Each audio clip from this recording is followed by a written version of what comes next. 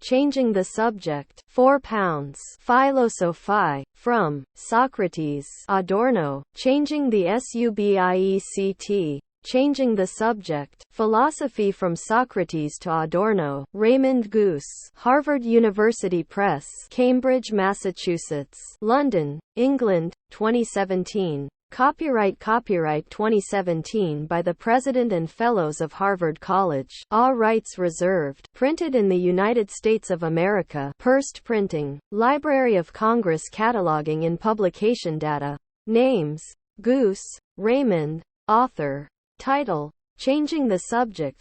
Philosophy from Socrates. R.O. Adorno, Raymond Geuss. Description: Cambridge, Massachusetts. Harvard University Press, 2017. Includes bibliographical references and index. Identifiers: LCCN 2017016499, ISBN 9780674545724, ALK. Paper. Subjects: LCSH. Reasoning. Questioning. Philosophy, History. Classification. Locke RC 177, G482017-1, D, D, C100, DCE 23.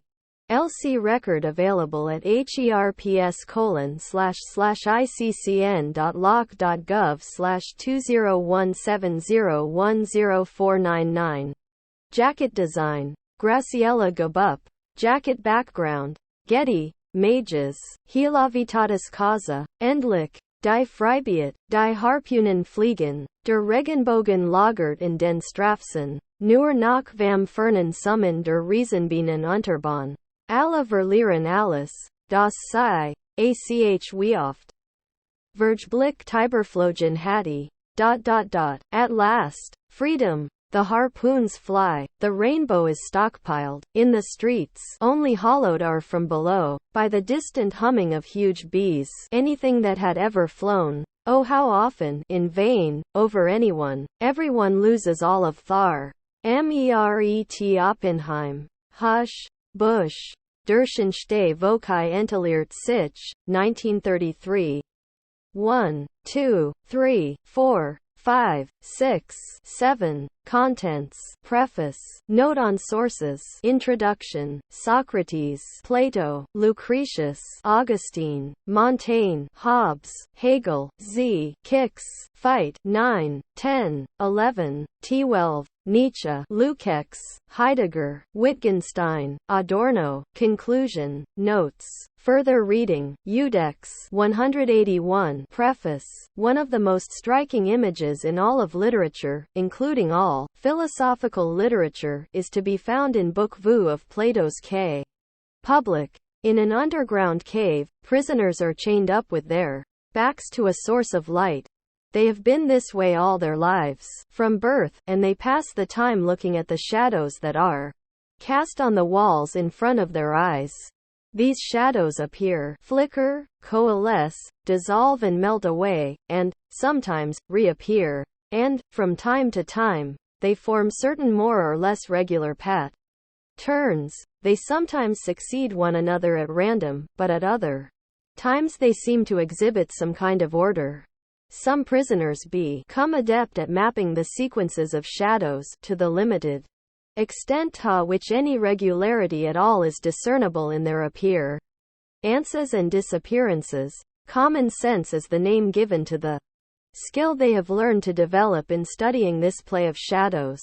Suppose, Plato suggests, someone were to free some of these prisoners, turn them around, force them to face the light, and show them the objects that threw the shadows which they had spent their lives watching. Plato says they would be dazzled, blinded, and distressed. Yet the pain and disorientation of this reversal, which destroys their hard-acquired common sense, is a necessary concomitant of the process of coming to a real understanding of the world in which they live. Eventually, Bert that, eventually, could designate a very considerable amount of time. The liberated prisoners might learn to understand the play of shadows even better than those who had never been freed, because they might be able to acquire some knowledge of the real objects themselves, that through the shadows they then continued to take the shadows seriously at all, it would be as the effects of anything else, not as substantive entities important and causally efficacious in their own right, except in so far as their deluded flickering might move the prisoners, who always had been and still were in chains to one form of belief, speech rather than another. To take an example from our political light, the shadows are a bit like modern rights discourse. Saddam Hussein gasses his own population in the 1980s, and the United States pats him on the back and gives him weapons. He is an important ally. Suddenly the 1990s he makes himself a nuisance, and people discover that he has been violating the human rights of his own citizens, and so his country is invaded. After the second invasion of what is, after all, a purportedly sovereign state and recognized member of various international organizations, carried out against the will of the UN Security Council, the U.S. commander in charge of the forces occupying Iraq sternly warns Iran not to violate international law by interfering in the internal affairs of Iraq because it is a sovereign country. Human rights are presented by those who appeal to them as if they were a powerful and coherent body of principles that are to govern what happens. However, if one simply studies the way they function in real political contexts, one will never get anywhere. Trying to find any continuing, reliable rhyme, reason, consistency, or substance in appeals to human rights at this level of analysis is clearly a mug's game. Some people think that behind these shadows, there stands the normative reality of law or an ideal budget of human rights which it is the philosopher's task to reveal. Blessed are they who, even though they have not seen, yet do they believe. Others think that, to change the image, the philosopher's natural law, or human rights, are, as it were, shadows of shadows, that they are not substantive reality but a hallucination of people who have spent too much of their time watching shadows, and that understanding, if not exactly reality, is to be found elsewhere. In either case, no one thinks that understanding is to be gained by simply cultivating our skill at classifying and mapping these shadows. One way or the other one has to change the subject to make any progress. Either one needs an ideal theory of human rights, natural law, etc., or one needs another kind of theory of how humans act and speak, which also does not take their mere professions completely at face value. It might not be clear which of the proposed new mappings deserves to be taken most seriously, but all of them are, each in its own way, attempts to construct something that is the opposite of common sense. In any case, one is in some sense changing the subject. That is what, or, at any rate, that is one thing that philosophy has been. This book arose as a result of the accidental conjunction of two very different things. First, in 2010, one of the managers of Heffer's bookshop in Cambridge, England, asked some academics from different disciplines at Cambridge University to par together a list of the 10 most interesting books in their respective areas, not the 10 that had historically been most influential or the 10 currently most generally popular or most highly regarded by current advanced practitioners, or the 10 that showed the highest degree of literary polish or were pedagogically most useful, but the 10 that would simply most repay serious study because they had something inherently important to say. As a particularly good customer of the shop, I was asked to put together such a list for philosophy. One further requirement Heffer's imposed was that there should be only one work by any given author, which turned out to be a very helpful practical limitation, if only because it prevented me from even being tempted simply to list 5 or 6 dialogues by Plato. The limitation to 10 items also turned out to be a useful intellectual discipline in a number of ways. my first few trials at patting together a list were complete failures because, eventually realized, I was still allowing myself to be influenced by exactly the kinds of considerations that I was being asked to ignore. I was still being guided by the general reputation of the philosopher in question, by questions of historical influence and of centrality to the existing discipline, or even to the usual curriculum.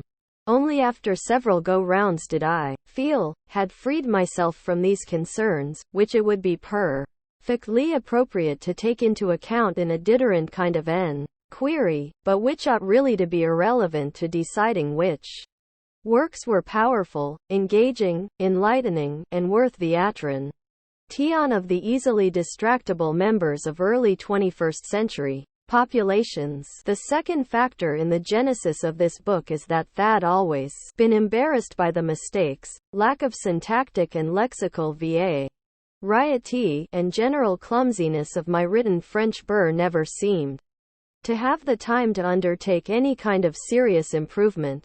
So, after my retirement in January 2014, I made an arrangement with the Cambridge Alliance Française. I had a routine, would write 2 or 3 800 to 1,000 word essays in French every week, and then have them discussed and corrected by one or the other of the 3 excellent teachers. Was fortunate enough to find there, Anne, Laura Brevet, Isabelle Geisler, and Alime Guillerme. After a year or so of this regime, I did think I noticed a slight improvement in my written French, but a problem emerged. Had written over 100 of these mini essays and I needed more material, that is, more topics. I had started by going through my usual resources of personal recollections from my life, scurrilous stories about people I knew, invented narratives, dreams, political commentary, mock epistolary exchanges, translations of short texts from Greek, Latin, or German, and brief comments on favorite works of literature, but I felt T was beginning to repeat myself. Needed some fresh TDEAS and subjects, ideally topics that would require very different and more complex forms of syntax and lexis, without excessively taxing my own limited imaginative powers. While clearing out some old files in the summer of 2015, I happened to come across the list of especially worthwhile philosophical books T had made for Heifers in 2010, which had since fallen unnoticed, and I thought had found what I needed. T could write French essays of a very different kind from those T had been doing, introductory essays of 3,000 to 7,000 words on each of these 10 philosophical works written at a speed of 1,000 words for each session. This, mixed in with a continuing flow of other essays on topics from my usual sources, would certainly keep me in material for a year at least. My excellent editor at Harvard University Press, Lan Malcolm, very generously judged that might write these essays in English rather than French and that the result might be publishable. Abandoned the original specification by Hefters. External constraints are often useful. There is no need to fetishize them.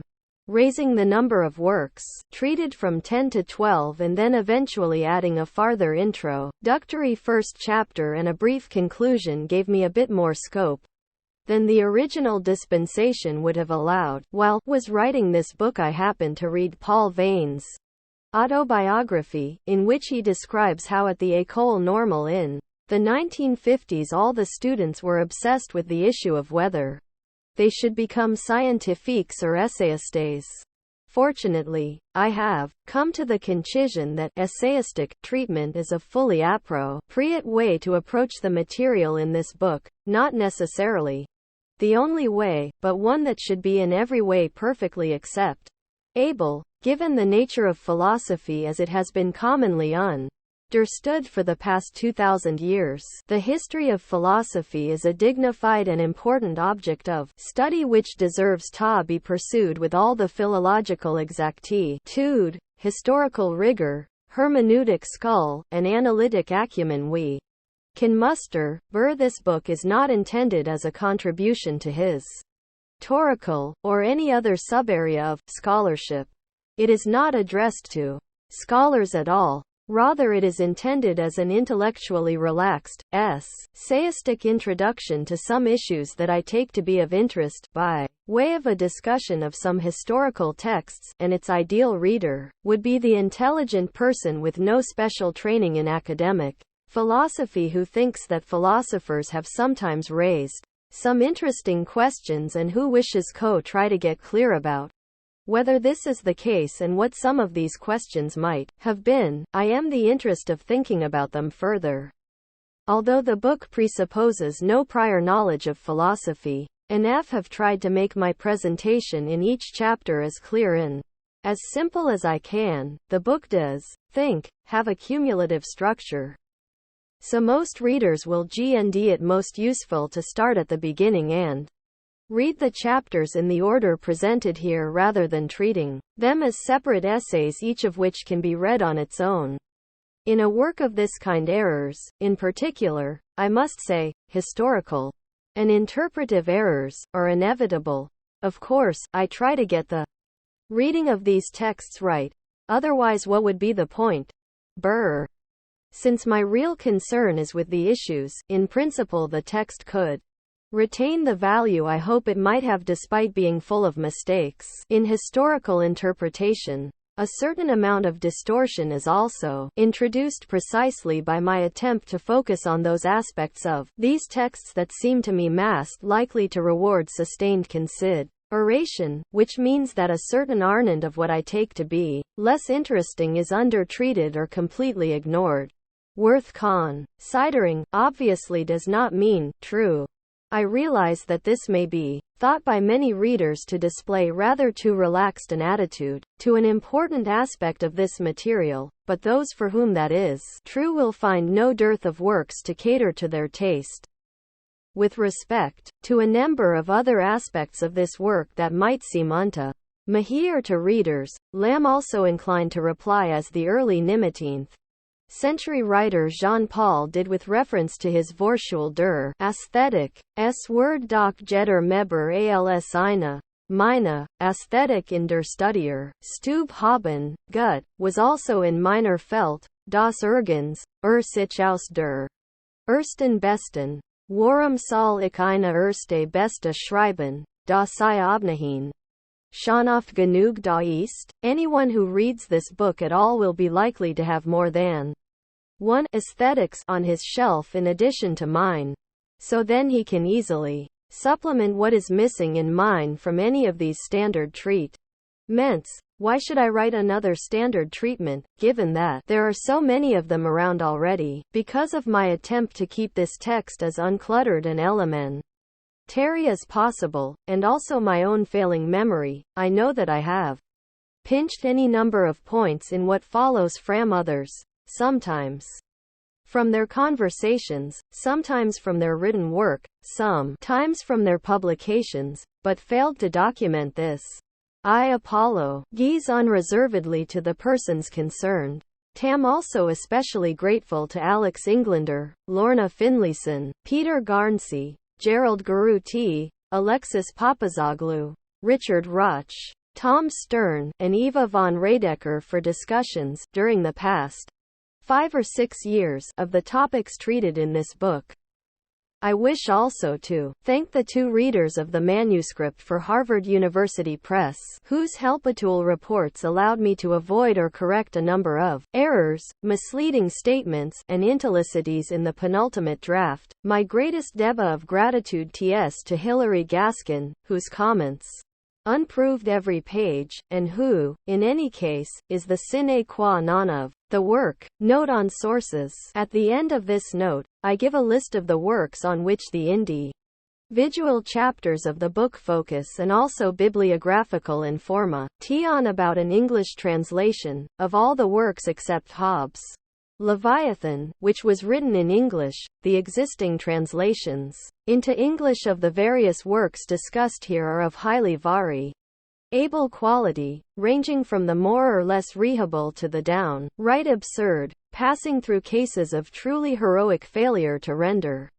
superlatively rebarbative texts into comprehensible English prose, and fanciful creations of the imagination that have some value in the diagnosis of widespread social pathologies, but are otherwise without interest. Have not been able to consult and compare all the hundreds of existing translations of various of the works discussed here, so have settled on translations that are widely available and moderately readable, and that do not present a text that is mind-bogglingly at odds with the sense of the original, as I have been able to construe that. Since I work from the originals, the translations I give in the text may deviate slightly from those in the listed translations, but don't propose to discuss those deviations, except where I think it is necessary to make a specific point. Have intentionally tried to avoid giving specific page references to works discussed because in my experience that tends to reinforce the idea that one can extract juicy bits from the corpus, without concern for the context from which they are taken. In all cases in which it has been possible, I have tried to use standard systems of reference that are independent of the pagination of particular editions, and also, as just mentioned, to refer larger sections of text, e.g., chapters, rather than to individual pages. Thus, references to Plato or to the invariant Stephanus pages, to Lucre TS by the line number, which is actually so specific as to violate the general principle I just enunciated, to Montaigne by volume and essay number, cent. 1 equals volume, essay 1, to Adorno's minima moralia by section number, to Heidegger's being and time by the apparatus of sections and subsections into which that work is divided, etc. In an attempt to keep what is intended basically as a pedagogical text uncluttered so that the main line of argument remains as visible as possible, have tried to keep motes to a minimum, and in particular to eschew completely any discussion of the secondary literature on the texts. At the very end of the book is a list of works that some readers may find useful for further study of the topics raised in each chapter. Some, but not all, of these further readings look like interpretations of the works treated in each main chapter. Many of them are not in any sense interpretations but alternative treatments of the same subjects discussed in the main work under consideration. Should note that I have listed them because of their intrinsic interest and not, for instance, because I necessarily endorse them either as correct interpretations of the works they treat or as better discussions of the same topics. Here is a list of the texts on which each chapter tries to focus. Chapter 1. Plato. Apologia Socrates. In Opera, Volume 1, edited by L. Duke, W. F. Hicken, W. S. M. Nicol, D. B. Robinson, and J. C. G. Strawn. Oxford Classical Texts. Clarendon Press, 1995. The Apology of Socrates. In the Trial and Death of Socrates. Translated by G. M. A. Grube. Hackert, 1975. Chapter 2, Plero. Platonis Respublica. Edited by 5. R. Slings. Oxford Classical Texts. Oxford University Press, 2003. The Republic, edited by G. R. F. E. Ferrari. Translated by Tom Griffith. Cambridge Texts in the History of Political Thought. Cambridge. University Press, 2009. Complete Works. Edited by Foon Cooper. Translated by various hands. Hacketer, 1997. Chapter 3, Lucretius. Lucretia de Rerum Natura Libri Sex. Edited by Cyril Bailey. Oxford Classical Texts. Oxford University Press, 1924. The Nature of Things. Translated by Alicia Stallings. Introduction by Richard Jenkins. Penguin, 2007. Chapter 4. Augustine. Dollar. Orally Augustin Confessionum, Libri, XH. Edited by Martin Scutella. Bibliotheca Teubneriana. Teubner, 1996. Confessions. Translated by Henry Chad Wick. Oxford World's Classics. Oxford University Press. 2009.78. Aurelii Augustini Episcopi de Civitate Dei. Libri XXH. Edited by Bernhard Dombert and Alphonse Kalb. Bibliotheca Teubneriana. Teubner, 1993. The City of God Against the Pagans. Edited and translated by R. W. Dyson. Cambridge. Texts in the History of Political Thought. Cambridge University Press, 1998. Chapter 5, Montaigne, Michel de Les Essays. Edited by Jean Balsamo, Carharine Magnan Simonin, and Michel Magnan. Bibliothèque de la Pléiade. Gallimard, 2007. The Complete Essays of Montaigne. Translated by Donald M. Frame. Stanford. Druversity Press, 1958. Chapter 6, Hobbes, Thomas. Leviathan. Edited by Noel Malcolm. Clarendon Press, 20142. Chapter 7, the two works by Hegel which I cite most frequently. His PhD Nonrenologie des Geists and Grundlinien zur Philosophie des Rechts have been translated into English as Phenom. Analogy of Spirit, translated by A. V. Miller, Oxford University Press, 1977, and Elements of the Philosophy of Right, edited by Alan Wood, translated by H. B. Nisbet. Cambridge Texts in the History of Political Thought, Cambridge University Press, 1991. References to these works will appear in the Rext in the Foal. Lowing Form 3.100, 75, which is to be read as Volume 3, page 100 of Hegel. Work in Zwanzig Banden, edited by Eva Molden. Hauer and Karl Marcus Michel. Suhrkamp, 1976, which corresponds to page 75 of the translation by Miller listed above. Similarly, 7.20, 23, means Volume 7, page 20 of the work 2, which corresponds page 23 of the translation by Nisber. Refer. Enses to other works by Hegel will appear in footnotes as appropriate. Chapter 8, Nietzsche, Friedrich. Zur Genealogie der Moral. In Friedrich Nietzsche, Kritische Studienausgabe. Edited by Giorgio Colli and Mazzino Montanari. Walter de Gruyter, 1967. On the Genealogy of Morality. Edited by Keith Ansel Pearson. Translated by Carol D. The Cambridge Texts in the History of Political Thought. Cambridge University Press, 2011. Chapter 9, Lukács, Geyer G. Geschichte und Klassenbewusstsein, Studien zur Marxistische Dialektik, 1923. Lukerhand, 1970. History and Class Consciousness. Studies in Marxist Dialectics. Translated by Rodney Livingstone. Merlin Press, 197. Chapter 10. Heidegger, Martin. Sein und Zeit. Niemeyer, 1927. Being and Time, a revised edition of the Stambaugh translation. Contemporary Continental Philosophy. SUNY Press, 2010. Chapter 11. Wittgenstein, Ludwig. Philosophische Untersuchungen, Philosophical Investigations.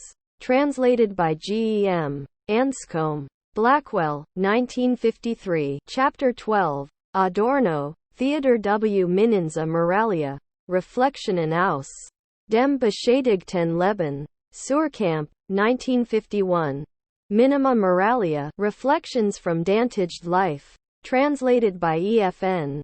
Fefcott. Verso, 2006. Changing the Subject. Introduction. A game of chess in times of plague. What is philosophy? In what kinds of human situations does it arise? What is it intended to do? It is my basic contention that one of the characteristics of philosophy, perhaps exactly war distinguishes it from science, is that it generally avoids giving a direct answer to a direct question. Rather, it changes the question, and what is most interesting to observe and most enlightening is to look carefully at why and how the question changes, for what reason and, with what result. In this spirit, then, rather than answering the question of what philosophy is directly, let me invite the reader to think about Ingmar Bergman's 1957 film The Seventh Seal. In the late 14th century, a knight returns from the Crusades to a Sweden in the grip of the Black Death. He sits on a beach, sets up a game of chess, and waits for death, who duly arrives to take him. The crusader, however, says he knows that death likes to play chess, so why don't they have a game? The crusader is not going to be able finally to escape death in any case, so what does death have to lose by a short stay of execution while they play? If the crusader wins, he gets a reprieve, for the moment, at any rate. If death wins, he takes the crusader with him immediately. While the game is played, the crusader can continue to live. The game is played, following the usual rules of the game of chess, in a series of short rounds, a few moves at a time, over the course of several days. The crusader thinks he has a strategy that will allow him to win, but his religious conscience trips him up. He feels chat. After the mayhem of the crusade, he needs confession and absolution. Death pretends to be a priest and, while hearing the crusader's confession, he gets him to reveal his intended strategy. A strategy revealed, however, is not of much use, and Death wraps this in by commenting that he will remember what the crusader has said. Eventually a situation arises in which the crusader sees clearly that Death will soon be able to force checkmate on him. While making his next move, the crusader accidentally allows his robe to sweep across the board, throwing the pieces to the ground. Then claims he cannot remember where they were on the board. This does not work, of course, because Death has a good memory. He replaces the figures on the board in their previous positions, makes the move which brings about checkmate, and wins the match. The crusader has been on an utterly pointless journey, trying, while in the grip of religious mania, to wrest military control of a blown speck of useless desert from the members of another Boomin group who are demonized because they happen to have a set of religious beliefs that are actually only microscopically different from his own. He returns home to find the plague raging. So, he is faced with a complex situation which one would call intolerable, except that he has no choice but to bear it, in two respects. First, he suffers from a lack of orientation and a sense of emptiness. In his life, he feels he has accomplished nothing and does not know how even to begin to act so as to remedy that. This is a very general feature of his situation and one for which there is unlikely to be any quick and easy solution, or indeed perhaps any real solution whatever. Second, he is immediately threatened by the plague. There is reason to believe that at the start of the film he knows he is already infected and thus about to die. As the film opens, the crusader is focused on the more immediate and pressing of these two concerns and is looking for a way out of a situation of imminent death from the plague. He tries 3 approaches to finding a way out, each of these approaches aided in one moment of the story. First of all, he suggests to Death that they play a game of chess. Doing this requires, for obvious reasons, a great deal of intellectual and moral initiative and imagination, but the approach works at least to the extent that it does stave off the inevitable and gains the crusader time. His second approach consists in elaborating a strategy for winning the game of chess by following the rules to bring about a configuration on the board which is recognized as a checkmate of bis opponent. He tries this, but TT does not work. Death thwarts him in a way that actually has nothing to do with chess strategy per se. External observers might, to be sure, judge that Death's action has not been not totally above board, but so what? We do not know, of course, whether the Crusader's strategy would have worked if he had been able to spring it on Death in the unexpected way he intended. It might not have been an especially clever strategy, and the crusader might have lost anyway. This, however, TS all speculation. Again, it seems pointless to object to what death does here. What would it even mean to say that death was not being sporting or honorable or acting in a way that was proper? Death does not violate the rules of chess, which nowhere, as far as know, contain a provision to the effect that one of the players may not induce the other to reveal his or her intended strategy. That is enough, and more than the crusader has reason to expect. Even if death did cheat, and admitted it, what recourse would the crusader have? This brings us to the third approach. Just as death secured an advantage to himself not by playing an especially brilliant move on the chessboard but by doing something else completely, sitting with this cowl over his face in a church until the crusader came in to confess, so the crusader tried to secure an advantage to himself by knocking over the pieces. This was a way of trying to escape from a situation that seemed hopeless. He was not acquiring an advantage in the game of chess. The rules of chess specify how pieces are ideally positioned, what counts as a permissible move, when a game is over and who has won, etc., but just as the rules of chess contain no provision against dressing up like a priest, so they also do not forbid knocking the pieces over. The crusader was trying to find a way out of his difficult situation not by making a recognized move in the situation but by changing the definition of the situation itself.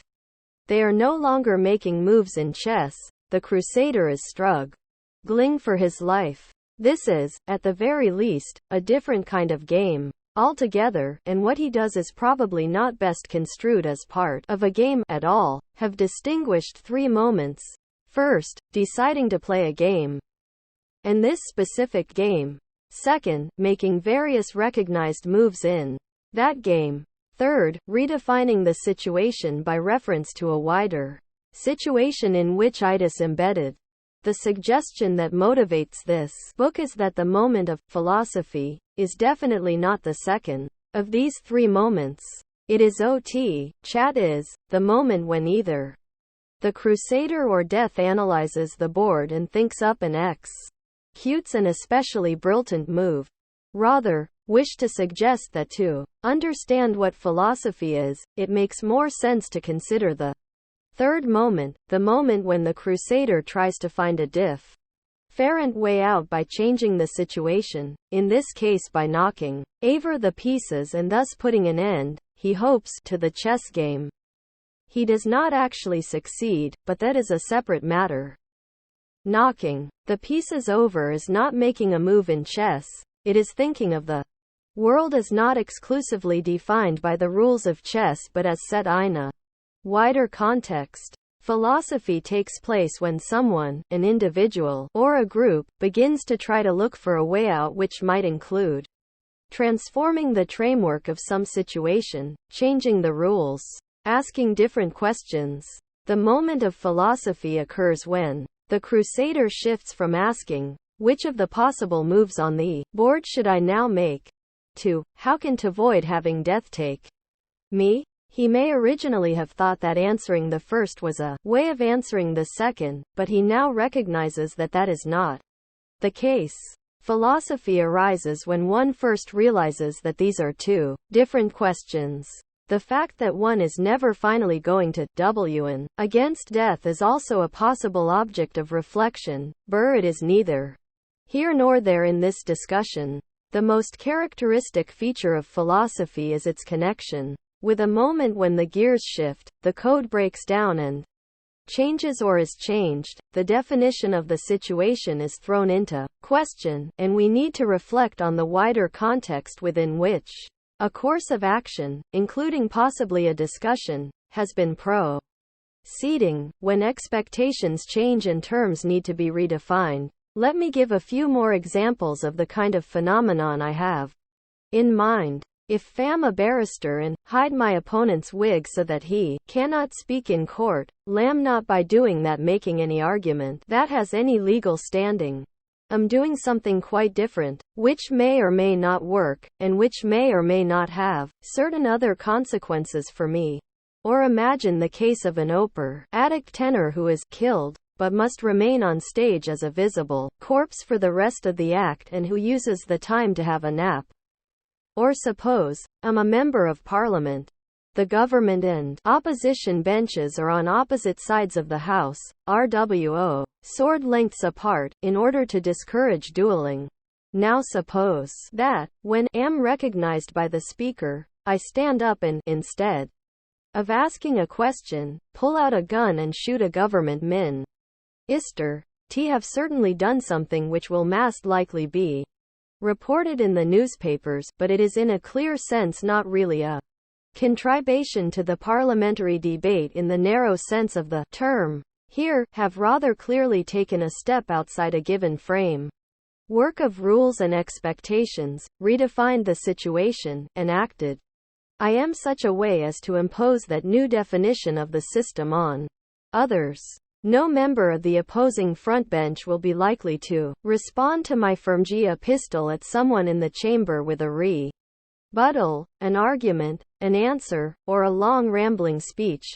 Other kinds of things will happen.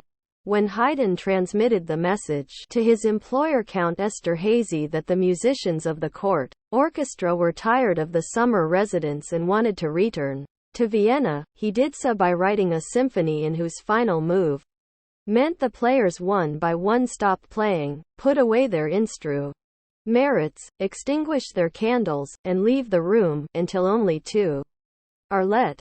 Fay had, in the late 18th century, musical means for annotating any note a flute was called wpon to play, and even for annotating silence, but there is no notation for flautist extinguishes bis candle. Nevertheless, Count Esterhazy apparently gore the message. Finally, suppose some of the passengers on an airplane decide to make a gesture of political protest at U.S. policy in the Middle East by reconstruing the airplane in which they are traveling as a flying bomb and, deviating from the regular flight path, crashing it into a building. These examples show a number of things.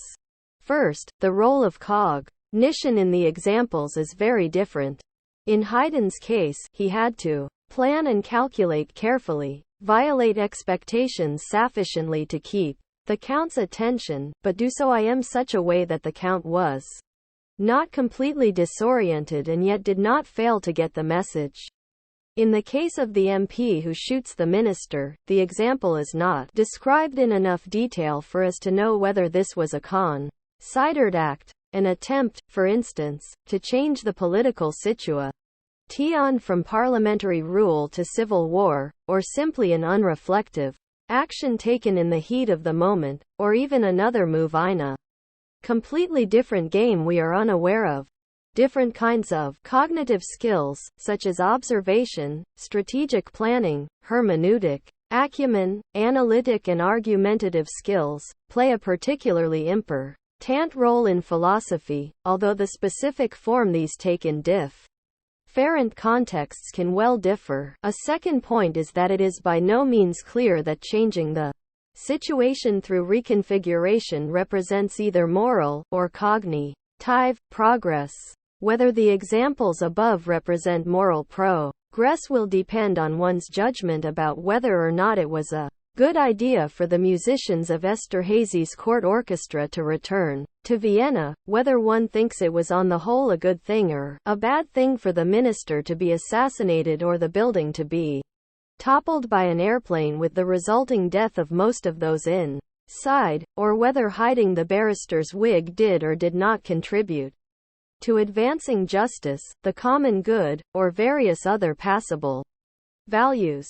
Usually there will be some understanding of the fact that simply observing that the usual rules, procedures, meanings of terms, habits of behavior, expectations, and so on have been violated does not in itself answer the question of whether what has happened was or was not a good idea. That will in general have to be, finally, evaluated relative to some wider context, and it will not always be clear or uncontroversial what that context should be. thinking that the systematicity, comprehensiveness, and consistency of a set of rails and procedures in itself is the final word on the practical good is a possible position, but it should be considered an extreme and extremely implausible one. Most people will have existing views, some will even have strong views, on some of these cases, although at least one strand of philosophy proposes open-mindedness as a special virtue of the philosopher. A third point is that routinization probably cannot be avoided, and can very easily set in. Probably some routinization will always occur in our responses to the situations that gave rise to philosophy. Haydn had no form of musical notation at his disposal to express that the musicians at this point were not merely to remain silent but to extinguish their candles, get up, and leave the room. He could, to be sure, have used another existing symbolic system, namely fan gauge, to write under the oboe part something like, oboist leicht, sein Kurs aus und tritt ab, and eventually, if the need for such a symbol became recurrent, he might just write, obab, or invent a grapheme such as V or section to put directly into the score. Similarly, presumably at some point it was a surprising novelty that the musicians of the Vienna Philharmonic shouted out, Prost Neujahr, to the audience at the New Year's concert. It was not usual for musicians to address the audience rather than simply playing the notes of their music, but now this has become part of the traditional practice, and the audience would be disappointed if the orchestra members did not wish them a happy new year from the stage. If one is looking for what is distinctive in philosophy, then it is not primarily the attempt to deal with the sorts of question that arise in the context of what I called Che-second approach. On the other hand, it is probably a mistake to think that there is anything like a single transhistorical nature or essence of philosophy. There are only related historical practices, and some of these practices will be associated with mastery of certain forms of rule-guided behavior, correct Latin, disputatio according to fixed rules, formal abilities of various kinds such as those needed to do mathematics. However, it is also the case that philosophy was rarely simply identified with skill in one of these activities. Many early philosophers were shamans, empedocles, highbrow circus performers, hippias, partisan political leaders, Solon, founders of religious orders, Pythagoras, he existed at all, or language reformers, Prodicus. Nevertheless, philosophers have repeatedly succumbed to the particular illusion that they have all been engaged in, essentially, the same activity over the millennia, and that this activity is the explanation and defense of a set of rules of correct thinking and acting. This view is obviously very deeply rooted, at least in modern ways of thinking, so deeply rooted, in fact, as to be almost, but not quite, irresistible. Humans are like many other animal species in having an inclination toward predictability, routines, and habits. Having these gives us a sense of security for perfectly understandable reasons. As societies get more complex and predictable, coordination becomes a pressing issue. The introduction of systems of rules and procedures is an obvious way of attaining this valuable goal. To be Sarah, no one is foolish enough to think that any system of rules we might now have actively and explicitly available to us is the best one possible, but the general idea of an aspiration toward a closed system of rules remains. This aspiration often takes the following form. Like the system of rules for chess, we might have, or eventually come to have, a full SVSTEM of rules for nature, metaphysics in one sense of that term, or for all of our knowledge of the world, epistemology, or for how to act, ethics. If this goal were to be reached, philosophy could stop being a way of shifting gears and become the internal analysis of closed structures. Some of the cases discussed earlier might be thought to add credibility to this approach. We start out, like Haydn, with the use seal musical notation but Inagene adding to it, so that, flautist blows out his candle and leaves has its own specific, dedicated sign, and that means, as it were, that the concept of specifically musical performance gets extended, because now it is not a correct or authentic performance unless there are candles to blow out, whereas before, forms of illumination were not at all marked in the score and played no role in what we are tempted to call the music itself. Or perhaps knocking over the chessboard is reconstrued as part of a bigger game, either existential chess or maybe human survival in the face of death, which can be construed as having Summerhing-like rules, and in which knocking over the board is a recognized move, perhaps with its own sign I am chess notation. One can see these developments as part of a process of internalization taking place. What was a stepping outside the boundaries of the game to its larger context becomes one move in the new, overarching game. Surely, one might claim, this process could go on indefinitely, and at the end we would have a final framework or supergame or context not relative to any further context. Philosophy would have the task of internally describing these rules, which would be one which philosophy itself, as a human activity, would have to abide by, and showing how as yet unregularized parts of the natural and human world could be shown to fit into the final framework. Some forms of theology think that God plays the supergame. If he does, did he or did he not also invent the game he plays? Perhaps philosophy is the notation of the rules he follows. Knowledge of philosophy might even increase one's skill in playing that game based on internal game rails one could formulate. Just to repeat this important line of argument, I am slightly different words, at some point may move out from thinking about the next move in chess, the next argument in parliament or the court, meant to thinking about how to make my way I am the world in a wider sense. How to escape death, remove an objectionable person from the political landscape, or prevent the opposing party from putting their case. If Edo make this move in one of these cases, in one sense I have put aside the rules of chess, of parliamentary debate, or of legal procedure. Now the question is whether by doing that fam always merely entering a context which is itself earned by a set of rules which can be explicitly formulated and studied, and which could have been formulated antecedently if an individual, or we as a species, had been clever enough and interested enough to do this. It is the assumption of this book that views like this, human life is like a chess game with rules, have shown themselves to be untenable, and thus that locking for a way out of problematic situations won't always mean looking for another system of rules like any of the ones we know. Have spoken of the second and the third of the three moments in the story of the encounters between the Crusader and death.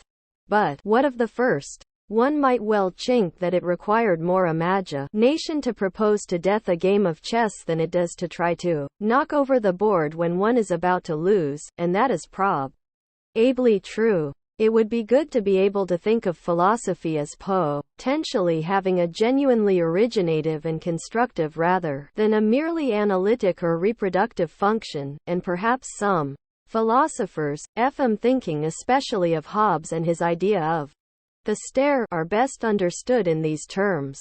Certainly some philosophers, such as Dewey and the French philosopher Foucault, were keen to promote a new kind of philosophy, which would be an activity of constructing new conceptual tools for human life. However, one will note Thar the Crusader does not propose to invent a new game but to play an existing, well-known one, chess. What would it take to convince death, who we have every reason to believe is a hyper-traditionalist, to play a newly invented game? And, what is more, one invented by one of his subjects. Perhaps what is first required is to disabuse ourselves of the theological abased idea that death is anything like a person. invite all interested readers to try to pursue this thought further. Chapter 1. Socrates. The 19th century moralist J5. Mill thought that it was better to be Socrates dissatished than a pig satished. How did he know? After all, B was neither Socrates nor a pig. For that matter, how could even Socrates himself have known whether he would prefer to be a pig, satisfied or unsatisfied, rather than himself, satished or unsatisfied? Although Mill did not seriously consider the possibility that anyone might prefer to be the pig, he did, nevertheless, think it worthwhile to try to give something like a reason for the claim he makes, as is indicated by the exact words he uses in his utilitarianism. It is better to be a human being dissatisfied than a pig satisfied. Better tro be Socrates dissatisfied than a fool satisfied. And if the fool, or the pig, is of a different opinion, it is only because they only know their own side of the question. This quotation puts together in a concentrated way two of the main issues that have obsessed philosophers since Socrates. First, some distinction is being made between being satisfied, or dissatisfied, and being better, or less good. This refers to possible states of persons, or person-like animals, but there is a parallel distinction between the things or states that make a person satisfied. Socrates is satisfied, knowing the answer to a riddle or having correct change in one's pocket when one needs it is satisfying. What is the difference between something being satisfying and something being good? It would be natural to think grosso modo that when we speak of some state as being satisfying rather than necessarily good, we mean to call attention to some distinction between someone's subjective state, their state of mind as they immediately experience it, and some more detached, external, or objective judgment that could be made on that state. You may think the last glass of wine was satisfying, but wait until you wake up tomorrow, or in the middle of the night tonight.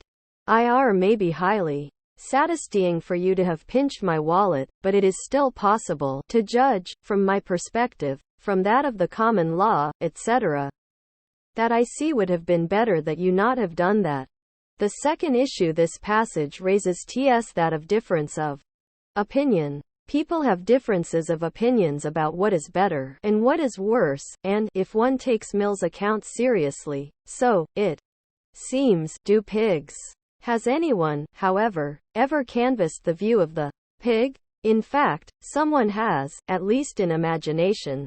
One of the moral essays of the ancient philosopher Plutarch is a dialogue between the wise Odysseus and a talking pig named Grillos. Grillos bad at one time been a human being, and so he could actually, if one takes the story seriously, compare the TWA states, human and porcine, by virtue of having had direct experience of living each of the two kinds of light. He had been turned into a pig by the goddess, which Circe gives him back his speech so that he can talk with Odysseus. Grillos defends the opinion that pigs are not only morally superior to humans but also that being a pig is more satisfying than being a human, so being a pig is in every way better. Let us, then, imagine a discussion between Grillos and Socrates.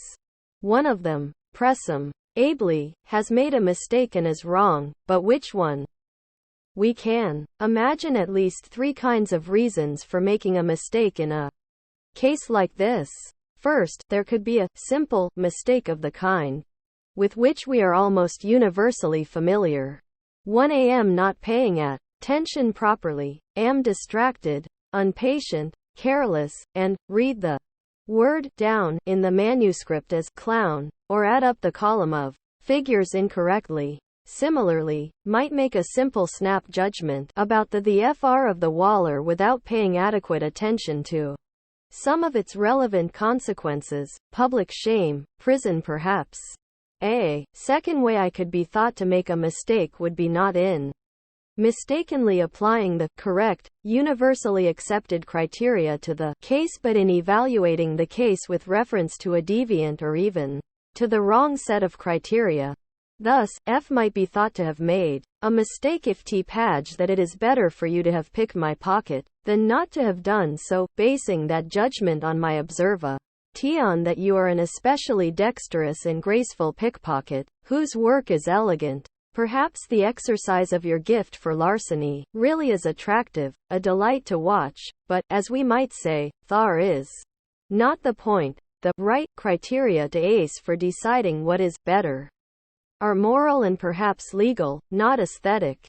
A third way I could be thought to make a mistake is that there could be something about me as a judge, apart from momentary bouts of inattention or a tendency to use completely wrong criteria, that disqualifies me.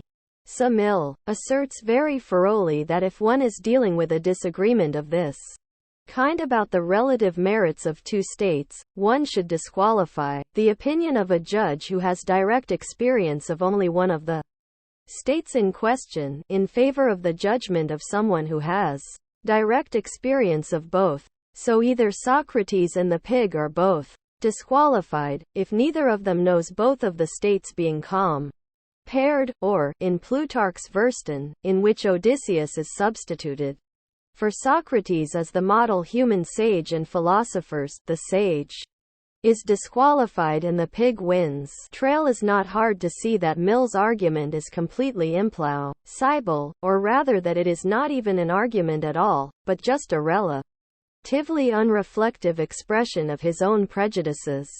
To revert to Mill's original formulation, first of all, how does Mill know that Socrates would himself agree that it is better to be himself dissatisfied than a pig satisfied? Second, how does Mill know that the pig knew only one side of the question, whereas, presumably, Socrates knew both sides? On the first of these two issues, Mill's mid-Victorian blaster stands in stark contrast to the great circumspection which the Socrates whom we get to know in Plato's dialogues uses in approaching these matters.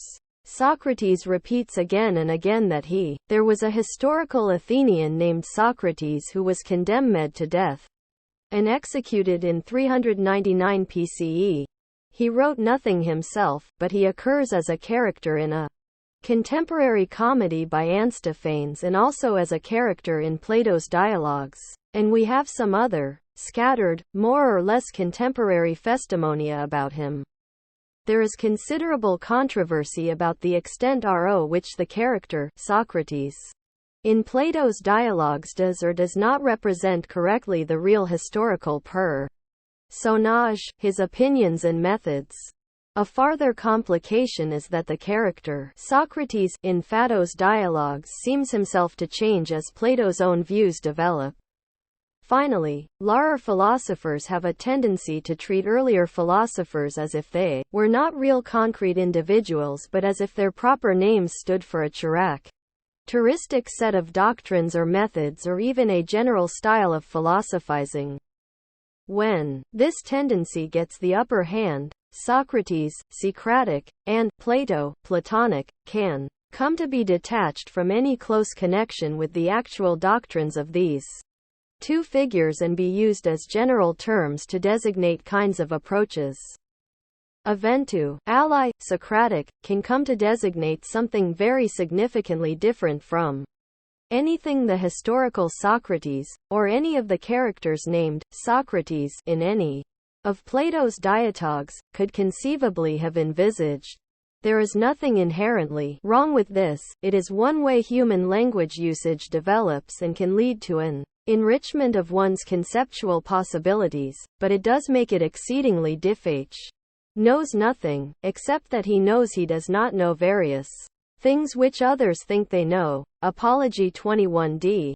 This claim is intended to be shocking because Socrates is visibly and demonstrably so clever. His accusers warn the jury against being taken in by his cleverness. 17a, b, and one can, and should, immediately wonder what the point of administering this shock is. One consequence of Socrates' claim, though, would seem to be that he does not claim to know that it was better to be himself than a pig. This immediately raises what has been one of the obsessive concerns of philosophy, What do we mean when we say we know something?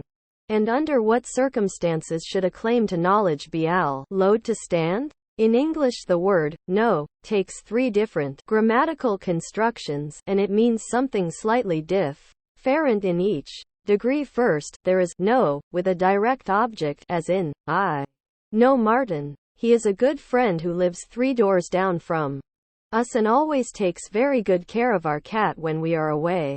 He knows Cambridge. He has lived here all his life. She knows the sound of an oboe, having played the oboe herself for 20 years. In these cases, I know means I am acquainted or familiar with, usu ally, because I have had direct experience of. Some philosophers have called this knowledge by acquaintance. This sense of know is distinguished from that of the know that takes a subordinate clause beginning with the word that. I may know that Ulaanbaatar is in Asia without knowing Ulaanbaatar in the way in which I know Cambridge, that is, by having lived here. Similarly, I may know cult to distinguish different Socrateses, the real Athenian, the various figures who populate different Platonic dialogues, and the Socrateses of later conception. The question of the relation of these to each other is important and interesting, but this question will not be treated in this book. Socrates will be used as a mere ambiguous placeholder. Cambridge well and yet not know some fact about it, sec as that it contains so and so many traffic lights. This is called propositional knowledge. Female, F may use know with a complement consisting of a clause beginning how to, as in, I know how to ride a bicycle, or I know how to get you to Mitchum's Corner, or she knows how to keep a secret. If necessary, she surely knows how to make a usable pot from that lump of clay. She ts, after all, a trained potter. He knows how to throw a dried pea through an opening 5 centimeters in diameter at a distance of 2 meters. Here, know refers to a practical ability or skill. Having this kind of skill, though, is something different from possessing any particular kind or amount of purely propositional knowledge.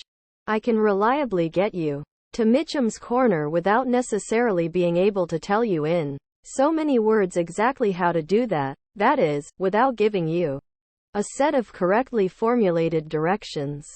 And reading and cognitively mastering the contents of a book on playing the oboe won't make you an oboist. In addition, if she is a good potter, she will be able to make a potter of a lump of clay she has never seen before, that is, with which she has had no previous direct acquaintance.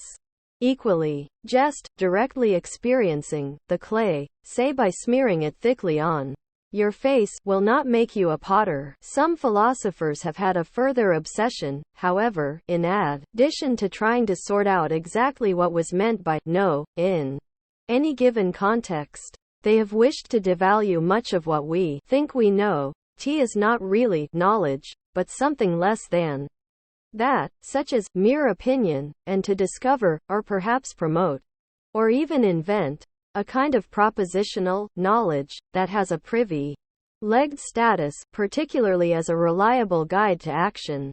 Plato was instrumental in establishing a usage which distinguished very sharply between real knowledge and mere opinion, belief. Point 4. Thus, under normal circumstances, would unproblematically claim I know that since privatization of the railways, the government subsidy for rail transport has increased, ticket prices have also increased, and the service is still significantly less good than that on comparable parts of the French or German, or even Italian, national networks. However, one can also see why someone might say that, don't really know this.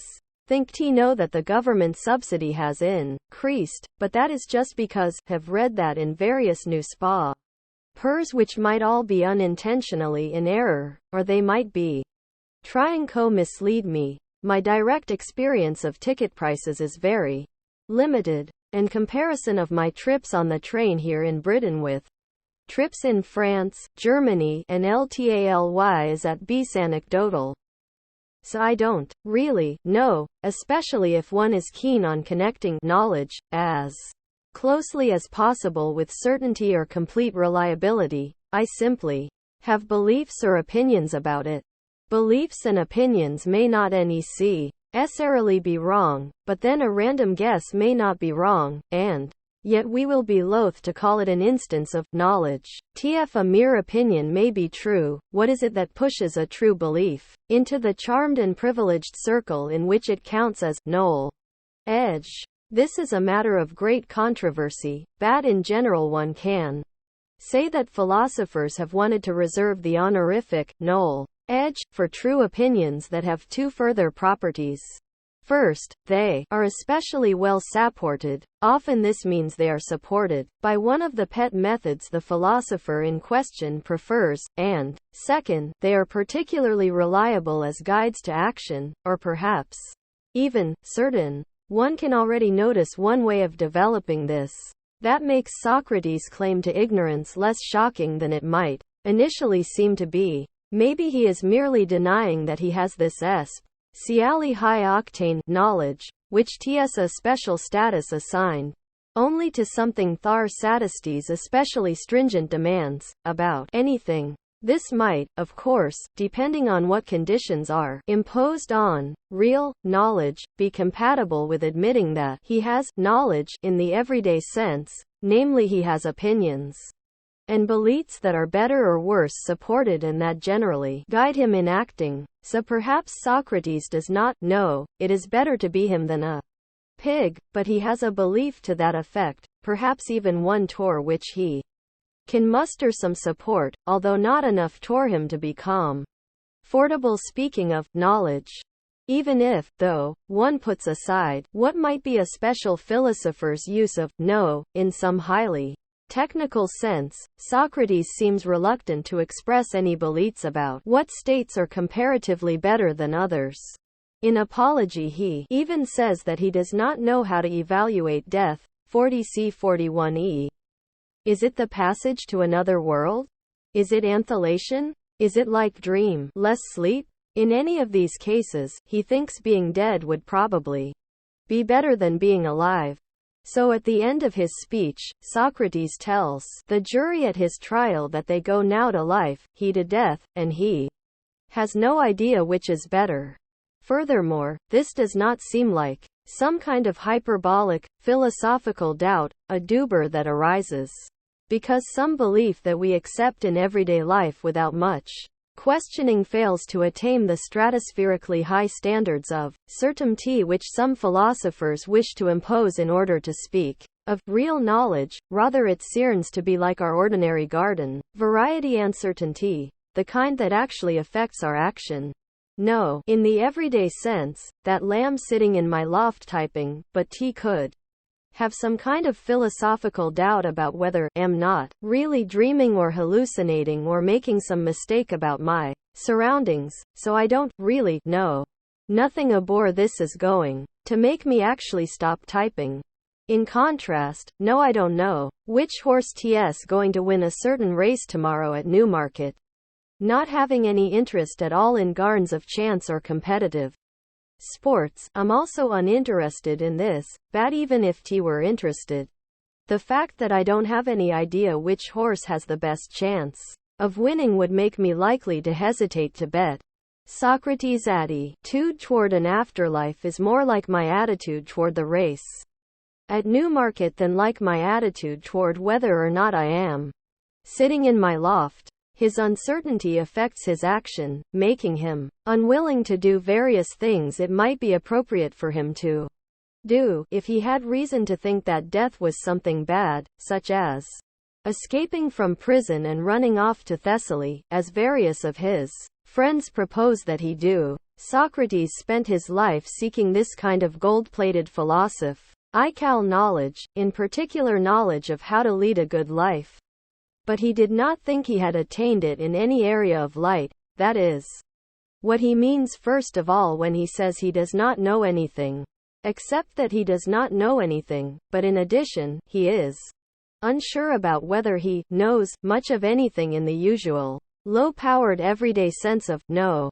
Socrates doesn't think he knows whether death is better than life. Why, then, should he think he knows that Grillos, the talking pig who was formerly a man, is mistaken in his praise of the swinish light? Grillos waxes lyrical about the life of pigs. Pigs have access to a whole world of complex, infinitely pleasurable and sophisticated smells that are completely inaccessible to humans. Humans, in contrast, have only a rudimentary olfactory apparatus and very primitive discriminatory powers. How can Socrates be so sure that Grillos is wrong to claim that being deprived of this whole world of sensation is a disaster? How can Socrates reject Grillos' assertion that no one could fully appreciate the magnitude of this loss who had not himself been a pig? This brings us to the second part of Mill's original claim, that one can discount the testimony of the pig because it knows only one side of the question, i.e., only what it is like to be a sadished pig, whereas Socrates is to be presumed to know both sides of the question, because he was acquainted with both states, the human and the porcine, and therefore to be a better judge of the issue. Note here the shift from the second sense of know equals Socrates, or the pig know which state is better, that is, one or the other of them has an opinion, equals has purported propositional knowledge, to the first sense of know equals Socrates, or the pig, have direct acquaintance with what it is to be Socrates dissatished or the pig satisfied. Recall, though, Thar in Faterch's dialogue, it is the pig, who had been both a man and a pig, who has the advantage of direct experience of both states over Odysseus, who has only been a man, and the pig's considered pugment must be held to have more weight. Plutarch's dialogue is an invention, of course, but it does point out what, it seems, would have to be true for Mill's comparison to be convincing. Socrates would have to be able to become, or be transformed into, a pig and thereafter to remember what it was like to be a man and also judge that being a man was better. Socrates' opinion is to be given more weight because he knows both sides of the question can mean two different things. 1. Socrates is directly acquainted with the stare of being Socrates, tying blissfully and lethargically in a pool of mud, with the sun beating down, having gorged himself on a huge pile of acorns. 2. Socrates is directly acquainted with the stare of being a pig lying in a pool of mud, etc. Now the first case may or may not actually be true. In fact, it is most unlikely literally to have been true, because what would Socrates have been doing in the pool of mud? Trying to chill out? Trying to discover what it is like to be a pig? Still, it is in principle possible that he had such a mud bath, and we might think that even if he did not have this direct experience, he could easily extrapolate from experiences he did have and imagine what it would be like to have such a medbath. On the other hand, Socrates has no direct experience of being a pig in any state, lying satisfied in the mud or not. He may, of course, again, imagine what this would be like and compare the imagimed state of being a pig satisfied with that of being bumself dissatished, but then how do we know that the pig could not imagine being Socrates? The question here is who is the better judge, but if one excludes from the beginning the very possibility that the pig has or could articulate any preferences or opinions, then by chat very fact one has excluded the possibility that the pig can be any kind of judge. Perhaps that is a reasonable view, but if that is the case, what's the point of the whole comparison? Then one might as well have said directly, Socrates dissatisfied is better because he at least can judge, whereas a pig, elated, somnolent, debauched, or depressed, cannot be a judge at all. Of course, in doing this one will seropely have begged the question, how do we know it is better to be a creature capable of articulating judgments rather than to be one who is incapable of doing so?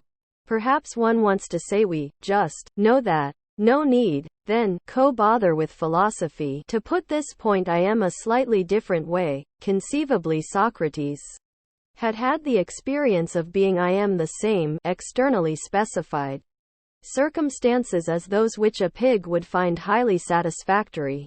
Big cooling pool of mud, lots of nice acorns and slop, rich, pig friendly smells filling the air. This does not mean he has had a direct experience of being a pig, only of living, as a man, in circumstances that a pig would find pleasant. Even if he did have direct experience of bathing in lovely mud, the only conclusion he could have definitively drawn was that he, as Socrates, preferred to be dissatisfied, rather than to be, as Socrates, in conditions which a pig would find highly agreeable. That in itself does not show that Socrates' opinion about whether it is better to be himself or a pig has any special standing. Mill, in a way Thar seems clearly to be incorrect, treats the comparison between being Socrates and being a pig as if it were a matter of choice between two possible states, that is, as if it were like the choice that might confront Socrates one night between having sex with Alcibiades or having sex with Xanthippe. But the comparison does not have this structure at all. Socrates can choose to act in external ways that resemble those in which a pig behaves, for example sleep in a pool of mud, or he can choose not to do this. But he cannot choose to be a pig, unless he can find a source with an appropriate magic wand.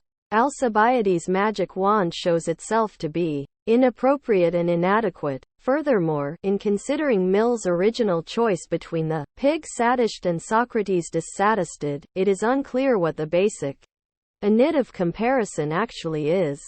Is it the detached momentary state of a pig in a field in Suffolk wallowing happily on one particular afternoon, as compared with the momentary state of Socrates, scratching his head in perplexity and frustration because he still does not understand what Protagoras is saying?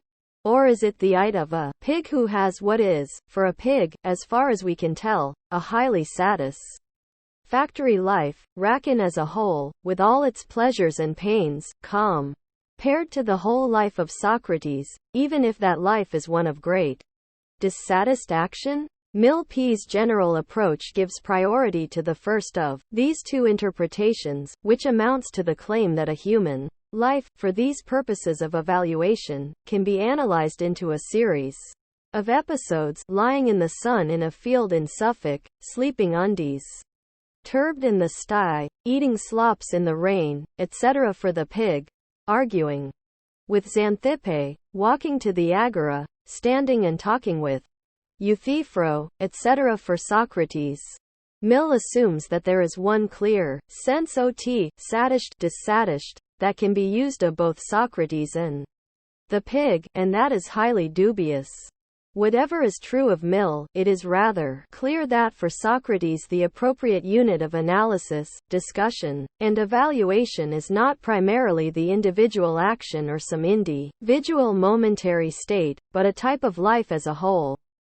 If you wish to think about how it is best to be or to live, you do that not by considering successively individual actions that you might perform but by looking at the shape of a human life as a whole.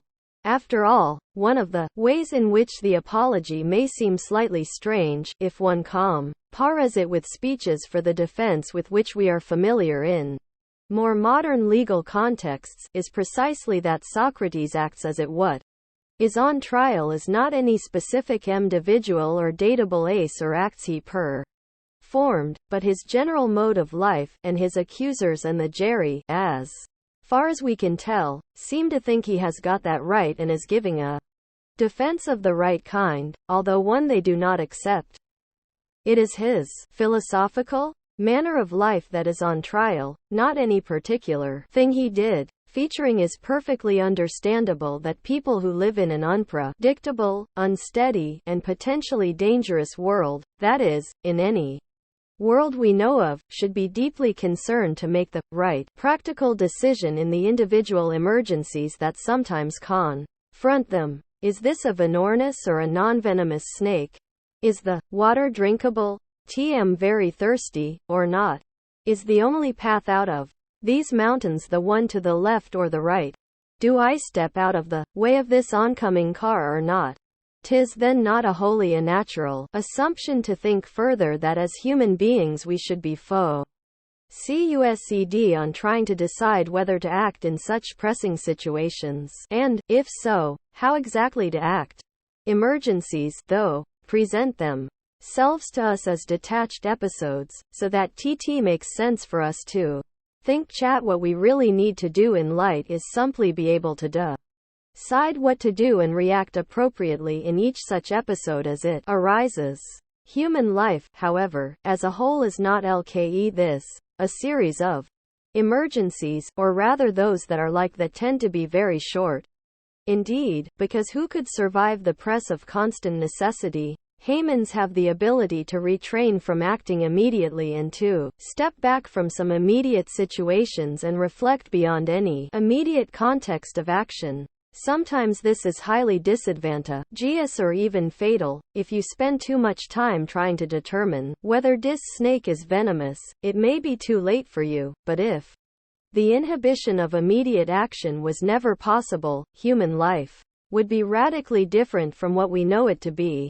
Even a philosopher who was as keen to connect thought directly to action as Marx was asserts that one characteristic property of human action is that it does not react merely to the immediate given properties of the situation but acts according to a predetermined plan, elaborated in the imagination. Don't merely step under a tree when it rains. Commission an architect to imagine how natural materials could be shaped and joined together so that in future I don't need to look for a tree. Even if philosophical reflection ons to improve real life, the appropriate conditions for conducting it include being to some extent insulated from the demands of immediate action. As the ancients would have said, philosophy requires leisure. T.F. Mill tends automatically to think first about individual cases.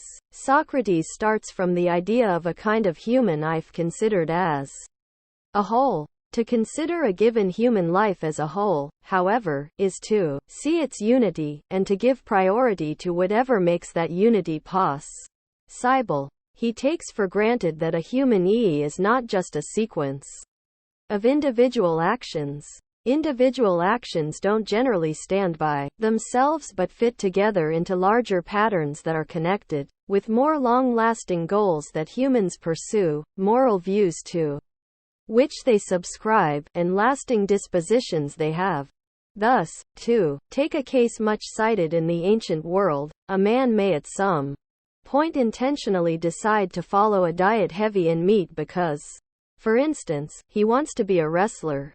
It is not exactly right to say that this decision could make no sense except as a means to this goal. He might find he simply had a taste for meat, or he might wish to haunt his prosperity in a society in which meat is a rarity, but in general he will have one goal or another mind, or the action will be of the kind we call habitual, or traditional, degree when one acts in the way everyone in one's society or social group has always acted. One is not usually making a conscious decision, as the would-be wrestler does. Often, too, there will be some traditional reasons that are given for acting comme tout le monde. There may be actions that do not fit this pattern, acts that are not instrumentally directed at the attainment of some further state of affairs. Eat meat now in order, in 6 months, to be able to wrestle better.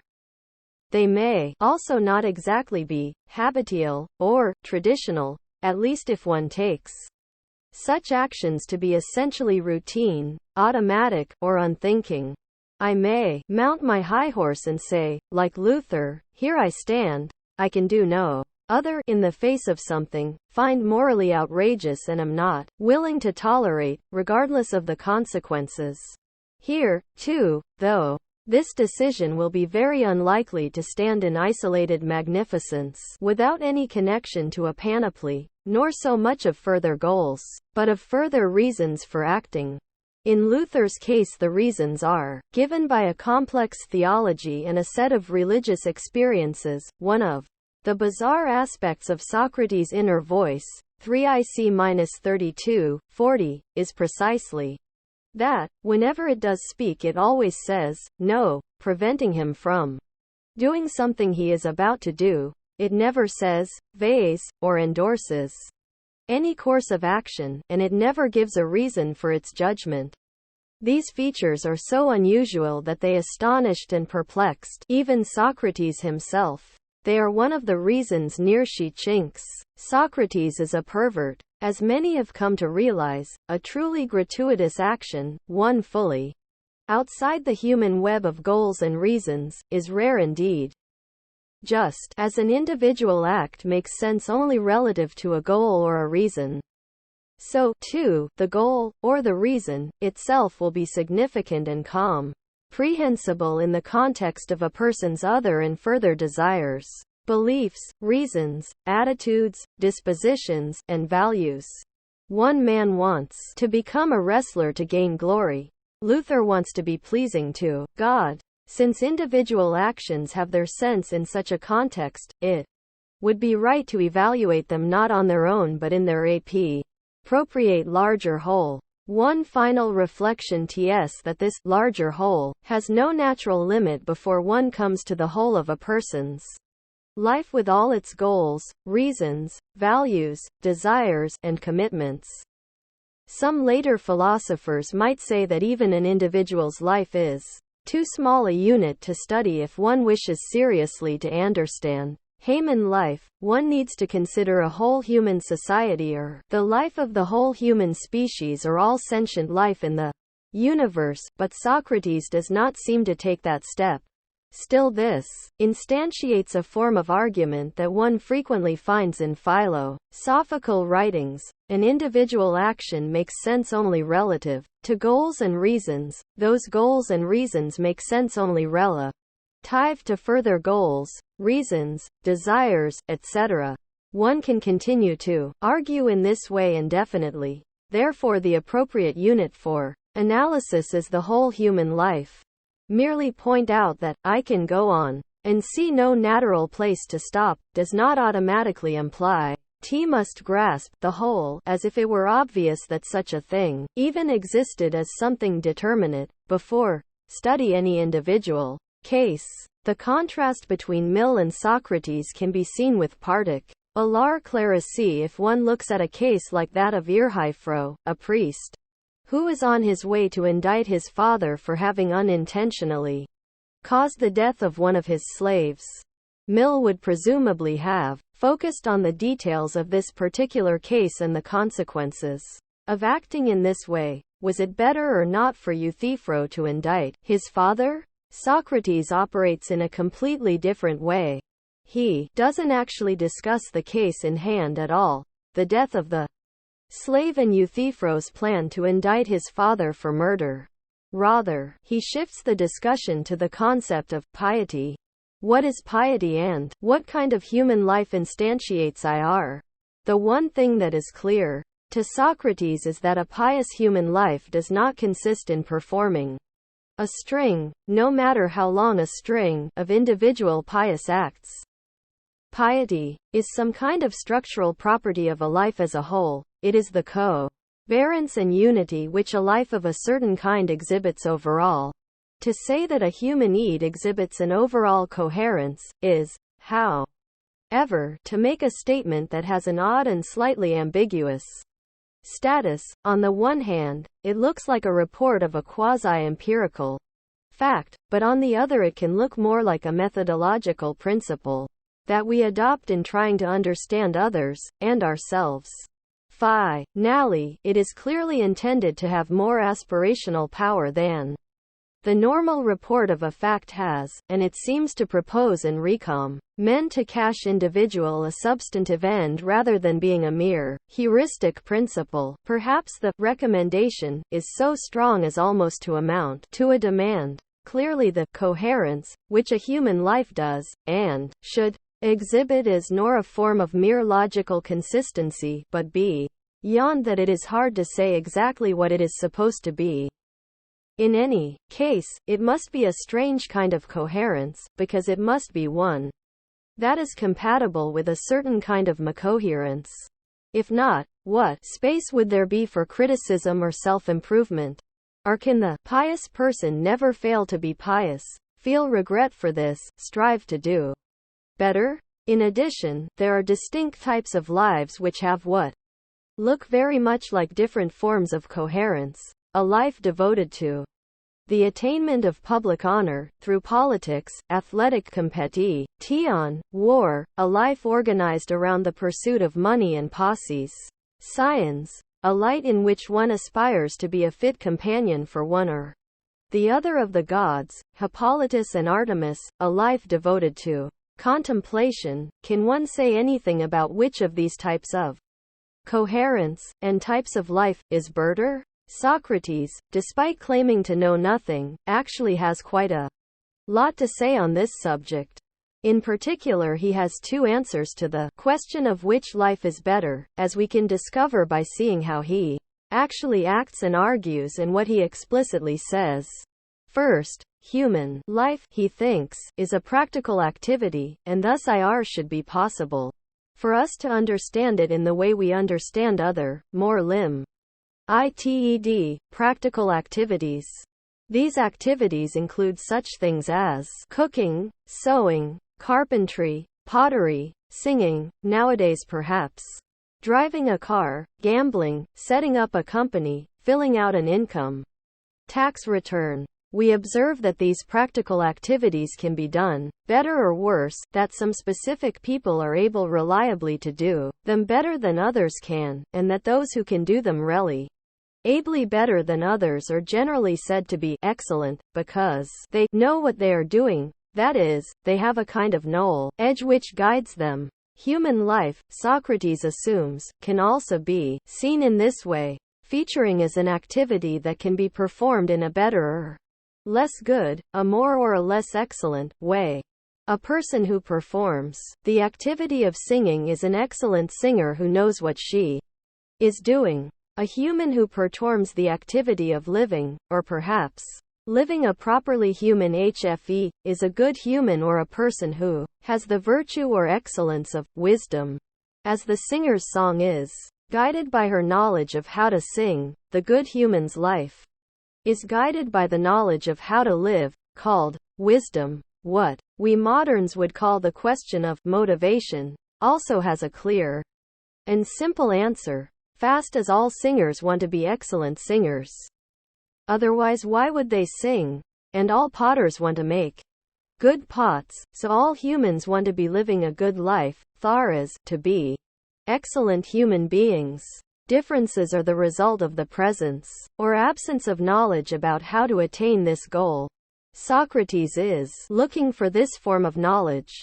But is it actually true that singers want to be excellent singers? Might I not want to sing for all sorts of other good reasons? That seems implausible. Is it also obvious that all humans want to be excellent humans? This simply attributes to everyone without much argumentation the specific agonistic code of ancient freemen and ancient aristocrats. What about the possibility, developed later by Hobbes, that what people want is not to be excellent but to survive, which is a completely different thing? Or what about the idea, proposed in different and variant forms by different people, that what humans want is relief from care or release from striving or quietude or pure vegetating like a plant? The term used in Greek for excellence, dipeth, is also sometimes translated virtue. This can be very confusing because excellence and virtue have very different connotations in English. Unfortunately, both terms are used in a very wide sense to cover virtually any kind of human goodness, that is, being good at something.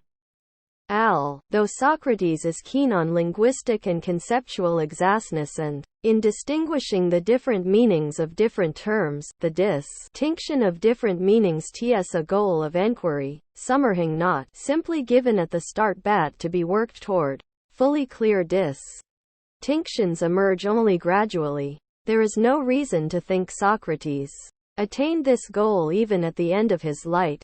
So, good man, virtuous man, man of excellence, at least at this point in the discussion, are not to be systematically distinguished, and one can move inferentially from one of them to the other. The second thing Socrates says specifically that he knows TS that humans must examine their lives. 38. QNCE again, he does not say, you must think before you act or that you must reflect on each individual action before you perform it. This is connected with his view that the basic init for evaluation is a kind of life as a whole, not the individual irons such as particular dispositions, values, and performances. We know what Socrates means by examine, because he gives us rather full examples of it. To examine means to subject to the kind of dialectical investigation we see Socrates conducting in the dialogues. It means being able to give a correctly formulated account of what you are doing and exactly why you are doing it. If you are, for instance, a craftsman such as a potter, or it means giving a correctly formulated account, aeos, of what you believe, and why you believe it, if you are any human being. Furthermore, this account must stand AP to verbal cross-examination by Socrates, who will demand the greatest possible clarity and precision I am the account and will investigate its internal consistency, the consequences of holding it, and its compatibility with various other hets that most people are tacitly agreed to hold. The usual translation of this Socratic thesis is the unexamined life ts not worth living for man. 6-8 de veleroctoc blog ob buatedc dv opain. 38a. But this seems to me slightly misleading. The phrase no a worth living appeals to differential values, as if to say that some lives are more, and some less, worth living.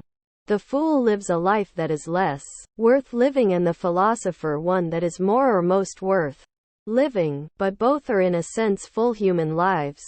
However, the meaning of verbal adjectives like buords is to designate not differential value so much as possibility, so it means livable, not worth living, and in the negative it is sometimes used to mean something like intolerable. So the unexamined life is not one that a human could live, or could bear to live or could tolerate living.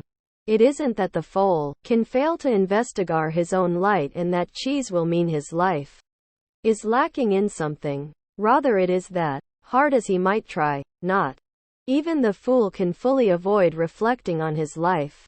A person with a concussion can ignore Socrates, and perhaps certain people with dementia or who live in a persistent vegetative state, like the one recommended by Schlegel, registered, can also do so, but they are not fully human. One may find this view ridiculous or repellent, but it is, chink, a key to understanding what many philosophers in the past have thought. A fool may make a mess of his discussion with Socrates, but even he, as long as he is not concussed, completely demented, or in a merely vegetative state, that is, as long as he lives anything like a full human life, cannot simply and completely ignore the questions Socrates asks. To the extent to which he is a human being are all, albeit a fool, he will, eventually, see the point and then will have no alternative but to engage. So many of Socrates' interlocutors get angry with him rather than performing the ancient Athenian equivalent of shrugging their shoulders, because they cannot bring themselves really to see what he is doing as irrelevant to them. His discussions touch them, whether they like it or not. To start with the first of the two things, Socrates implies that he knows that there can be a form of knowledge abhor how to live one's light which is in some sense parallel to the knowledge the good potter or the excellent singer had, respectively, of how to make a good pot and how to sing well. One might point out that this seems prima facie very implausible. Porting is a relatively well-defined activity with a clear beginning and clear end and with, more or less, agreed standards of quality in any given society. Human life as a whole does not seem to have any such properties. It is not well defined in the same way. A potter works in his studio from 8 a.m. to 6 p.m., but then he goes to the pub to play darts. What he does in the pub TS not, of course, without airy relation to his potting. Playing darts may help increase his manual dexterity and hand-eye coordination, skills very useful in potting. Nevertheless, excellence in darts is not excellence in potting. At some point the porter will take a holiday and go rock climbing in Scotland or lie in the sun on a beach in the Mediterranean. What would human life, after hours, or on holiday, even look like? Being a human being is not a role one can adopt or put aside like being a potter. One is never, as a human being, off duty in the way a soldier or police officer might be off duty. Or, if this is possible, it requires a more serious reconfiguration of our ways of thinking about human life than any of the philosophers treated in this book envisaged. Similarly, what is most striking about human life is precisely the absence of any clear universally recognized goal, or rather any clear universally recognized goal that is not a merely and utterly vacuous formula: happiness, utility, goodness, eat. Furthermore, in HVING we are making up the standards for evaluating life as we go on. Or, if one finds THAR formulation too harsh, at any rate we are continually trying to discover what standards there are, criticizing proposals about how we should evaluate life, and worrying whether our own ways of judging and evaluating things are well grounded. That is part of the reason people would have given for thinking THAR philosophy Geuss at all. To put this point in a slightly different way, Socrates construes being a potter on Che model of being in a race, either in a race with all other existing potters for excellence or in some kind of more personalized race, that is, a race to attain the highest level of proficiency, on some abstract scale. This agonistic conception is deeply rooted in Greek culture, and in ours. Is it the right way to think about human life as a whole? Of course, this is not the only way to organize a race. In addition to the agonistic, first past the past race, there is the Maoist kind of race, in which the runners are grouped and race together. After each heat the members of each group are changed until all the groups cross the finish line at about the same time. Then there is the caucus race, from Alice in Wonderland, in which wet people run around in a circle until they get dry, and at THAR point the race ends. One might argue that these other races are not really races at all. Why not? Thinking about the caucus race is salutary in some other respects, too. The first is that everyone wins this race, or perhaps, equivalently, everyone loses because we all die eventually. The second is that, as one of the organizers, the Dodo, says, the best way to explain it is to do it. This would be absolutely intolerable to Socrates. It is an affront to everything he deeply believes. He certainly did not think that the best way to explain Hugh to make a good pot, or what justice is, was to make one or to act in a just way. The thought that just doing was a sufficient manifestation of knowing, however, was perfectly available to Greeks of Socrates' time. Herodotus, who lived a genera before Socrates and wrote a history of the Persian Wars, has the Persian king Darius say to one of his associates, no aka and otith. Hoi wye obota tsna gu, eoif tu. There are lots of things that cannot be made clear in words, argument, adioc, but that can be made clear by doing them. H 1.72. If the potters and wheelwrights, whom Socrates investigated, had responded to him resolutely in this fashion, perhaps we would have been spared the great malbear of 2,000 years of philosophy. One can, of course, point out various ways in which human life is not really exactly like a caucus race, but that is not the point. The question rather is whether human life is more like Olympic sprinting than it is like a caucus race.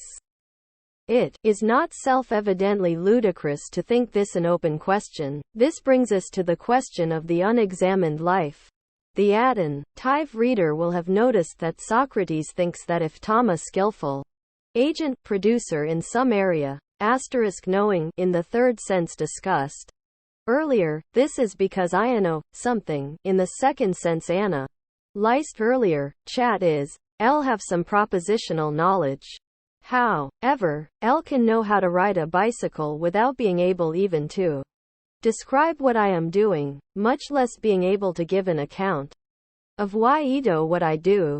So even if there was a kind of knowledge of how to lead a goad fife, it would not necessarily have propositional form, and the person who had it would not necessarily be able to stand up to Socrates' questions and give him good answers. Their question here is whether examination must take the form of Socratic dialectic, defense of a position in the argumentatively free flow of question and answer.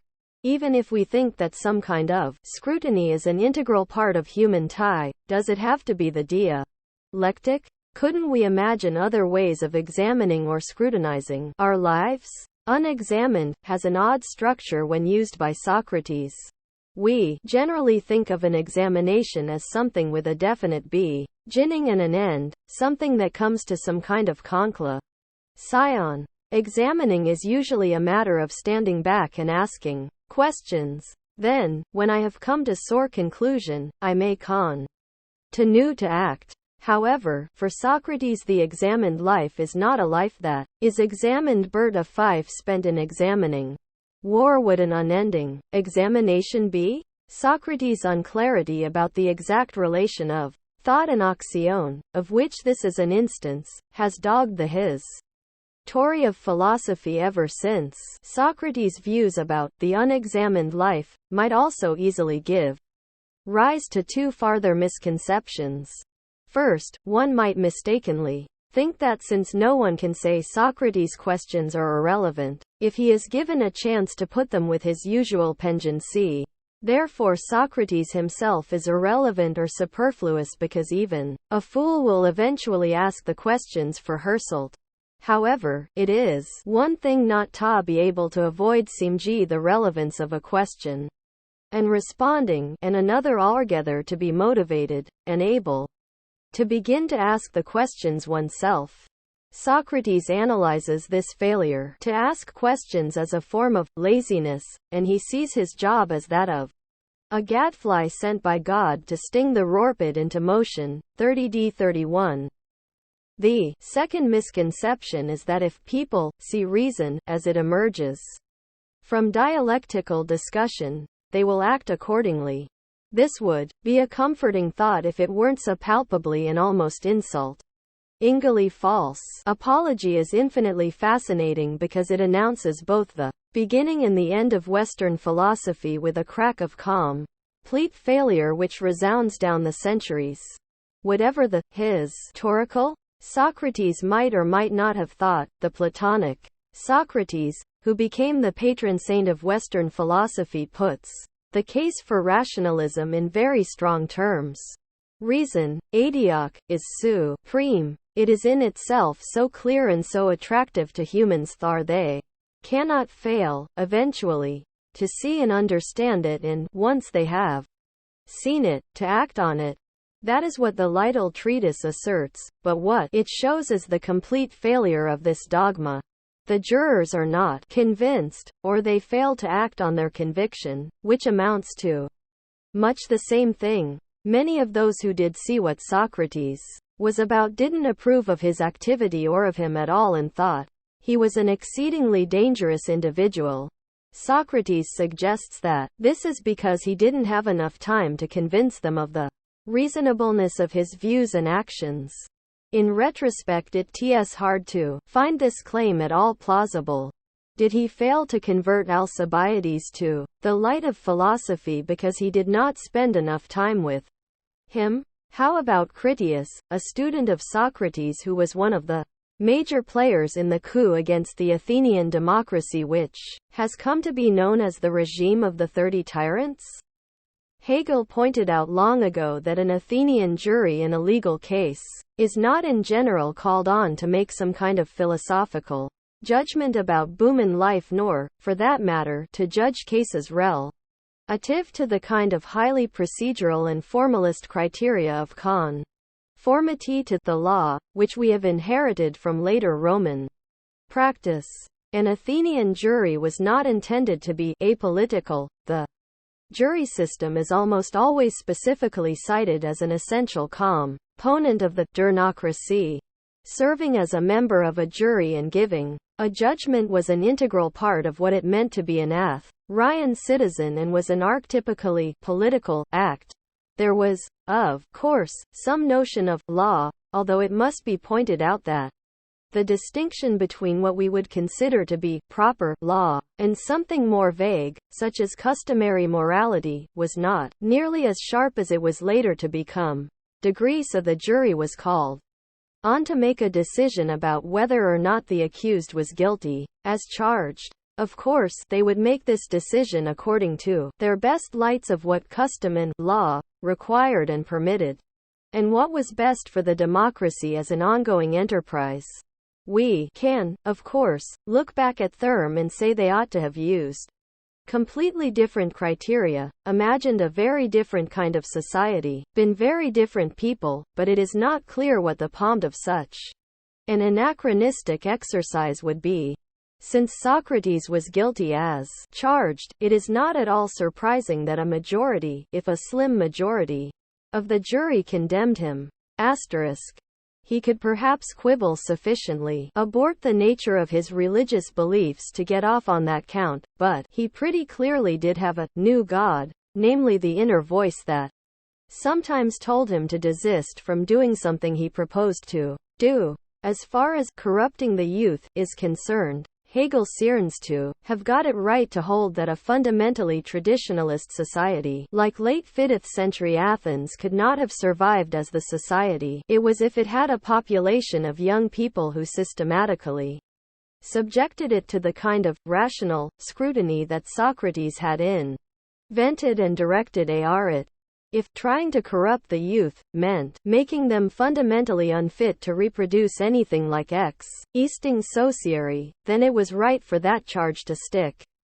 Have discussed two of the things Socrates seems to have claimed to know. There is perhaps a third thing which he does not claim strictly to know, but which structures his behavior in the way in which firm knowledge structures the behavior of those who believe they possess it. Socrates says that he does not fear death because nothing bad can befall a good man. He does not strictly say he knows this, but that it is the content of a good hope he has. 39-42. This does, however, finally point to a deep incoherence in Socrates' beliefs and way of life.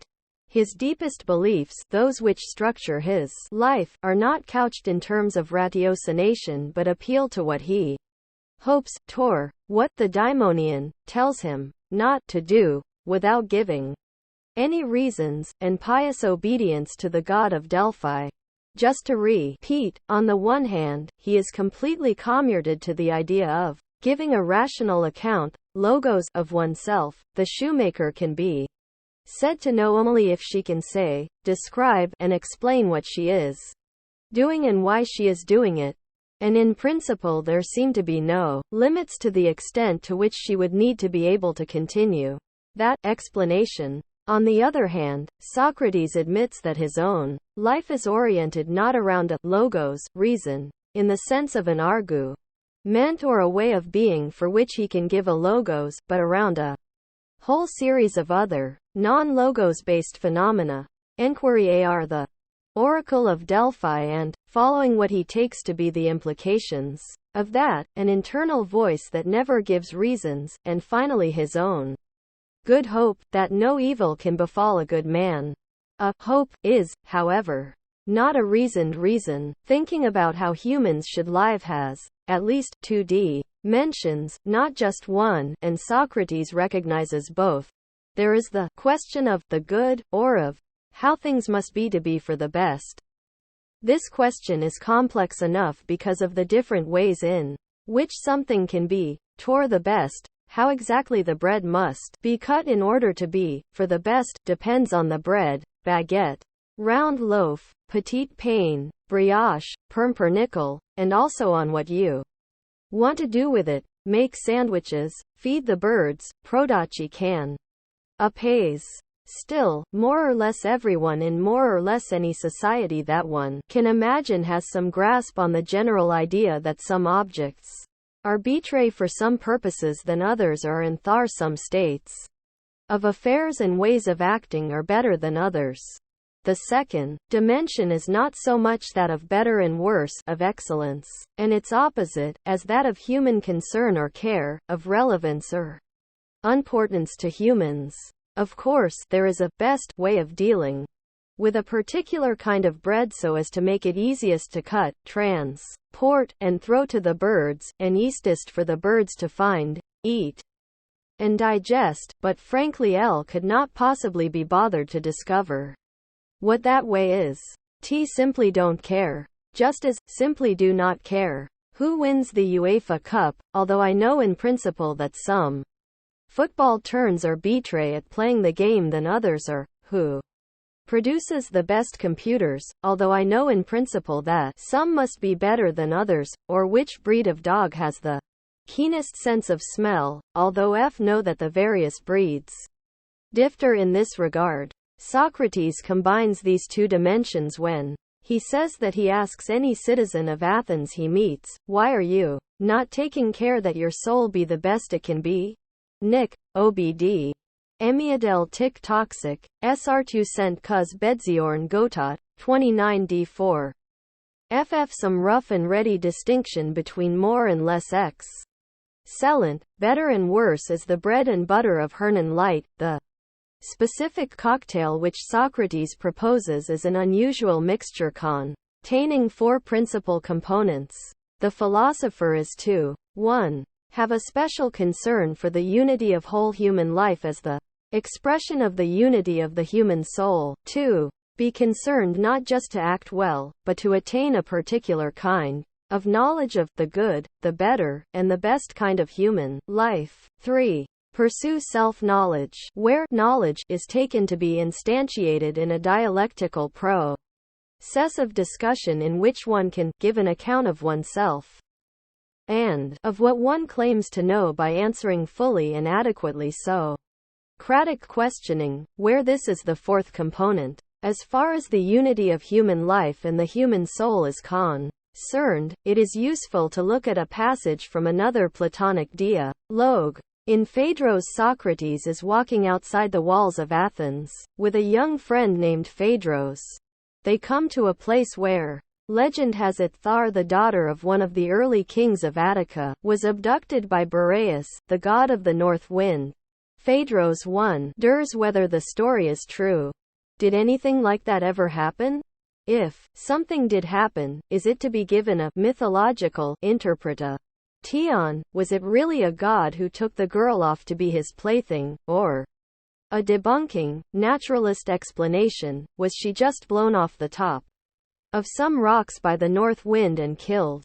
Socrates says, I have no time at all for this sort of thing, for explanations of natural phenomena or of particular events. The reason is, that fam not vet able to do what the oracle at Delphi tells us to do. Namely to know myself. Featuring would seem to me ridiculous while am still in ignorance about myself even to consider anything else. So I sickly ignore all the tricky explanations people propose of natural phenomena and simply accept whatever the generally accepted view is. And instead focus on considering myself, asking whether happen to be a wild beast composed of more diverse, independent strands and more incandescent than Typhon, or a tamer and simpler animal, which has a part in a divine and modest nature. Phaedrus, 22% E 4-230 The details of Plato's formulation here are not unimportant. Typhon was a mythical monster whose exact appearance and nature are not completely clear, perhaps because those who spoke of him were not clear or because different people had different views. In some AC counts he seems to have been an amorphous creature or one capable of swiftly changing his shape, and in others a creature with a body composed of combined shapes drawn from different animals. Times he is represented as having a human torso ending in serpents' tails. One standard early description by Hesiod is as follows: and from his shoulders there were 100 heads of snakes, of terrible dragons flickering with dark tongues, and under their brows, snake brows. In those awful heads Hus eyes darted free, and from all the heads fire blazed when he looked at you. And there were voices in all those terrible heads, producing all sorts of different unholy sounds, sometimes a sound for gods to understand, then again at other times the sound of a loud roaring bull, uncheckable in his power, proud of aspect. Sometimes again they produced the sound of a lion who had an untiring spirit, sometimes again a sound like that of a pack of whelps, a wonder to hear, and again sometimes he hissed, and the huge mountains echoed with the noise. Theogonia 824.35. Typhon's snake-like tentacles seem in one form or another to have been common to most of the accounts that were given of him. This is the reason Plato's Socrates describes Bun as a many-plated entity composed of many different strands. In Hesiod, Typhon is the last prehistoric monster who seriously contests control of the world with Zeus. After defeating him, Zeus cast Typhon down into Tartarus. Some later authors claim he was buried under Mount Etna, where he is held responsible for irregular, unpredictable, and violent storm winds and for volcanic eruptions, hence the ref. Errans ta incandescence. This ambiguity, variability, or even indeterminacy makes it particularly appropriate for Socrates to appeal to him in this context, where the issue is precisely whether or not Socrates himself has a single innate nature, and, if so, what that nature is, whether or not his soa is anified. In Hesiod, each of Typhon's limbs has its own voice, or rather each has a voice capable of producing different sounds.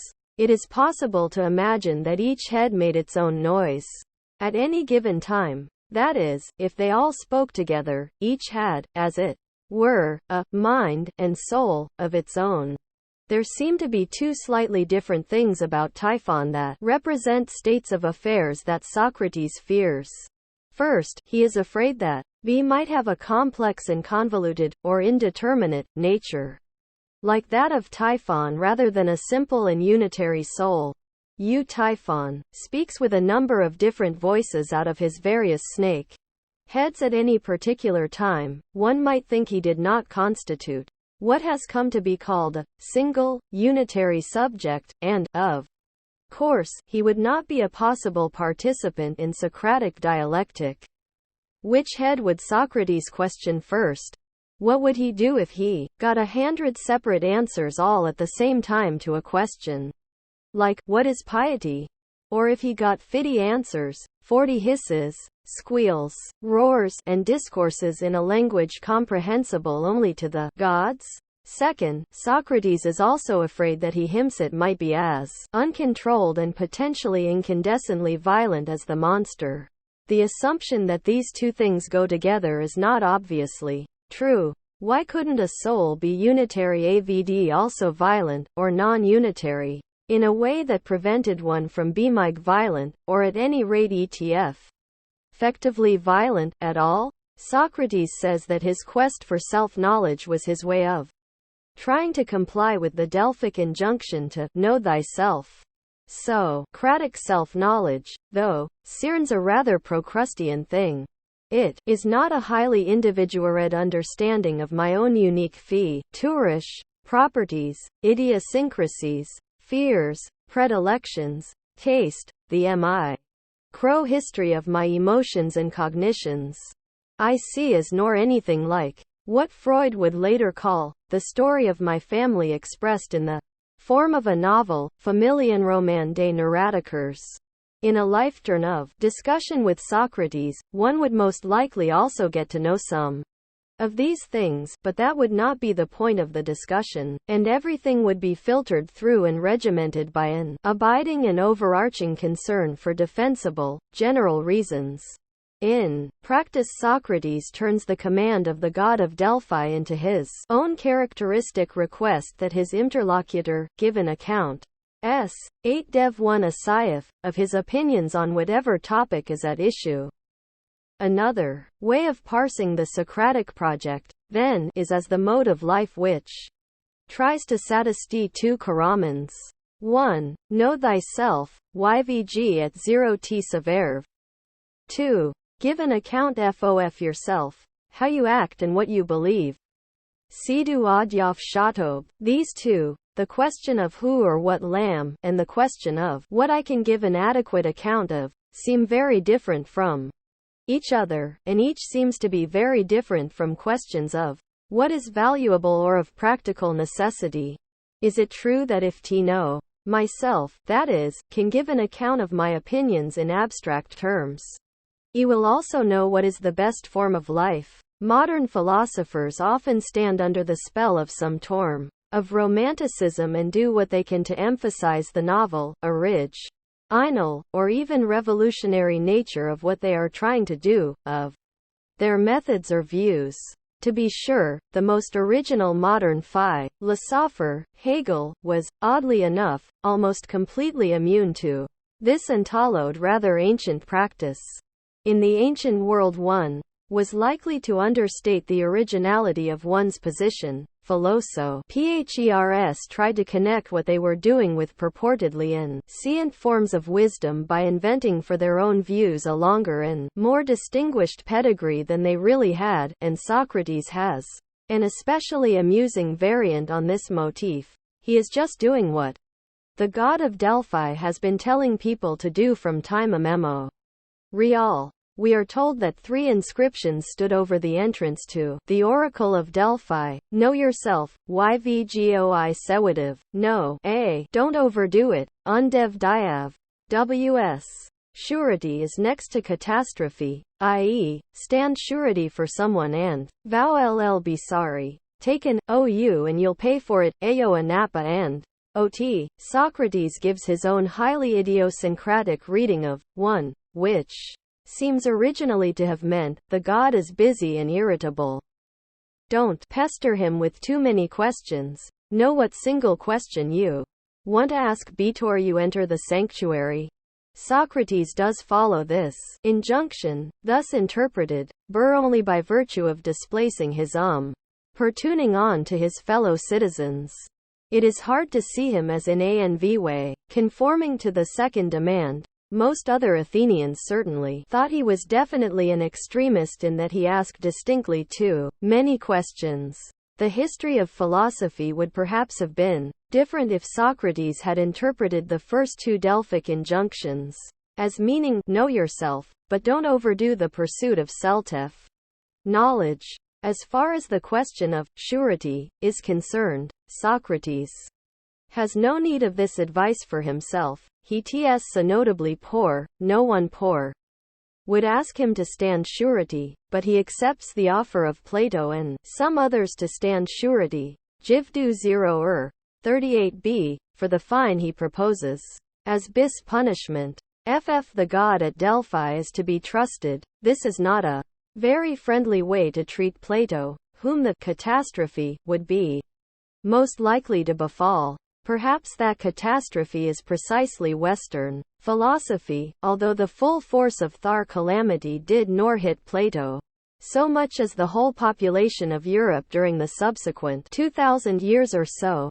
In any case, the purportedly Delphic genealogy of Socrates' project is another one of his ironic little jokes. His quest, then, has a shorter, but probably much more variegated, prehistory than he pretends. What, then, happened to it after his death?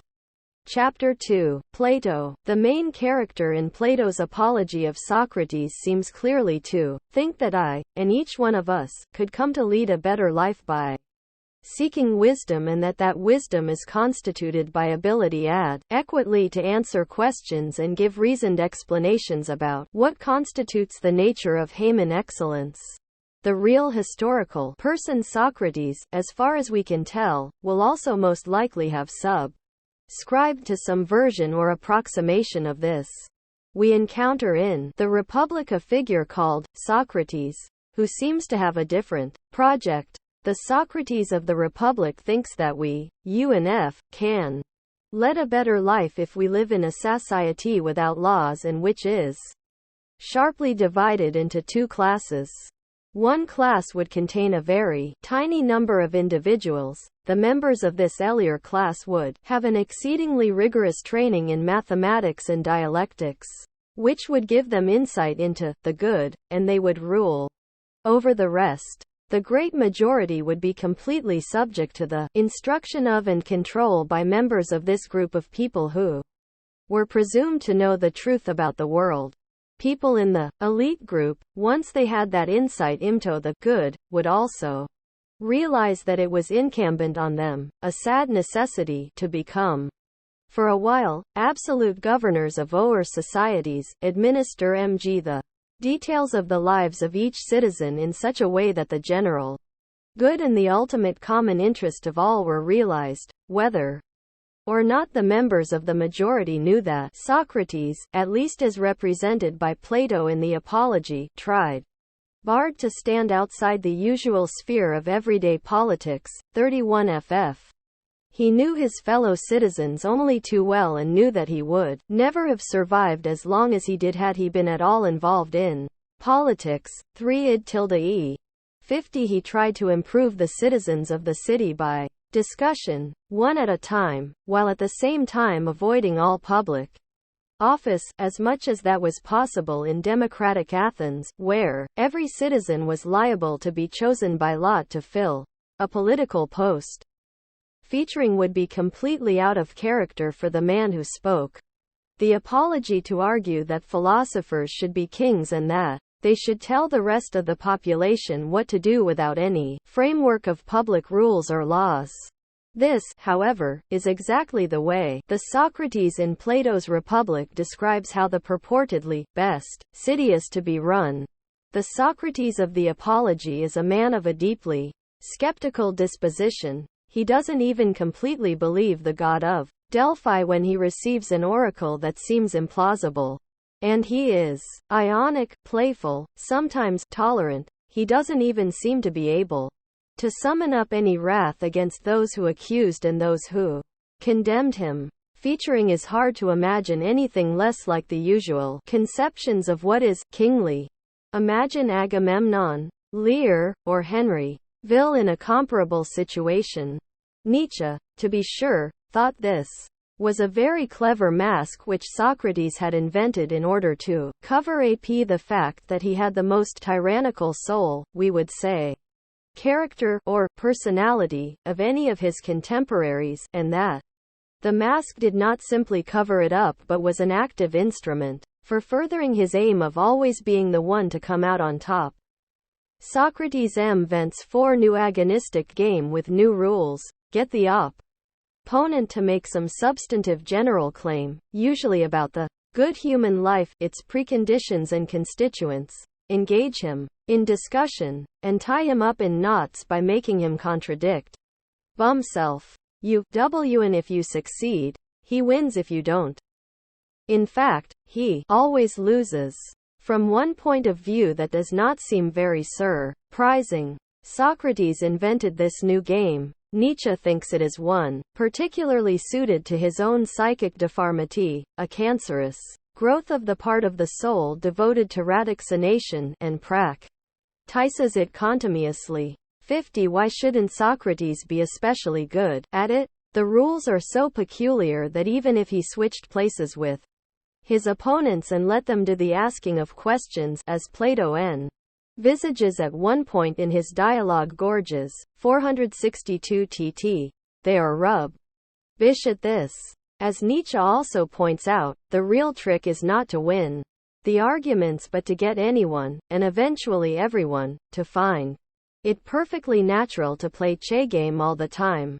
Socrates does not do that by arguing. He is too intelligent actually to be taken in by his own propaganda about the effectiveness of argumentation. Rather, he uses his charisma, his erotic power to tease and withhold. Plato, too, has Socrates say in Civipoesiant, 177d, that erotics is the one area in which he does have knowledge, and he was also fortunate to have as a follower the literary genius of Plato.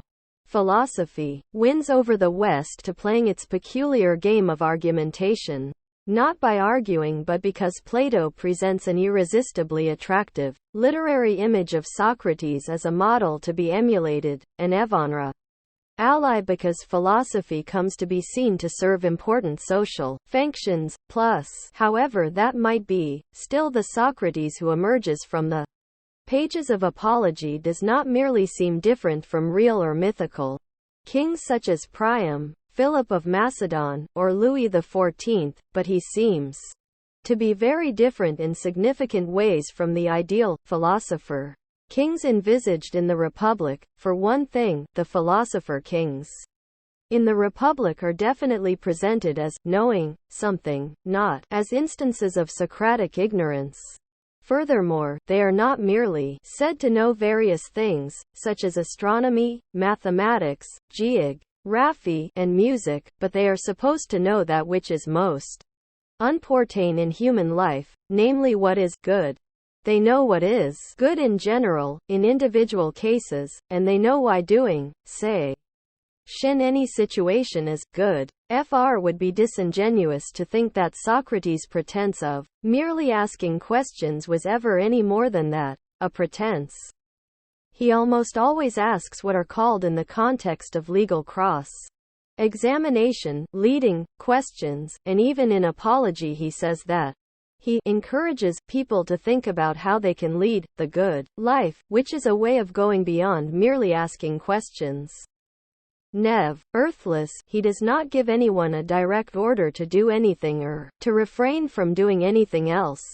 He does nor either dispense the kind of good advice one friend gives to another in our normal human affairs, nor does he give authoritative advice of the kind a physician would. He never commands as a king might, and he is as far from instantiating the Islamic ideal of commanding the right and forbidding the wrong as anyone could be. There are two questions that arise about the kingly knowledge of the philosophers in the Republic. The first is whether such knowledge not about the internal angles of triangles or the road to Ephesos, about what is good, can exist at all, or more to the point, if it is not roughly the same thing, whether it can exist in a form that is accessible to humans. The second is whether possession of such knowledge could give an individual or group any kind of warrant to tell others what to do, and, if so, what the nature of that warrant might be. After all, a physician clearly has much more knowledge than I do about my current state and future prospects as a biological organism, and also much more knowledge about what I might do to increase, or decrease, the chances that I will continue to live and flourish biologically without its being in any way the case that he or she can do anything more than give me advice, which I am free to follow, and sometimes do, or simply to ignore, as EF occasionally do. Why should knowledge of the good give those who possess it any more power or authority than that? The Republic is basically an exaggerated further development of one particular strand of Socratic thought. As we saw in the previous chapter, Socrates thought a good man did not need to fear death. The Socrates in this dialogue takes up this point almost immediately in Book 1, when he discusses the fear of death with Cephalos, the elderly millionaire. Cephalos is, oddly, confident. Tfan has never done wrong, never defrauded anyone, performed the sacrifices one owes the gods, and paid one's debts. One can have a swear hope, like Socrates in Apology, as opposed to a bad hone, expect a tion of suffering something bad. In that case one has no reason to fear what happens after death. 330 to 331. The macrostructure of the central part of the argument of the Republic is rather clear and proceeds in 3 steps. First, Socrates tries to find something which is common to the various instances of things Cepheus has done and avoided doing, which, he says, give confidence in the face of death. Roughly speaking, Socrates finds that common factor in the justice of the actions Cepheus performed and the injustice of the ones he avoided. The second step consists in shifting the focus in the discussion of this justice from what a person actually does, the concrete individual acts she performs, to the deep-seated psychological disposition which he's behind that. A just man must have such a unitary, deep-seated psychological disposition, and may not be simply a creature like the Typhon we encountered at the end of chapter 1. Justice should be taken to refer in the first stance, not to a set of ways of acting, but rather to a basic condition of the soul from which actions of a certain kind, usually, always, spring. A just man is not so much one who pays his debts as one who has his soul internally so exactly and reliably in order and under control that he is not even tempted to commit murder, to renege on bets, to lie or defraud others, to leave the line of battle without permission, to neglect the cult of the gods, or not to pay his debts. However, although one can observe the actions an individual performs, how can one know anything about what takes place in the depths of the human soul? The Public is an attempt to deal with this by drawing on a purported parallelism between the human individual and society as a whole. I'm supposed to be a just person if my soul instantiates justice. But no one can see into my soul, and what goes on in there is small, hidden, and difficult to observe. So in order to be able to see the internal workings of the soul more clearly, we are to look at a blown-up image of it, a functioning city. The question is transformed. Instead of, what is it for a soul to instantiate the psychic unity, harmony, and coherence which is justice? Socrates asks, what is it for a city, for functioning human society, to instantiate justice? Justice in the soul of the individual will mirror that on a smaller scale. This part of the argument, which is driven by the dodgy analogy between the soul and a city, contains an extensive discussion of what it is to get your soul in order.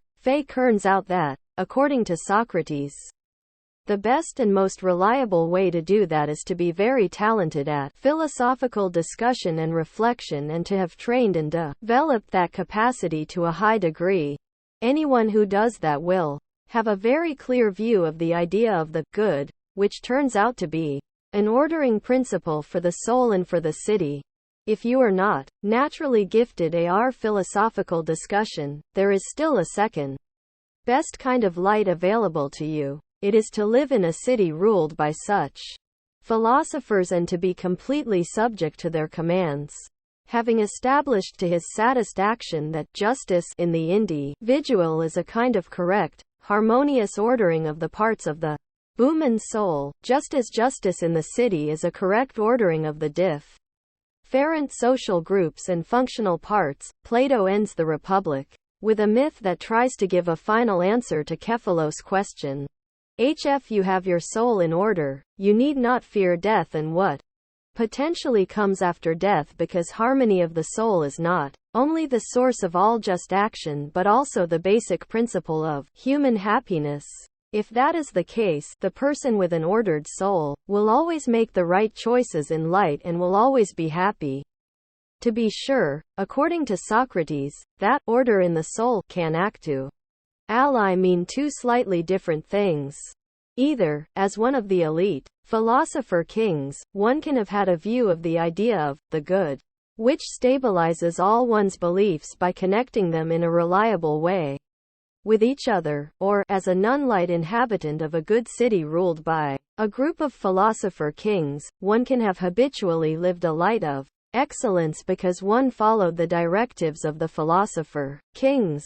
The fate of members of these two groups after death is different. However, to understand this part of Plato's view, it is necessary to embark on a rather long digression about the good and the idea of the good. Plato tends to use visual metaphors to describe what happens when we see the idea of the good, but the most interesting way to think about it is not by trying to pursue those metaphors in any concerted way, as if what was actually our issue was some kind of mystic vision, but rather to start from the notion of dialectical discussion. 516 AC, section 32 to 535.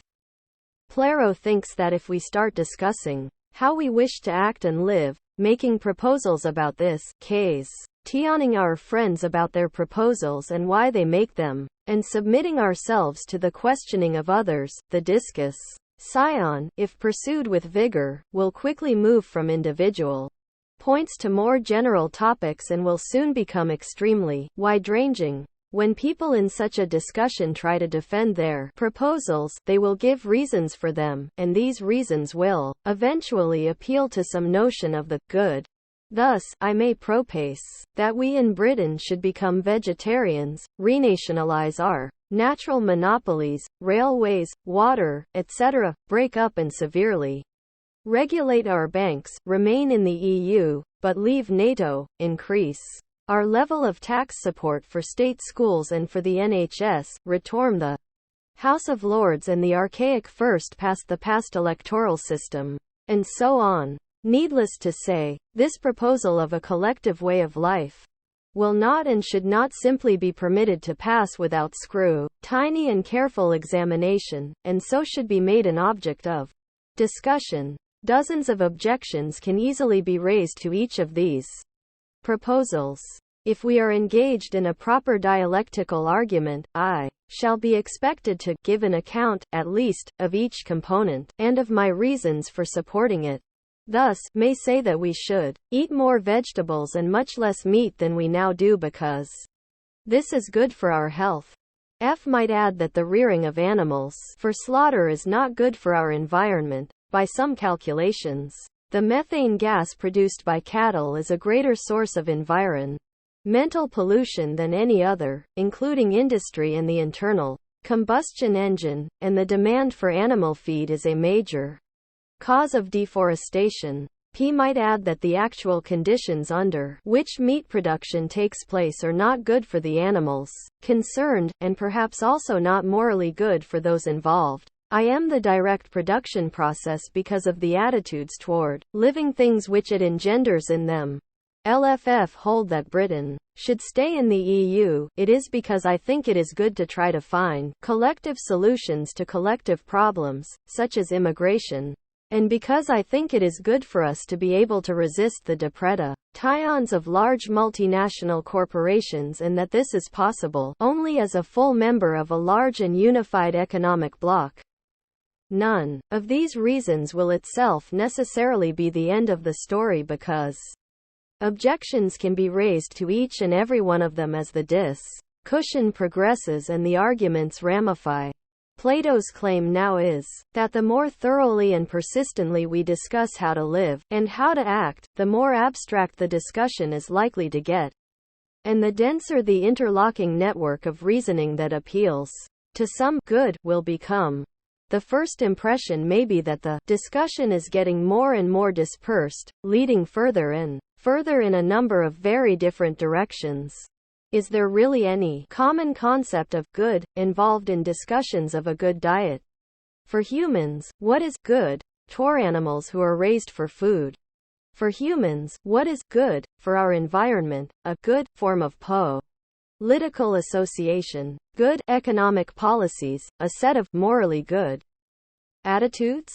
Plato is committed to the view, though, that this is merely an initial impression of diversity which will disappear if the questioning is pursued with sufficient vigor, skill, and persistence. Eventually one will come to see that, as the discussion of proposals and reasons for them proceeds, there is very strong convergence in the reasons people give and accept and the ideas of what is good, to which they appeal. Thinking seriously abhor reasons and discuss, scion with others leads us, eventually, to come to agree more and more. In particular, we come to realize that good, as it occurs in all these apparently different contexts, actually has a single central meaning and one which we can all come to agree on. The good is really, despite its apparent multiplicity, one. Every good is unified with everything else that is good and forms in principle parts of a single compatible whole. All the strands of reasoning that survive dialectical investigation fit together to form a single whole, centered around the one concept of good. Furthermore, suppose that I simply have some opinion on a given topic but have never subjected it to dialectical discussion and found reasons for holding it that can be defended and integrated into a larger context of reasons. Plato now holds that opinions of this kind will have no stability toward me, because they are not connected tightly to reasons, and through those reasons to other reasons and other beliefs in a spiraling network, they can easily get lost, can, and will, give turn up or change their toward adventitious, trivial, or even frivolous reasons. On the other hand, beliefs that are firmly embedded in the unitary cistern of the good are very difficult to dislodge, because all the parts are held together by ties of ratiocination, and once the system is established, it will remain stably in place. The philosopher kings, after 10 or 15 years of running through the reasons for their major beliefs again and again, reinforcing their connection with each other's beliefs and with the overarching idea of the good, will effectively have produced an immovable network. Plato claims now that I am the afterlife, just action will be rewarded, and unjust action punished, so three groups of people have nothing to fear: the philosopher kings of the ideal city, run-of-the-mill virtuous citizens who have the good fortune to live in an ideal polity, ordered by the philosopher kings, and finally certain heroic figures, who were able to live well-ordered lives outside the context of the ideal polity, such as Socrates himself, presumably. The great challenge of the afterlife, though, is to survive the torments posed on major evildoers but make the right choice of one's next life. 614a 621d. Even if you in fact lived a good life, but the reason for this was only that you had the good fortune to live in a well-ordered polity, there is no guarantee that, after drinking the waters of forgetfulness in the afterlife, you will choose a good life for your next stint on earth. On the other hand, if you have studied and practiced philosophy, whether successfully on your own, like Socrates, or as part of a cohort of philosopher kings in training in an ideal polity, you will naturally and unavoidably choose a good next life. Cephalos was lucky in this light. However, we don't know how well he will choose this next light. Socrates was not lucky, rather he was a heroic, self-produced philosopher. Like Odysseus, he not only led a good life of great excellence, but he will also know, as Odysseus does in the myth, 620 CD, how to choose his next light. Socrates in the Apology puts the focus of ethics on types of human life considered as coherent wholes and takes them to be the primary objects of reflection and potential choice rather than individual acts that are to be performed or not. One can see the emphasis shift here even further away from the individual act. The superiority of the philosopher consists not in doing the right thing in some particular situation, nor even in choosing a particular life of excellence, but in getting his soul in such order that he will be able to continue rehably to choose excellent lives after death forever, through the infinite cycles of rebirth. The myth about at the end of the Republic is an exceedingly impressive piece of imaginative writing, as befits one of the greatest literary artists Europe has produced. Yet there is something unsatisfactory about it. In general, the Republic, apart from Book L, has visibly less of the antagonistic cut and thrust of some of the other dialogues, but even its exposition is of a highly reasoned, discursive kind. Plero, like Socrates, always makes much of the need to guide human life by ratiocination and argumentation, so it comes as a bit of a shock at the end of this long course of dialectical discussion to be told a story about life after death. Wasn't the point to get away from what everyone says, common opinions, received doctrines, and mere stories? Featuring is not that Plato has not ever given well-argued reasons to think that the soul survives the biological death of the individual. He actually has plenty of these in such other dialogues as Meno, Phaedo, and Phaedros.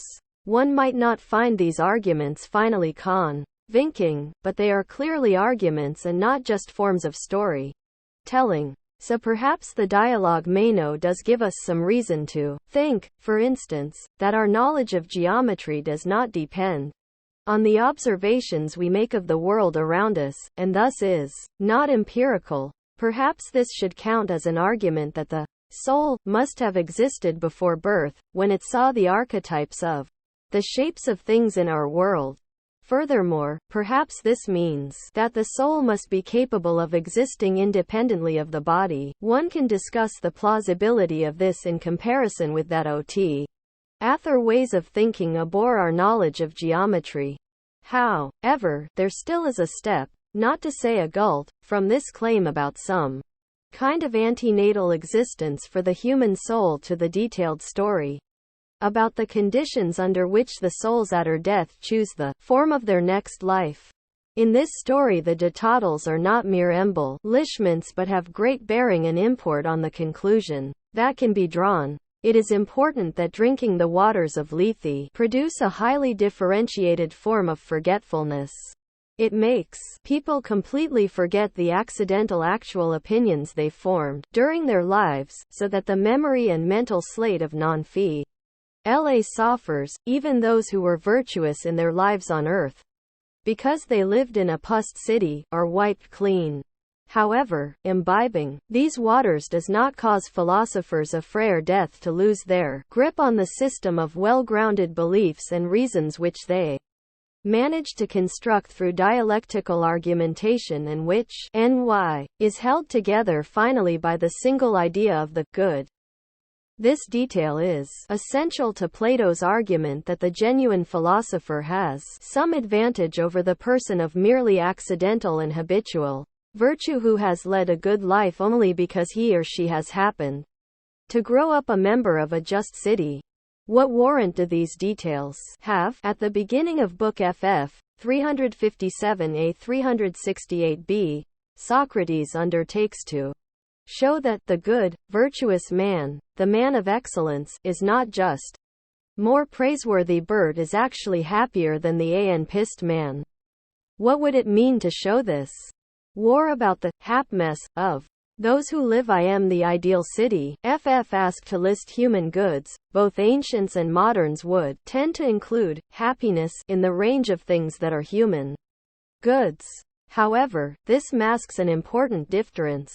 In modern usage, happiness is generally taken to refer in the first instance to the subjective state of an individual, as that individual herself judges of it. She is happy if she is in a psychic state of being pleased, satisfied, or content and is willing to say so. The ancients, and this includes, it seems, even non-philosophers in the ancient world, tended to construe happiness in a way that made it much more strongly refer to some objective state of affairs, as a state of doing things well, functioning well, being fortunate in one's undertakings, and having success in one's enterprises. A good sprinter sprints well, that is what sprinters do, and is successful. A good human being does what human beings do well and is successful. We say such a human being is happy.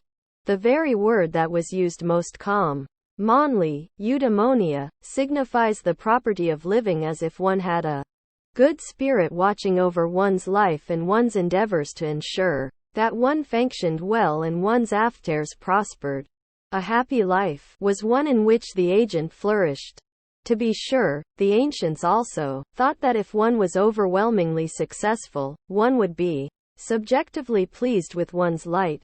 Why on earth would one not be? That is rather a natural consequence of being happy rather than the thing itself. This is different from saying that being happy is just being content or pleased with one's life. What one can see happening in Plato is a development of the inscient line of thought very much further and very much more consistently than many of his contemporaries accomplished, with the result that it began to crack and split at the seams. Being a happy human was doing what a human did well, then the orderly inhabitant of an ideal city of the kind described in Republic would surely be happy, because the city was constructed precisely to allow people to do well what humans did. This would seem incontrovertible. However, Socrates' interlocutors take one look at the ideal city and are horrified. They agree, well, at any rate, they have been cajoled and chivied along by Socrates into agreeing that the city is a framework that will allow humans to do well and prosper, but they can't help noticing that no one would like to live in a city like this. Life there would not be satisfying or pleasing to the inhabitants, and they would not be content. It is as if they become aware of the potential split there was always there in their conception of happiness. On the one hand there is functioning well, prospering, having success. On the other hand, enjoying, being satisfied by or pleased with the light one is leading. Under normal circumstances one did not have to become aware of this split, but being confronted with Plato's ideal city brings it very vividly to the fore and makes it almost impossible to ignore. My use of the contrast between objective and subjective in this discussion might give rise to a further confusion which it is also important to avoid. One might argue that Plato's Socrates does not at all work with an objective conception of happiness. After all, the whole point of the discussion is that happiness does consist in objective, that is, external, success, in being a powerful politician, an always victorious runner, a farmer whose fields yield crops. Rather it consists in an inner state of the soul, a state of proper order and harmony. Isn't that subjective? The answer is no. The term subjective is ambiguous, as between being a property of the human subject, soul, and being whatever a human subject judges it to be. Examples of the second are things like being tasty. For a dish to be tasty is just for someone to judge that it tastes, or would taste, good. There is nothing beyond that. Judging makes it so. The properties of the human soul are not subjective in that sense toward Plato. To say that my soul is in order is definitely not merely to say that I judge that my soul is in order and to say that lamb pleased with my life as it is, because I could be wrong. To be sure, if my soul is in order, Plato thinks, I will find my light pleasing, and will correctly judge that my soul is in harmony, but the converse does not hold. The order-disorder of my soul is, paradoxically, not a subjective but, if one uses this terminology at all, an objective phenomenon. To return to the crucial question raised at the start of Book 2 in light of the rest of the dialogue, TT would discern that the happiness which Socrates vindicates as the property of the just and virtuous man has almost no relation to our immediate human situation and our judgments about it. Does not consist of the satisfaction of the sixes, healthy living, psychic harmony, or really any discernible property of this life, nor even as a property of my OWS unmediate afterlife. Rather it is an abstract property of my soul that expresses itself in an infinite series of decisions, will reliably make after death, about which wish to lead in my next stints on earth. The mythic story was to be the final outcome anyway, why bother with the dialectic at all? Why not just say from the beginning that the life of virtue excellence was inherently better than any other? In the long central part of the Republic, Plato discusses how to construct a virtuous city, merely in words. 369a. The Platonic Socrates and his friends start from a number of assumptions about human beings and the societies we can form, and they agree from the beginning on some clear, basic principles that will guide them in their construction. He writes, "Let us then make our city in speech from the beginning, and, it seems, it is our need, Wypia. Thar makes it 369c, and, the first and biggest of our needs TS for provision of nourishment so we can live and be, 369d. The basis from which they begin includes assumptions about the basic goals of human societies and an analysis of the structure of human needs. Societies, they assume, exist for the purpose of satisfying human needs, and we can know with some degree of security which needs are real, genuine, and urgent, and which are false, illusory, superfluous, or perverted. Real needs are, among other things, easily recognized, historically and sociologically invariant, and uncontroversial. Need for nourishment, clothing, protection against inclement weather. What goes beyond this, complicated dishes, ornaments, perfume, etc., is no longer a necessity of ite but a history, at best, a waste of precious resources, or a vice. This starting point, that the satisfaction of human needs should be the primary goal of society, might be questioned from several, slightly different angles. First of all, one might deny that needs is at all a sufficiently well-defined category to play an important role in social philosophy. Desires, preferences, wants constitute a clear enough category, but to say, "I need," is really just to say, "I want very much." It is to say it, though, in a way that is mystifying, giving to what is really just the strong desire of an individual the appearance of something more, such as an objective imperative. A second objection does not directly attack the notion of need, or its distinction from mere desire or preference, but points out that what we need will have to be set at either too low or too idiosyncratically high a level. By setting the level of recognized needs at too low a level, one mean connecting needs too strictly to biological necessities. Setting the level too low would mean ensuring that people got the absolute minimum of calories necessary for them to continue to function and had protection against the cold just sufficient to prevent them from freezing to death, but this would be all. Recall, however, the point that the description of this society was supposed to have. It was to be the framework within which one could see most clearly how human excellences operated. Do forms of human excellence show themselves most clearly in rudimentary societies just barely above the subsistence level? It is not impassable to think this, but is there any argument for it?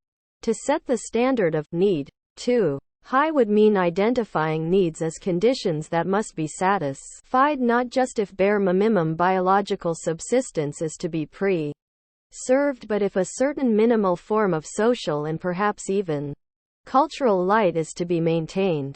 The difficulty here is not so much that the level of need satisfaction set would seem to be rather arbitrary, but that, once cultural needs of any kind are at all admitted, it is hard to see how one can avoid prejudicing the whole construction by building into the set of needs culturally specific value notions. How is one to adjudicate conflicts between, for instance, excellence in some kind of cultural expressivity and excellence in production of cereals? Is restraint or exuberance a need? Or both? Do cultures that cultivate inob plays and cultures that cultivate opera seria compete with or complement each other? A final concern about Plato's approach to needs would emphasize Thar actually needs themselves, contrary to what Plato seems to assume, are not axed and invariant but develop historically. Lt makes perfect sense in modern Western societies to speak of a social need for wide availability of access to medical procedures like surgery to deal with conditions that can easily be treated by such procedures, like appendicitis, and to distinguish this from the mere desire on the part of the population for the local team to win lots of races at some international sporting event. This is true despite the fact that such a need did not and could not have existed in the 5th century BCE, when appropriate surgical techniques, antiseptic regimes, and so on did not exist. 2. Give a proper account of human needs which recognizes appropriately that they have a historical dimension and yet does not simply conflate them with mere desires, wishes, or wants requires a much more complex theory than any that Plato envisages. Plato proceeds, however, to assume that needs are fixed and relatively unchanging, and then asks this question: how can one ensure that all the genuine needs of the members of the city are satisfied, even if this requires one to neglect certain artificial or if illusory needs? His answer is that the best way to ensure that this takes place is to see that there is a fixed occupation which is specifically directed at satisfying each of the real needs, and that the society contains enough appropriately gifted and adequately trained people to exercise these occupations. Peasants, that is, produce agricultural goods to nourish us. Shoemakers make shoes for us. Physicians heal us when we are ill. These different occupations are assumed to be highly individuated and distinct from one another, and it is further assumed that they will be more efficiently exercised if they are performed by exclusive specialists. Titsue te and Zeota liverin kod kamov kai sav, atov cicev word plow cal ev, ko, eodnytvgaawyw, moeri. 370. There is more of everything and everything is finer and easier to acquire and use, when each person does only one thing, that for which his nature especially fits him, and leaves every other activity alone. So a farmer is a better farmer if she is nothing but a farmer, and the best physician will be someone who is exclusively in nothing but a physician. This principle of exclusive division of labor turns out to be absolutely crucial for Plato's construction, and it is difficult to see how it can be compatible with later humanist and neo-humanist views about the need toward the development of all sides of the human personality. This neo-humanist view holds both that you won't be an especially good physician if you try only to be a physician, and do not also to same extent have some of the skills of a family therapist, social worker, old-style pastor, etc., and that you certainly won't be an especially good human being. Registered. Plato, however, is keen on the exclusive division of labor and proceeds to use it as a basis for the social structure of his ideal city, adding to it the further, and in fact highly implausible, assumption that each person is born with an exclusive natural talent for an occupation. So the theory will to some extent be a hostage to the specific way in which the occupations are defined and specified as distinct from one another. Are people simply born with a natural predisposition and aptitude for food production, as opposed to war, or as cereal farmers, hunter-gatherers, pastoralists, or rice growers? The ideal city, therefore, is one in which each person does exclusively that for which she is, by nature and birth, suited. The similarity of this structure to certain especially rigid forms of traditional society is striking. Part of the historical significance of Socrates was the hope he held out that one could get some distance from the social role assigned to one through ratiocination, argument, and the appeal to reason, and if this is what really frightened the Athenians, then Plato has rehabilitated him very effectively, though at what we might think is a very high price. Society, on this account, need not fear reason. Plato can show how reason can solder individuals even more closely together and bind them even more firmly to their assigned roles than the historically contingent confusion of existing Athenian social institutions ever could. TF1 now wonders why Plato's city, which is trumpeted as BEMG, so especially rational, beautiful, and generally good, does not already exist. Plato has three responses.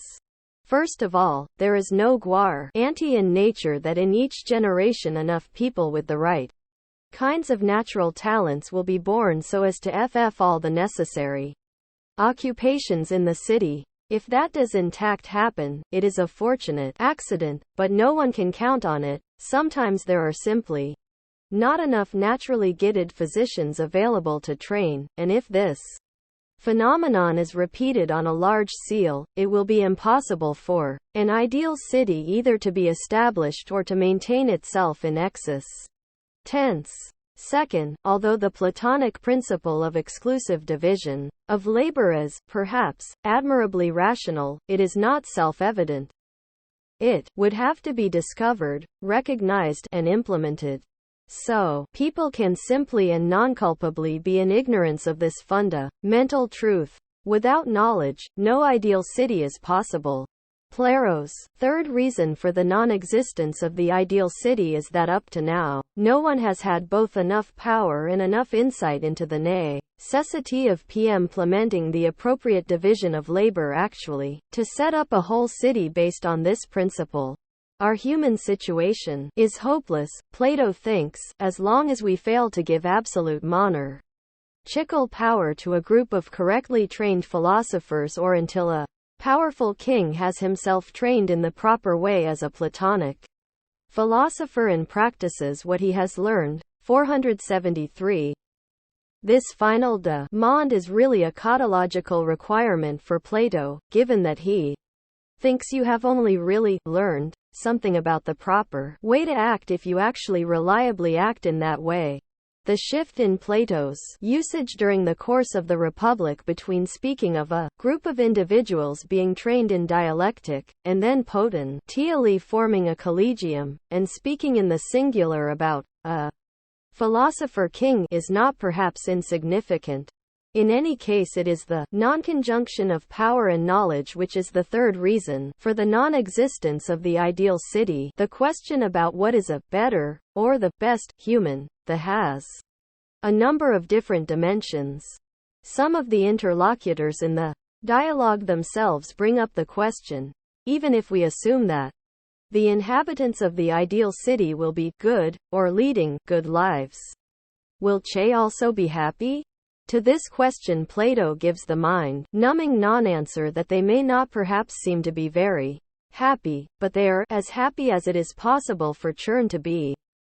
This is an especially unhelpful response in a slave-holding society which saw in slavery an absolute social necessity but was under few illusions about the fate of slaves. Some later philosophers were to develop ideological constructions that cast an inappropriately comforting light on the grim realities of being a slave. True freedom and happiness lay within, so slaves could be as happy as free people engage in that kind of cosmetic exercise. Plato knew that slavery aoro, but philosophers in the 4th century did not in general, was necessary and that no slave could lead a happy, or even fully human, life. Registered he was a tool or instrument used for various purposes, and of no real value beyond that use.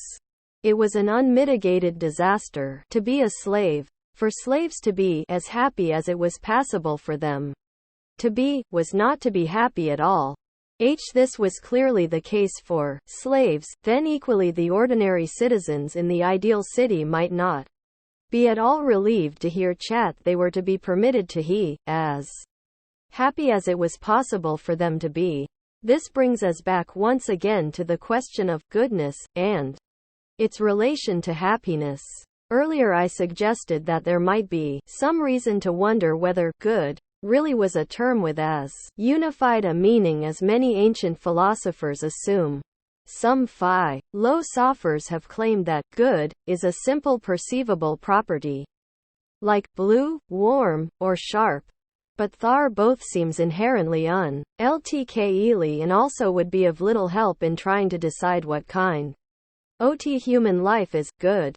We really could look at a human fife and just intuit whether or not it was good, as we simply touch a pot to tell whether or not it is warm. It is hard to see how there could be so much fundamental disagreement about which lives are good.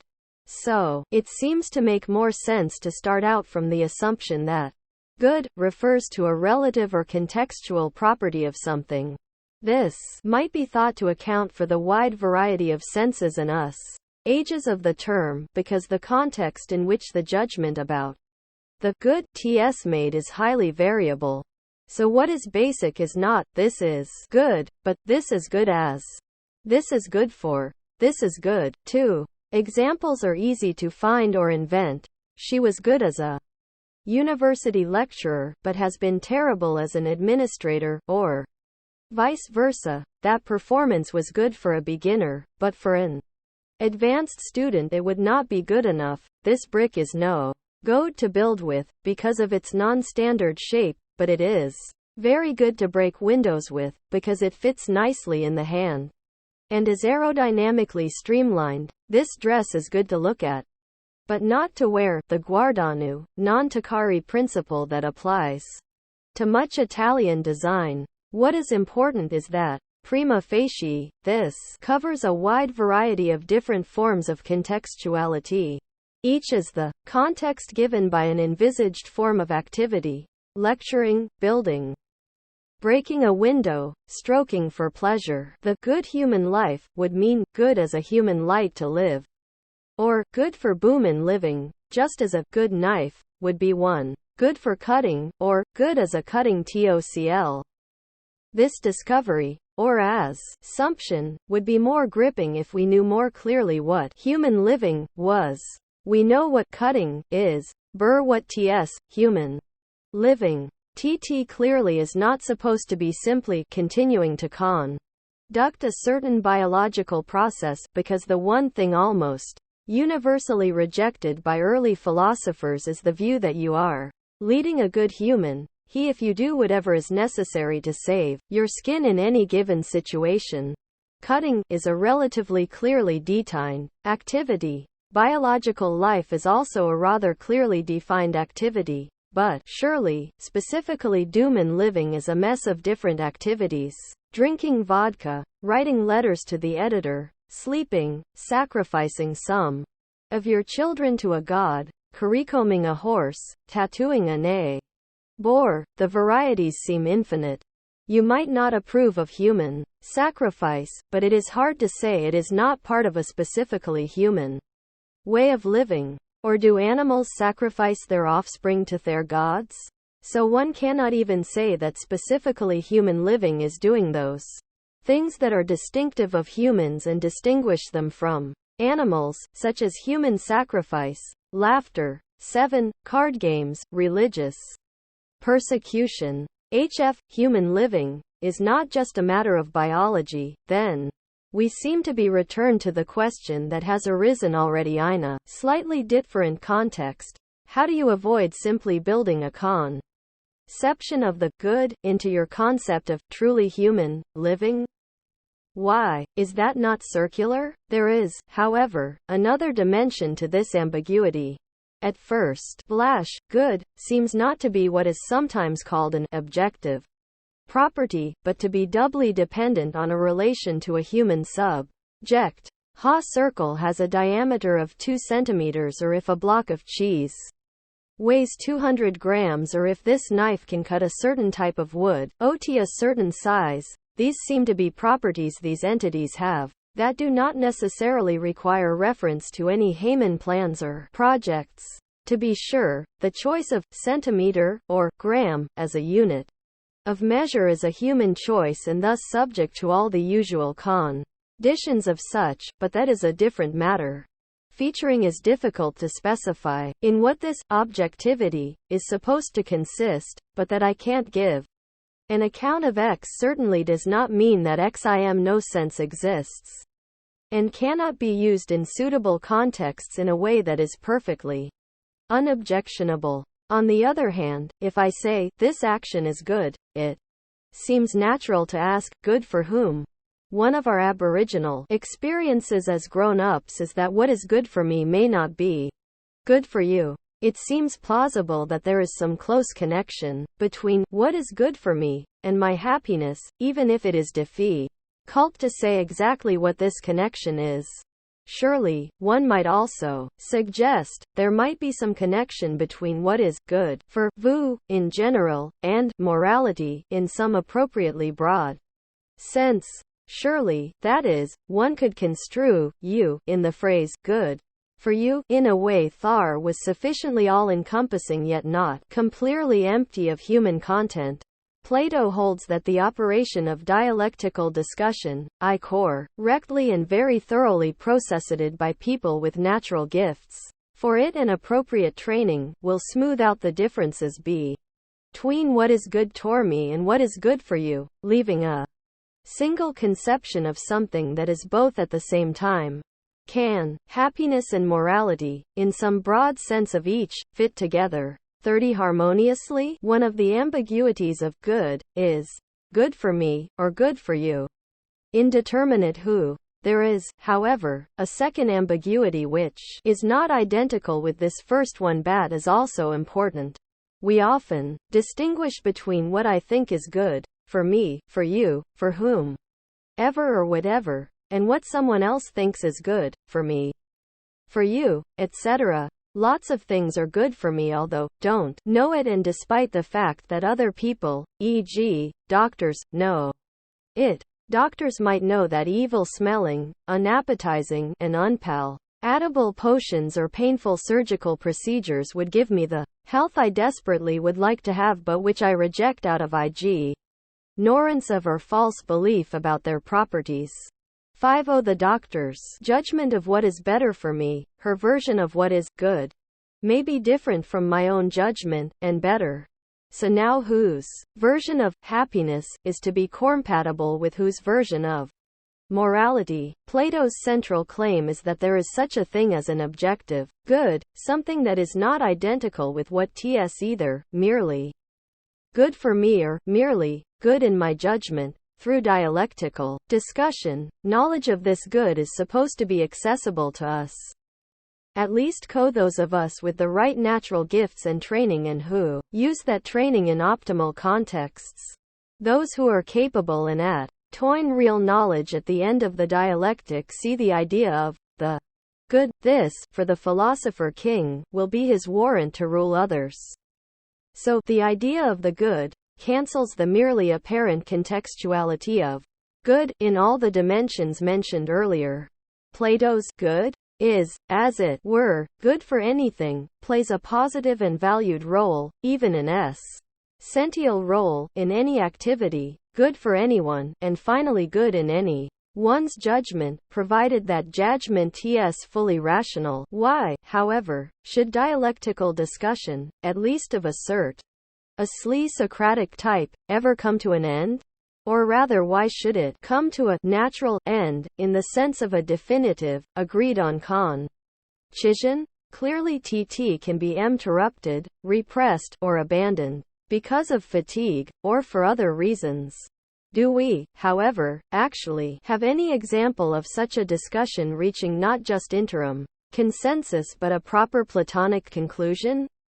We look at the model, Socrates. The early Platonic dialogues do not exactly give us any special reason to be sanguine because they all end in a failure to find any kind of agreement or consensus. In some of the cases where a minimal consensus seems to be attained, as with Thrasymachus in Book I of Republic, this is patently a result of the bullying and fancy footwork by Socrates, and the literary artistry of Plato, that it is hard to take it seriously. There would, of course, be a way out of this, if we could return once again to the idea of a human life, where that is not construed as a life of mere biological survival, and give it some kind of determinate, singular teleological content. If there was some kind of creator of humanity, and that creator set humans up precisely so that A particular kind of activity was what they were, therefore, and what they were intended to do, then performing that activity well would be being good at human living. Just as we make knives in order to cut, and a good knife is one that cuts well, a good human would be one who was good at domg what God's plan envisaged for her. Maybe Boomin life is, then, to be understood relative to some divine plan for humanity. Chapter 3. Lucretius. What if the gods have no plan? What if the very idea of a plan for the world as a whole made no sense, and the very idea of a god having sufficient interest in humans and their affairs to try even to notice and comprehend them, much less to map out a possible future for Thurn, made no sense either? In the early 18th century, the Renaissance humanist Poggio Bracciolini discovered the manuscript of a poem in Latin in the library of a monastery in Germany, where it seems to have fallen unread and almost unnoticed since it was copied, probably in the 9th century, when it will, in Kern, have been copied from some ancient manuscript. The poem, which comprises just over 7,000 lines, was eventually identified as one which was known to have been written by the ancient Roman author, Titus Lucretius Carus, who lived in the late Republican period and died about 55 BCE. Ancient sources reported that he had left his philosophical poem unfinished at the time of his death, and that the editor who arranged for posthumous publication was none other than Cicero. There is some uncertainty about the title of the poem, but the phrase, on the nature of things, de rerum natura, occurs several times in the text of the poem itself, e.g., 1.25, and it is as good a way as any to refer to the work, so I shall call it On the Nature of Things. The first thing that will likely strike a contemporary reader who approaches Lucretius for the first time is that he writes in verse rather than in prose. The verse form he uses is dactylic hexameter, which every educated person in the ancient world would have recognized as the meter in which the Homeric epics were composed. But from early on, this meter was also widely used for a variety of other purposes, including didactic poetry. Lucretius was by no means the only author in the ancient world to write a philosophical text in verse. We have significant fragments by the pre-Socratic philosophers Parmenides and Empedocles, written in the same meter as that employed by Lucretius, and also by Xenophanes, in a slightly different meter, and we know by report and ancient testimony of much other work of this kind. Lucretius stands, then, at the end of a long tradition of Greek philosophical theorizing in verse, but he is probably the last major philosopher whose works have survived, and whose most important work is a poem. One might even wonder if he felt slightly self-conscious about writing in verse because he feels the need to give a special explanation for it. His message, he says, is harsh and bitter, but in the long run salutary. We are no more than conjunctions of atoms in a void, and death is the end of every thing for us. So, like a physician who must give a bitter draught to young children, Lucretius anoints the rim of the cup with the honey of his verse. TV 10-25. This particular interpretation of Lucretius' intentions seems to me misguided and based on hindsight. He did not know that he stood at the end of a long tradition. The MN Pres. Scion one gets from his poem is exactly the reverse. He belonged to that generation in the late Roman Republic who were proud to be inaugurating something. The very idea that one could discuss technical questions of philosophy in Latin rather than Greek was a new one, and Lucretius was well aware of contributing significantly to this by his inventive use of the Latin language. 135-145.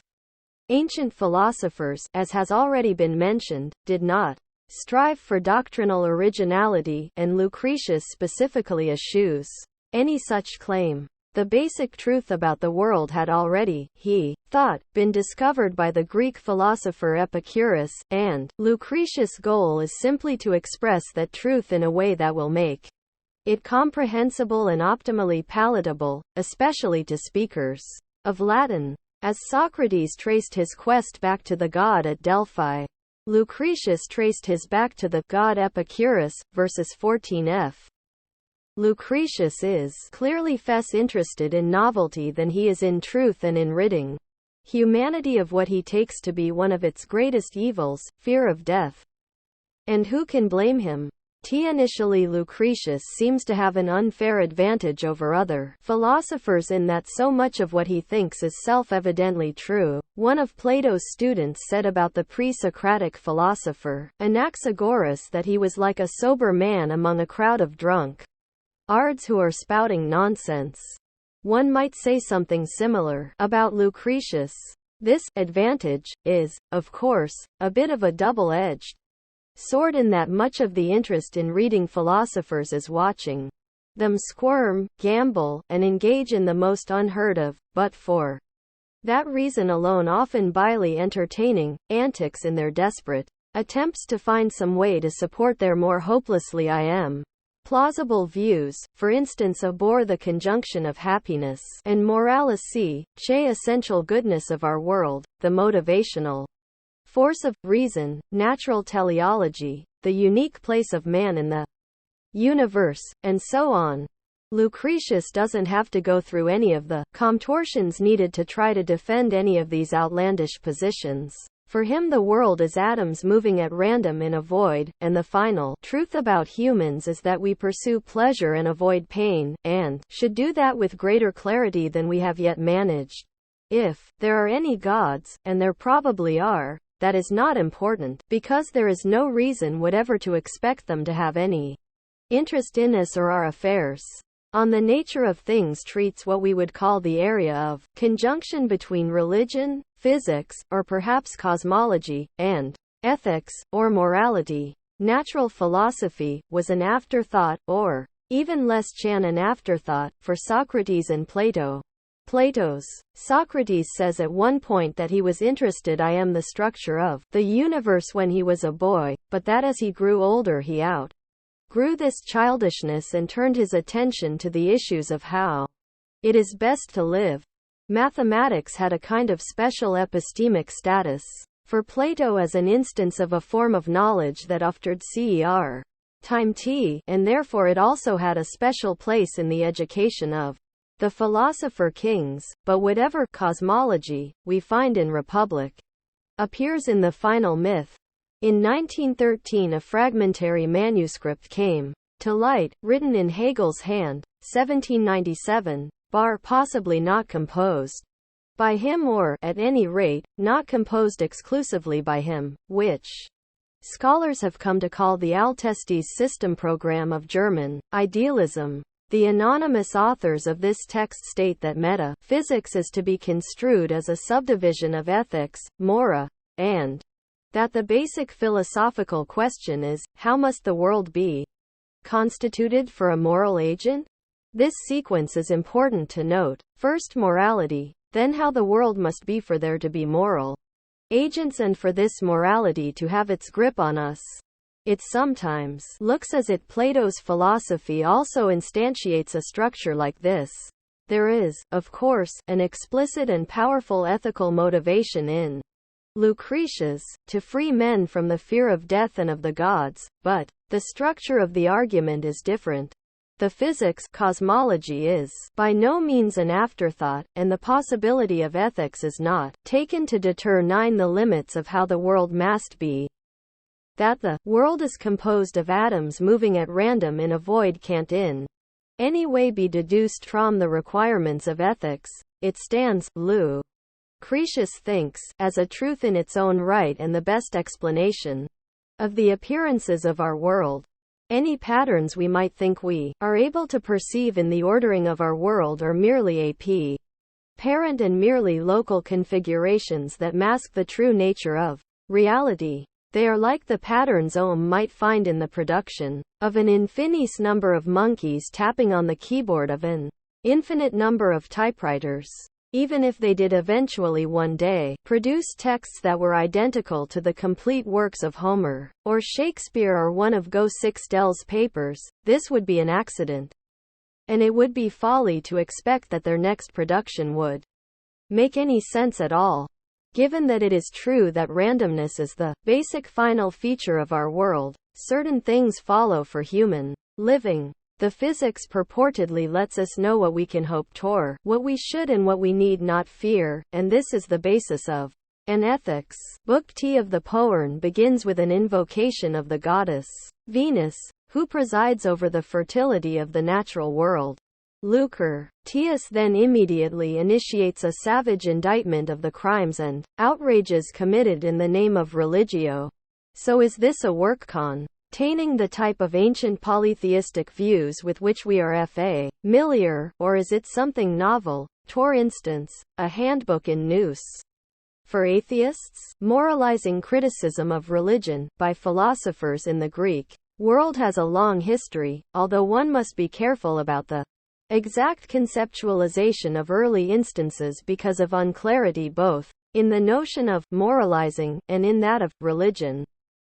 In the case of some early philosophers, there is even unclarity about whether their remarks are intended as criticism. Thus we have a fragment from the 6th century BCE philosopher Heraclitus about certain rites of the god Dionysus, involving apparently public celebration of the phallus. Registered this would be most shameless, Heraclitus says, if it were not done in the name of Dionysus.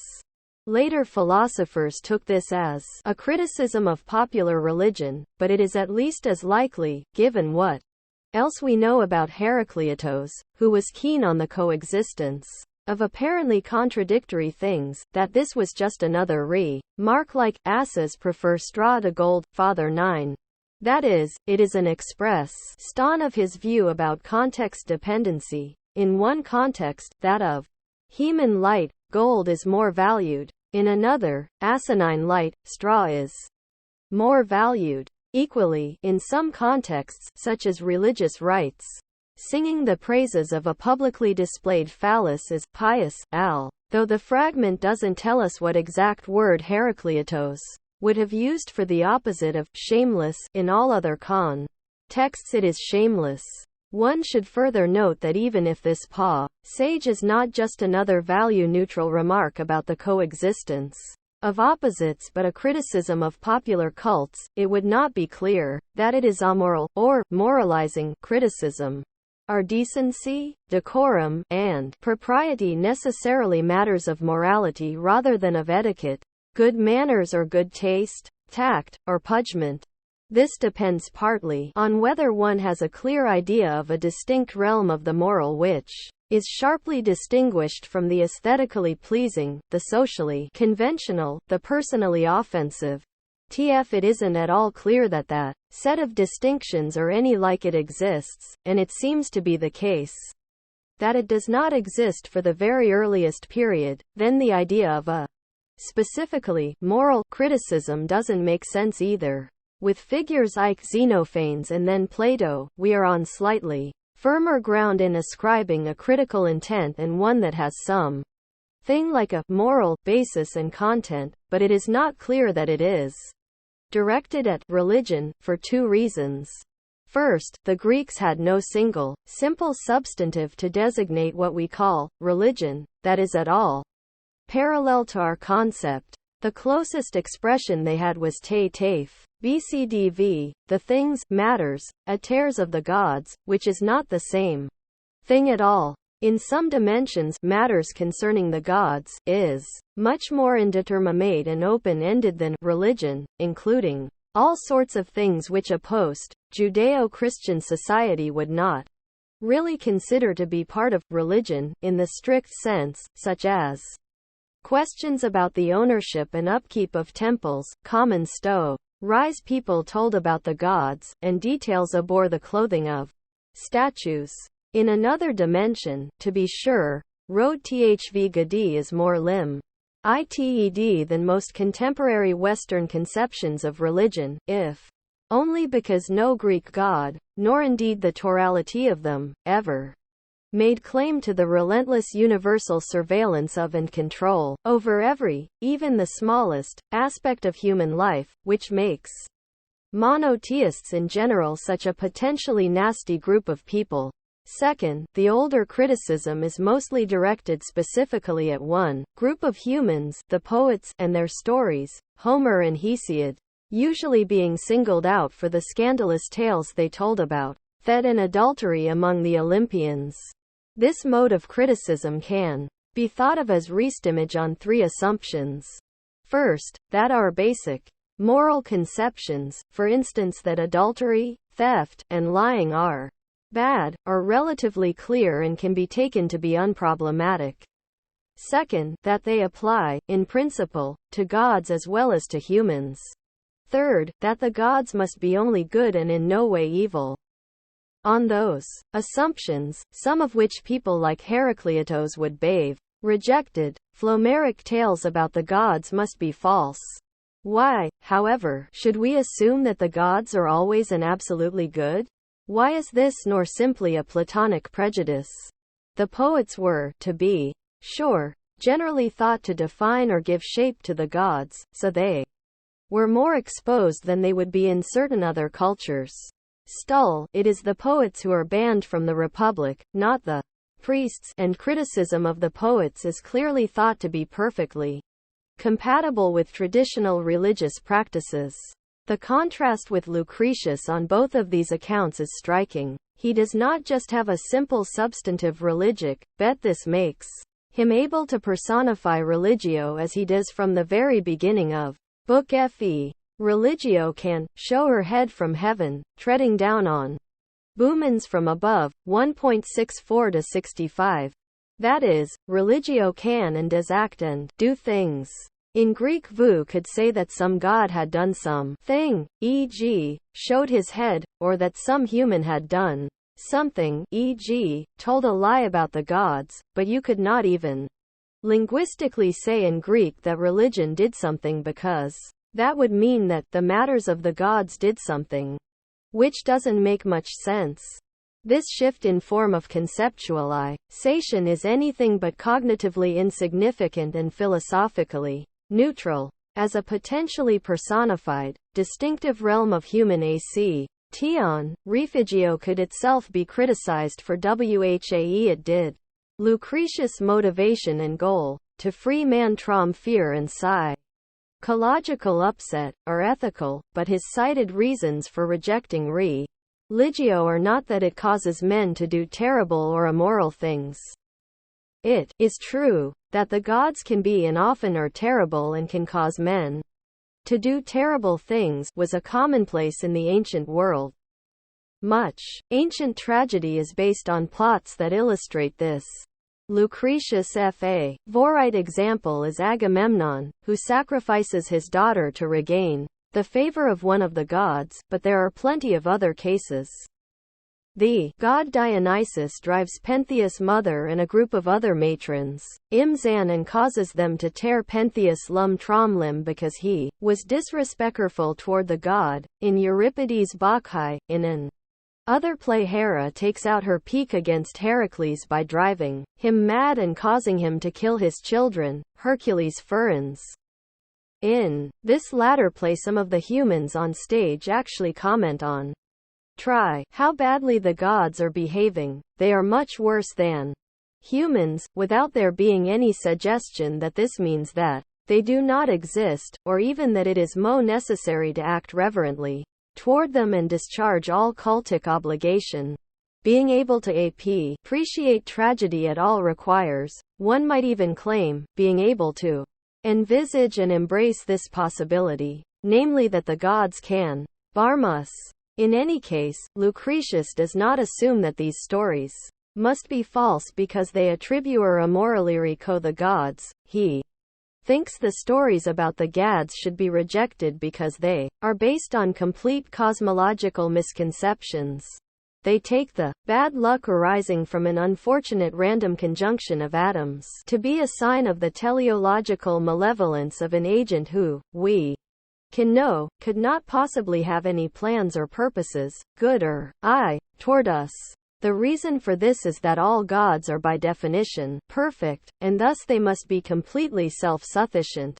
This, however, implies that they must be wholly unconcerned with human affairs, because if they were concerned, this would be a form of dependency and thus a lack of self-sufficiency. From the fact that Lucretia's word religio developed historically over the centuries into our word religion, it does not, of course, follow that they mean the same thing. One could argue that religic does not mean religion at all, but is much closer to what is expressed by the modern words superstition, fanaticism, or fundamentalism. It does seem to be the case that religio cores from a root, lig, which means bind, tie, fetter. Religio, then, would refer to a force that binds us, that is, the specifically coercive aspect of certain theological beliefs and cultic practices. Religio is what compels Agamemnon to sacrifice his daughter, Iphianassa. She suffers because her father believes he must sacrifice her to a goddess, so that the winds will blow to take him and his fleet to Troy. As Lucretius puts it, she suffers from religion, tantant religio patuit, suadere malorum, 1.80-101.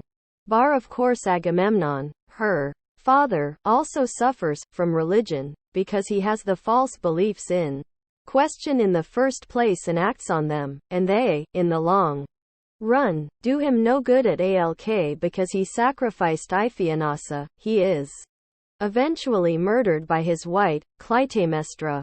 Such dark compulsion resulting from false beliefs might be thought to have nothing to do with, for example, a contemplative admiration of the power of Venus to bring forth dowers and make the birds fly through the air. Lucretius' rejection of religio thus clearly does not make him an atheist in the sense Meletus accuses Socrates of being an atheist. That is, thinking that no gods exist at all. Apology 26 BD. However, this still leaves open the question of his relation to religion in our sense of that term. To understand this, it makes sense to begin by recognizing that in the West, at least three rather different strands of thought have come together in our contemporary conception of religion. For purposes of exposition and as a first approximation, let me distinguish cult, received morality, and theology. First, there is the idea that a religion is a collection of specific Celtic practices, rituals, ceremonies, and community observances that are understood to have a special status and be distinct from everyday activities. Mean by this, to take some examples, recent societies in the West, such things as keeping the Sabbath and Passover, abstaining from certain foods that are not deemed to be kosher, putting a mezuzah on the doorjamb, for Jews, wearing scapulars, using rosaries, and crossing themselves, left to right for Catholics, right to left for Orthodox Christians, snake handling, speaking in tongues, full immersion baptism, or Bible study, for different Protestant sects. Some of these practices might be thought to be mandatory, others merely meritorious. In some religions the number and significance of the distinctive practices may be maxi-mused, often to such an extent, in some sects or some of what Max Weber calls veraeos groups, that virtually every action in life can have a specific cultic form or significance. In others, such as some versions of Protestant Christianity, these rituals tend, for various reasons, to be de-emphasized.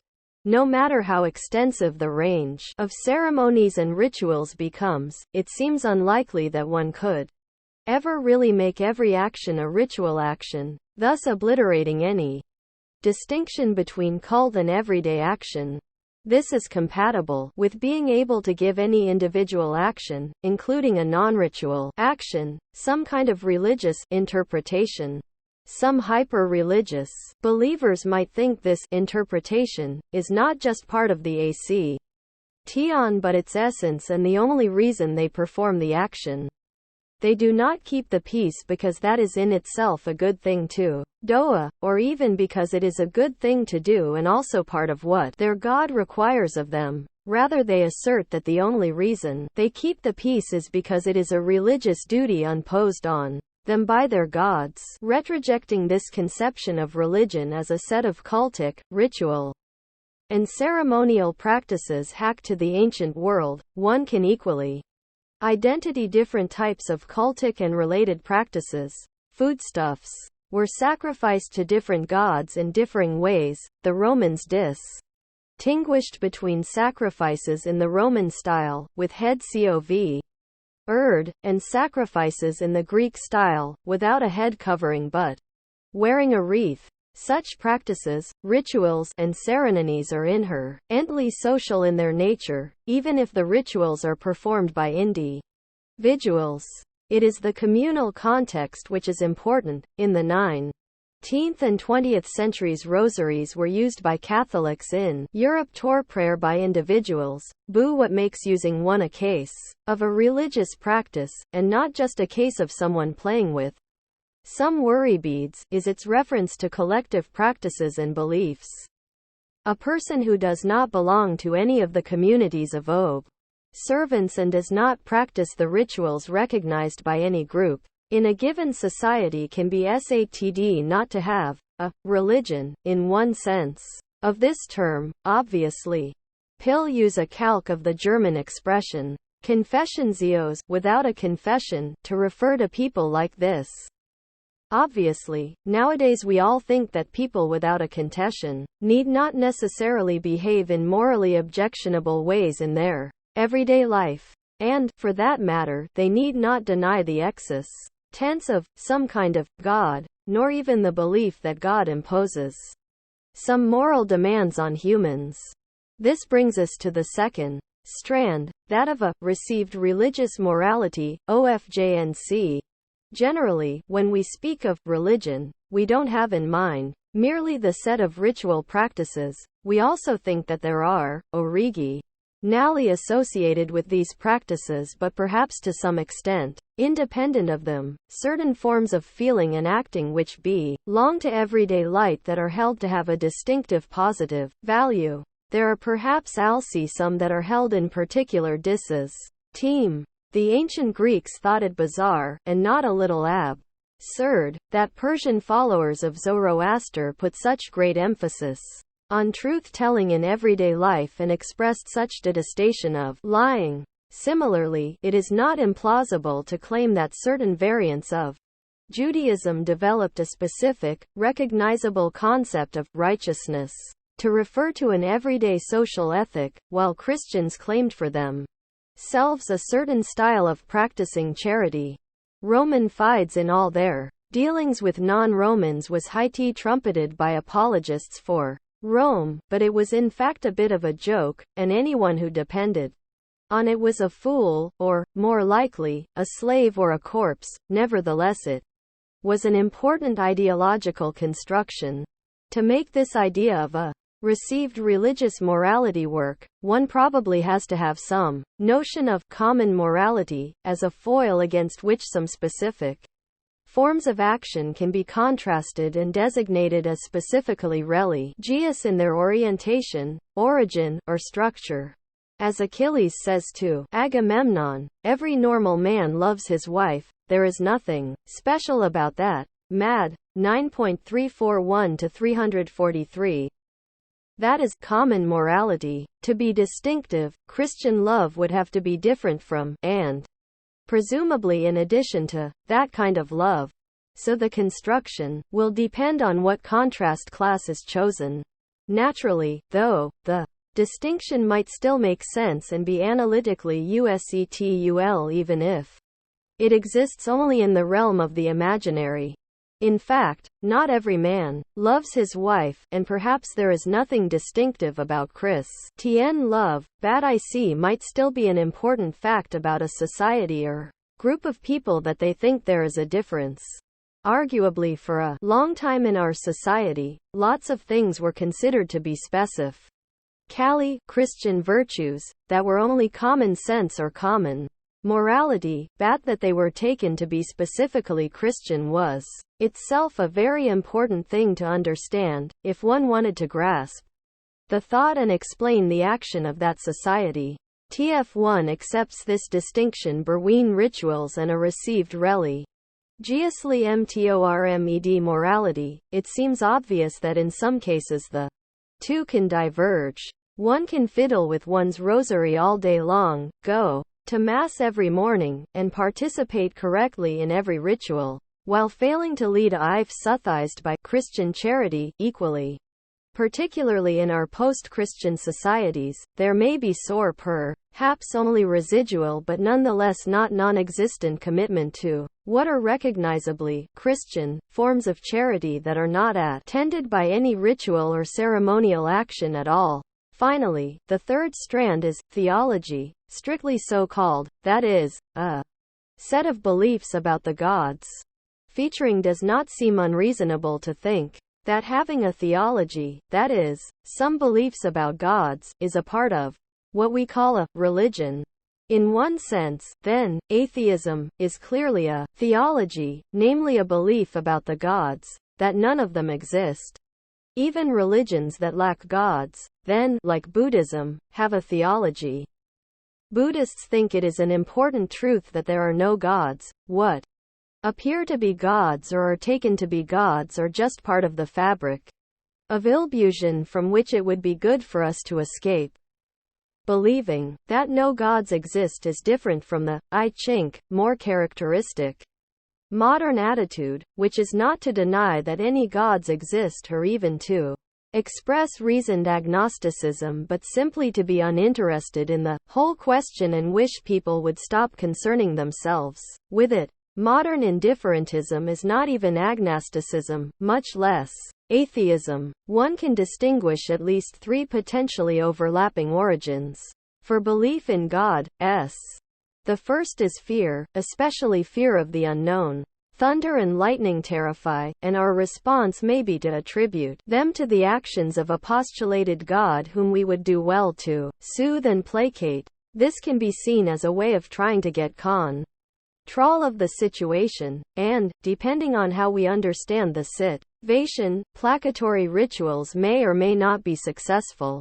They won't, we think, ever get rid of the thunder and lightning, but they may well calm the fear to some extent. A second origin of belief in the gods is from speculative curiosity, which itself can take at least two slightly different forms. First, people simply enjoy imagining things, making things up, especially exaggerating, inventing, and listening to a well-told tall tale. It isn't as if people are naturally afraid of an eight-legged or a winged horse, which was faster than any known horse, or a whole mountain made purely of gold, or a man who could easily throw a rock such as two normal men couldn't even pick up. Iliad, $302-304, Bert. They simply enjoy unimagining and speaking about these things. The more speculatively inclined populations eventually begin to think about the exact nature of these gods, who, at least initially, are presumed unproblematically to exist. Gradually there develops a kind of cognitive pressure in the direction of construing them not merely as bigger and more powerful than humans but as maximally big and powerful, and then as perfect, teleos, that is, not capable of any improvement. Xenophanes in the 6th century uses this as part of an argument for one of the very first full-blown forms of monotheism, claiming that there could only ever possibly be one such perfect being, because the idea that he is maximal excludes competition. Furthermore, people wish not just to exercise their imaginations, but also to make sense of the world and to have an explanation for things, and this wish seems to have an inner dynamic which causes us to try to encompass more and more of the world into a unity and have explanations for how things are in the present that go further and further back. So there is a speculation that expresses itself in imagining bigger and better things than those around us, and one that tries to make more and more sense of the world, especially by getting better explanations. These are not exactly the same thing, and need not necessarily be connected, but in the West a conjunction tends to be made. God is both the biggest thing there is and the final explanation of all that is.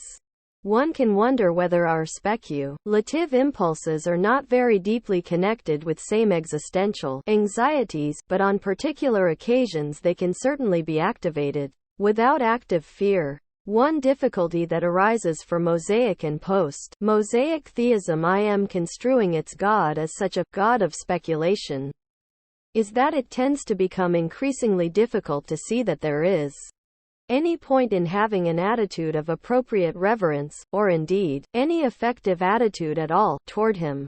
Why bend the knee to what is merely a principle of final explanation? Why circumcise your boys in its name? In the case of gods that arise from the second variant of the speculative impulse, real explanations that will actually satisfy curiosity take an increasingly abstract form. Bet why pray to something that eventually turns out to look like a mathematical formula rather than a man with a beard? The first kind of speculation gives rise to gods that are of special interest to Lucretius, although he shows little interest in following Xenophanes down the road to strict monotheism. For simplicity of exposition, Lurus now assume that there is only one God.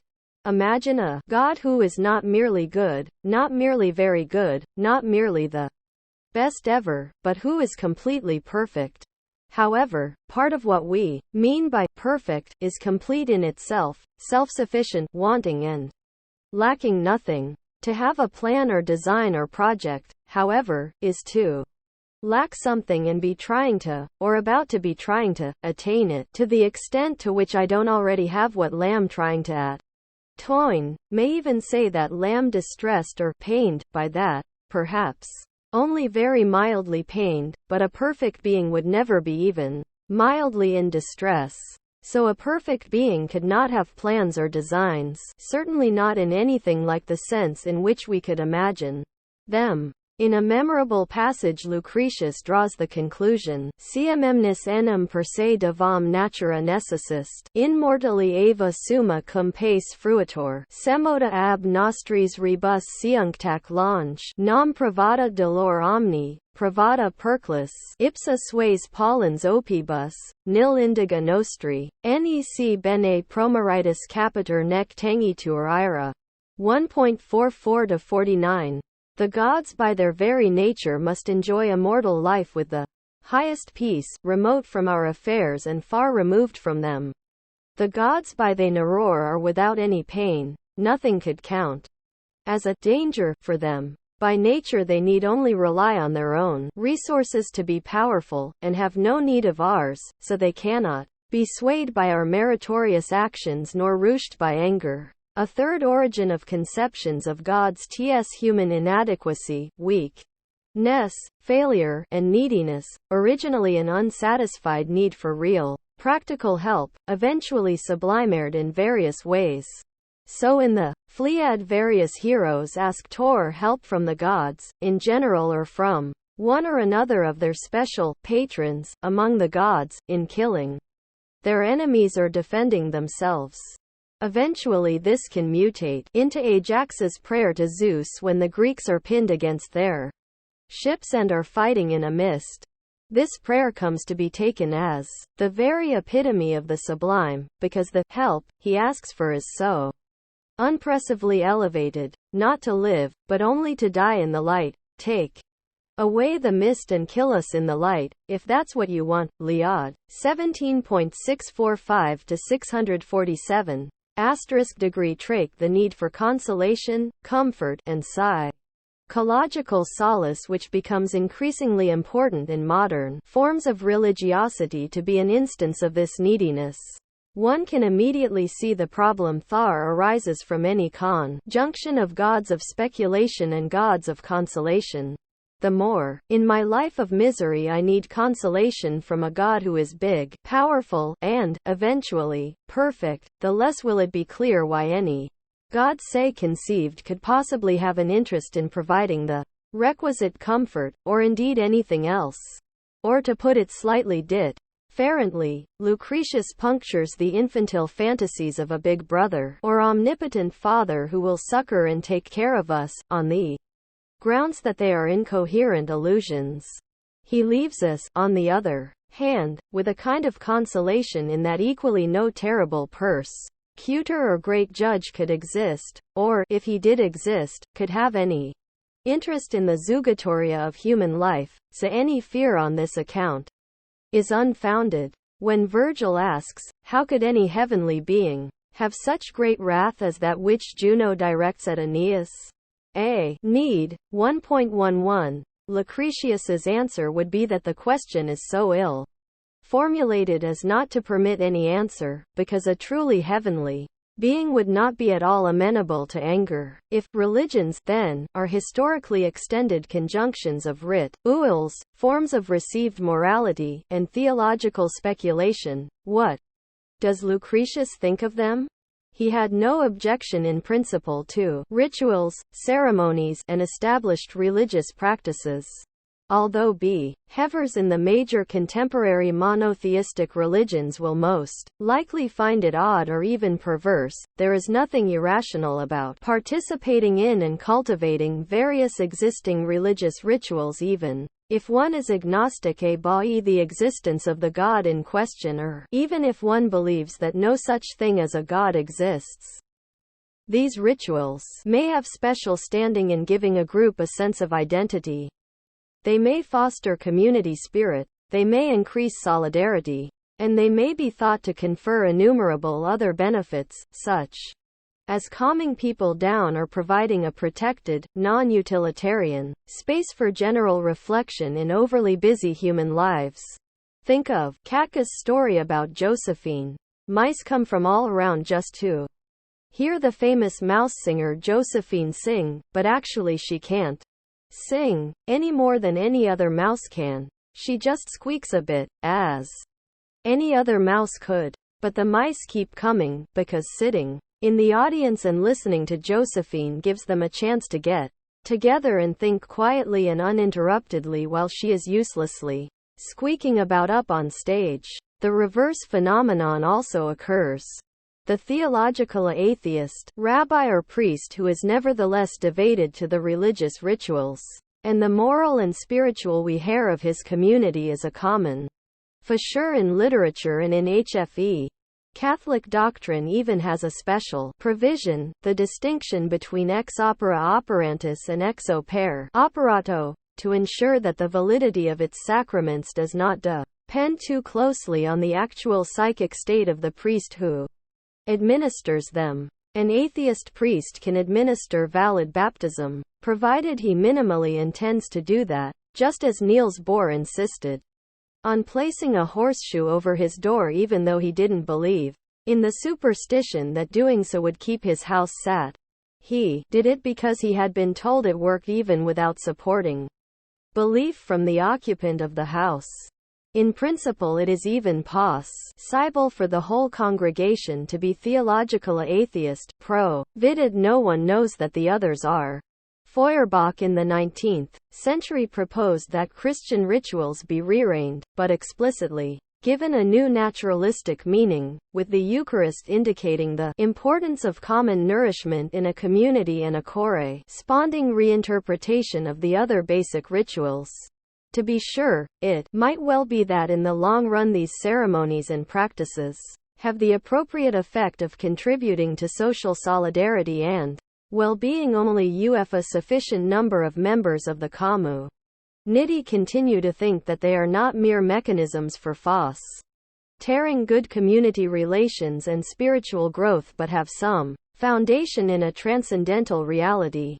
That, however, is a different, and a sociological, question. Lucretius' invocation of Venus at the beginning of On the Nature of Things may be seen in this light as participation in a kind of literary religious ritual, although the ritual may seem to appeal to Venus to come to Lucretius' aid, that is, to intervene. His own The Ology exchades this IR need not exclude, though, the possibility that the ritual of appeal is actually, as it were, directed at Lucretius himself and his audience, intended to put them in the right frame of mind and inspire them, just as the contemporary atheist may in a court swear on a Bible to tell the truth, not as an expression of a belief in any particular God but to express seriousness of purpose, and contribute to creating and maintaining an atmosphere of judicious care by participating in widely cherished rituals. On the issue of received morality, Lucretius must reject all forms of what he calls religio, that is, forms of action based on a purportedly binding requirement to do something because some deity demands it. This is compatible with a belief in the importance of non-coercive forms of morality, that is, of a morality based not on you must, because the God wills it, but on this is a betray way of acting or living. This non-coercive morality might even have a toin theological component. I am that the gods, correctly construed, although they do nothing at all, could be considered paradigms, even if they are not concerned with and never interfere in human affairs. They can perhaps have a role in ethics because they instantiate in an exemplary way the tranquility to which humans should aspire and a form of peace which is a model for human emulation. They do not do anything at all, but we can change ourselves by contemplating and perhaps even worshipping them in the right way, which includes not imagining that they can bind us in any way. One half of Lucretius' project on the nature of things is to take away fear of the gods, which he does by developing the arguments described earlier. The second is to free men of the fear of what happens after death.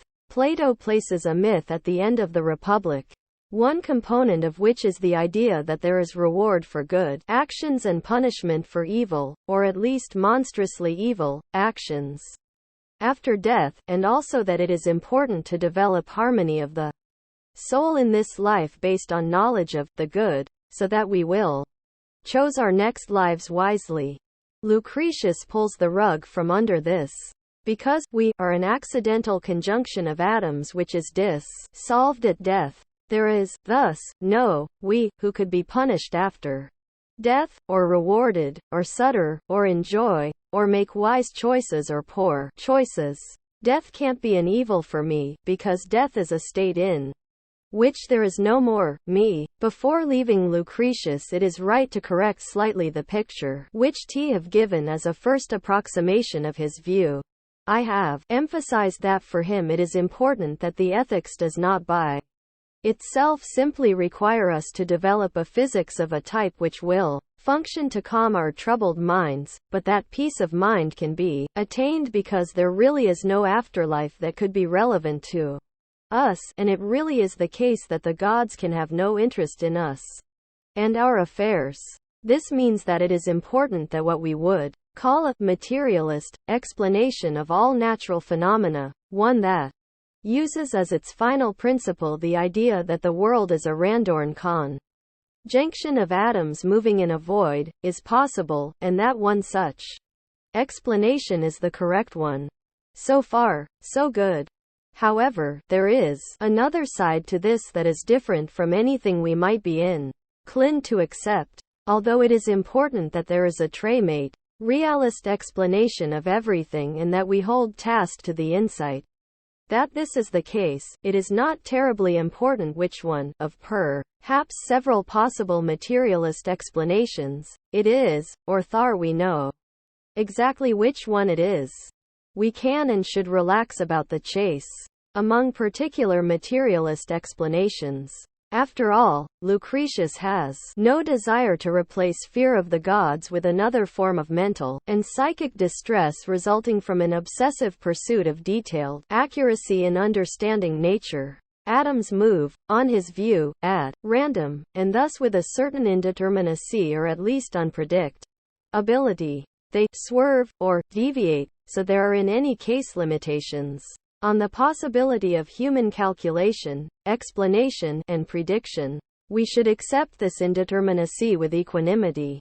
People in the modern world are liable to see this laissez-faire view about the explanation and prediction of natural phenomena as perhaps suitable for ancient forms of society in which the study of nature was a contemplative activity, but not appropriate to a society which depends as much on technology as ours does. Chapter 4. Augustine. Augustine is the only one of the authors of a work explicitly treated in this volume to have professional training in shaping words into what was, for educated members of his society, a pleasing form. He was a successful practitioner and professor of rhetoric, a highly regarded discipline in the Roman Empire.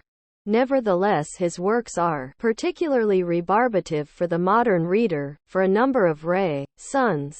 Partly this is a consequence of his, to modern taste, thoroughly repulsive personality, which emerges very clearly from his texts. He is completely humorless, extremely self-obsessed, vindictive, and deeply misogynist, while also being fixated on his mother. A seeker out of heretics and principled partisan of intolerance in his later years, he was one of the first Christians to call for state coercion of religious deviance and has some claim to be considered the patron saint of the Inquisition. Augustine's style of thinking and writing is also very alien to us. One of the things that makes his literary performances seem perverse is that many of them look like transcriptions of oral, virtually stream of consciousness interpretations of a set of written texts that he takes to have special, canonical, standing. These are what Augustine calls scripture, essentially what in Europe is now usually called the Bible. Passages from these texts are subject to intense and sometimes excruciating scrutiny, as if literally every jot and tittle and even every mark of punctuation had deep significance, and they are tortured in the most fantastic way so as to reveal what Augustine takes their meaning to be. This is even more peculiar, given that Augustine was working not with original texts but with translations, in some cases translations of translations, via the Septuagint from Hebrew or Aramaic to Greek to Latin. This fact, conjoined with the vagaries of the text, resulting from the diathekal ties of faithful reproduction under ancient conditions, means that, to the modern eye, he seems to be treating almost random bits of text as if they contained the solution to the riddle of the universe. His exegesis is closer in spirit to the kind of thing Panurge indulges in Book TL of Rabelais' sequence of books on Pantagruel and Gargantua, when he consults the text of Virgil, and an especially corrupt edition of Virgil at that, about whether or not he should marry, than to anything we can recognize as interpretation. Furthermore, our literary tastes are no longer those of late antique UITY, in which a particular kind of oral fluency was especially highly prized and in which copia, the ability to deploy a wide variety of different expressions for the same thing and to go on speaking without stumbling, interruption, or ever being at a loss for words, was a highly regarded virtue. Instead of finding this style lush, evocative, and deeply fulfilling, many moderns are more likely to be reminded of an unskilled veterinarian charged with the mercy-killing of hopelessly wounded soldiers who makes repeated thrusts with his needle at the base of the skull without being able to locate the spinal cord. Augustine's texts are at the same time crabbed, digressive, and repetitious, and the works as a whole often seem to lack any discernible overall shape, much less any aesthetic properties. Rather, they seem deeply decadent in the sense that the individual details get out of control so that the larger structures are difficult to discern. Highly patterned individual sentences pullulate and are strung out in merely associative strings, with the whole held together by, at best, a kind of perpetual looping back toward some purported central topic. This is particularly the case for the City of God, which may seem at first glance to ramble on unconscionably for several 100,000 words. There is no doubt some underlying coherency rooted in Augustine's singular religious sensibility which is expressed in this logarithmic stream, but it requires considerable energy and focus to discern it. Perhaps the idea is that God TS the only adequate reader of Augustine's texts, he can make them make sense. For the rest of us, reading them remains a penitential exercise. Nevertheless, Augustine is interesting partly because he compels one to admire him by his sheer intellectual power despite what he shows us of his repellent self and despite the unattractive happiness of his written style. Of Augustine's many works only one, the Confessions, has remained a continual major intellectual presence up to today as Sorme, thing most people will have read. Part of the reason for that is, no doubt, that this work can be made to fit in relatively comfortably with specifically modern concerns about subjectivity, individual psychology, and personal development. Thinking of Augustine as a precursor of Rousseau and Freud is not false, but it gives an extremely one-sided and distorted image of what one can learn from his writings, and it in fact distracts attention from some of the more important and distinctive things that can be learned from his work. Augustine's massive City of Gad, despite its shortcomings as a work of literature, develops a way of thinking about human life and the world which is completely and interestingly different from the models other philosophers have been trying to inculcate in us. This is the reason why it is the City of God that will be the focus of what follows. Let us start from an observation that might seem trivial and superficial. The City of God is explicitly described by its author as a response to a specific, dated historical event, the sack of the city of Rome in 410 by the Visigoths under their king Alaric.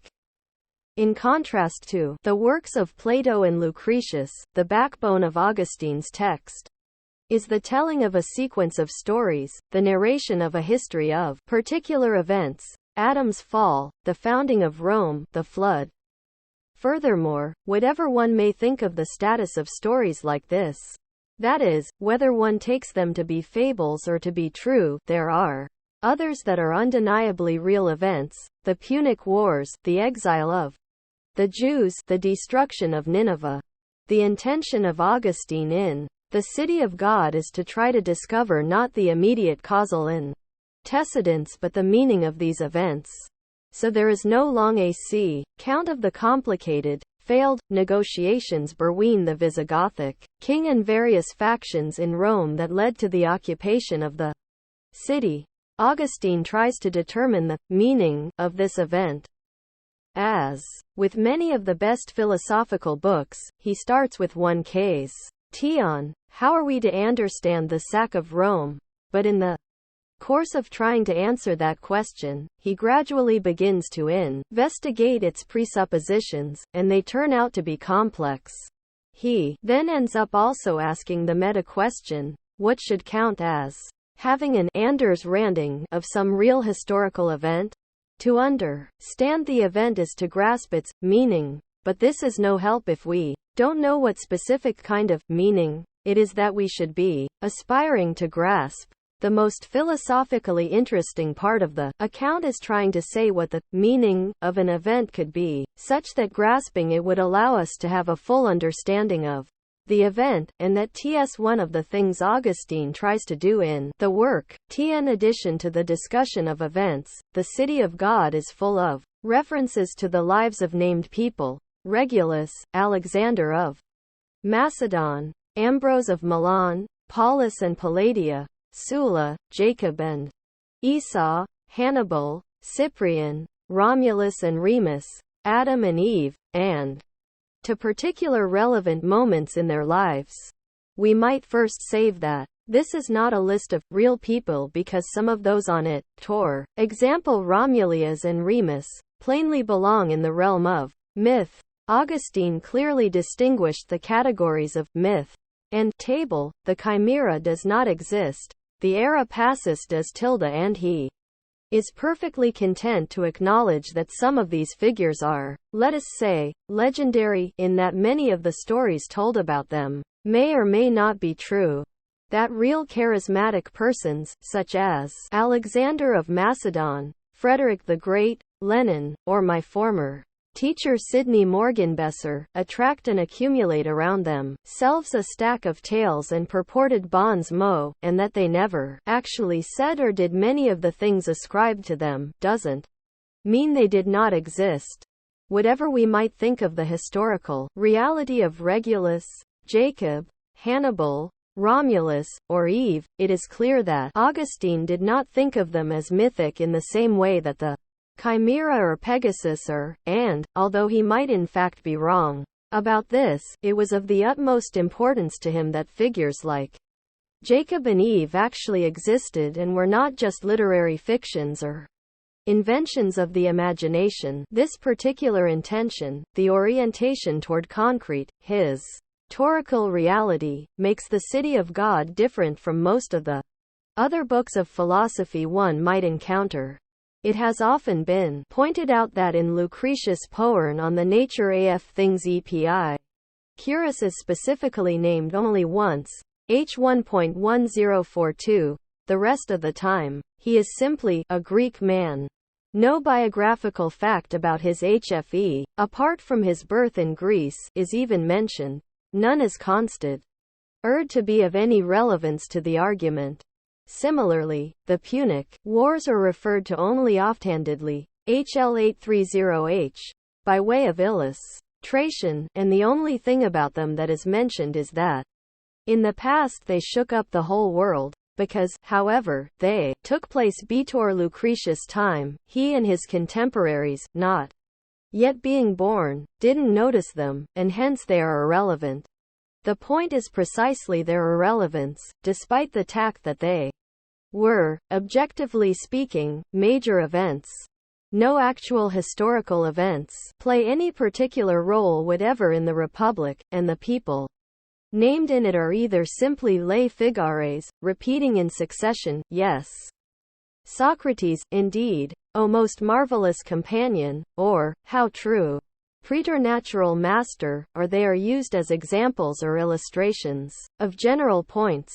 Socrates' apology might look to be an exception to this, because its historical location and the details of the events described are anything but irrelevant, and in fact the situation in many of the dialogues is too complex for one actually to claim that reference to specific events is completely irrelevant. However, it does seem to be true that if one ignores Plato's own actual practice and focuses on the version of his views that cornes to be established as canonical, this encourages one to suspend consideration of biographical and historical details Socrates himself keeps repeating in other Platonic dialogues that he himself is really superfluous to the process of reflection that is taking place. Whether or not he is the one conducting the conversation makes no difference. In fact, his real historical presence is irrelevant, because the discussion, ogos, is proceeding, pushing ahead, following its own laws. In a famous passage, TTS 148-150, he describes himself as a mere mid-wife to the thoughts of others. The midwife doesn't herself bear, simply helps others to bring forth what they have conceived and can produce. Generally, they would eventually bring forth anyway, although perhaps not so quickly, safely, and comfortably. So the detailed circumstances of the midwife's own itfe and of her demise should not be important. In principle, Socrates is as superfluous as the midwife is. It seems, however, highly implausible that the real existence of certain people and the reality of what they do, say, and suffer can always be treated in so cavalier a way. Compare for a moment the story of the last days of Socrates and that of the last days of Jesus, the latter a narrative of infinite significance for Augustine. Imagine variants on the standard Christian story. For instance, Vartan 1. Suppose there was a mix-up and the Romans crucified not the Galilean rabbi who was upsetting the Sanhedrin so much but, say, Simon of Cyrene. Since Simon was forced to help Jesus carry the cross, this is not an inconceivable confusion. See Monty Python's Life of Brian. Or suppose, variant 2, the con. Fusion took place in the Garden of Gethsemane and Peter killed Judas, allowing Jesus to escape to Edom and live out his life there. Or what if the Roman soldiers had killed both Judas and Theseus side by side in the scuffle? Variant 3, or consider the Russian variants. HF the Son of God was really to take on all of human nature in the fullest sense in order to redeem humanity. This would have to include the deficiencies, errors, depravities, and weaknesses which are an inherent and constituent part of human nature. So the Son of God, in order to be able to be the Lamb who takes away the sins of the world, would have to know such depravity from the inside. That is, not merely by observing it in others but through direct experience by actualizing it himself. However, there is nothing more ally degraded or degrading about being the innocent victim of a judicial murder. Only the traitor Judas, who had plumbed the depths of human evil, would be able to redeem human nature. So Judas would have to be the Messiah. Which one, then, was crucified? The nocent, but then anodyne, Rabbi Jesus, variant 4, or Judas, variant 5, the potential redeemer? Which fate is worse for Judas, and thus better for a potential savior? Surely in Augustine's view, if any of these variants were to have been the case, this would have a profound effect on the nature of the truth he was trying to propound. Now compare this with a similar sequence of variants on the story of Socrates. Would it have mattered if the jury bad acquitted Socrates? What if Socrates had made a libation and there was not enough hemlock let to kill him? Whack if Crito had drunk the hemlock by mistake or had sacrificed himself in Socrates' place, while Socrates himself went off to the flesh pots of Thessaly? The literary effect would be massively different, but on the of HCL Platonic story none of this would make any difference or in any way be relevant, provided Socrates himself did not do anything morally outrageous at the end. The Socratic project of self-knowledge and the search toward wisdom remains valid, regardless, just as the propositions in Euclid's Elements would not be affected if IC should turn out that Euclid did not exist, or the book had been composed not by a Greek scholar in Alexandria in the 3rd century BCE, but by a Scythian herdsman 200 years earlier, or later.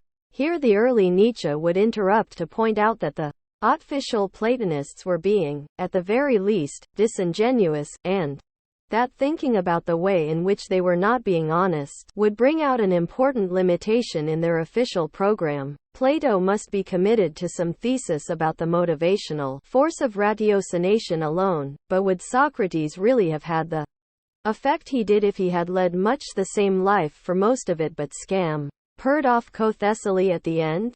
Nietzsche's view is that Plato needed to replace the model of the tragic hero with another, equally powerful, aesthetically resistible image, that of the hero of reason. This will work only if the hero acts in a way that is heroic. Nietzsche takes this to suggest very strongly that the whole project of reason itself is limited, and actually self-undermining.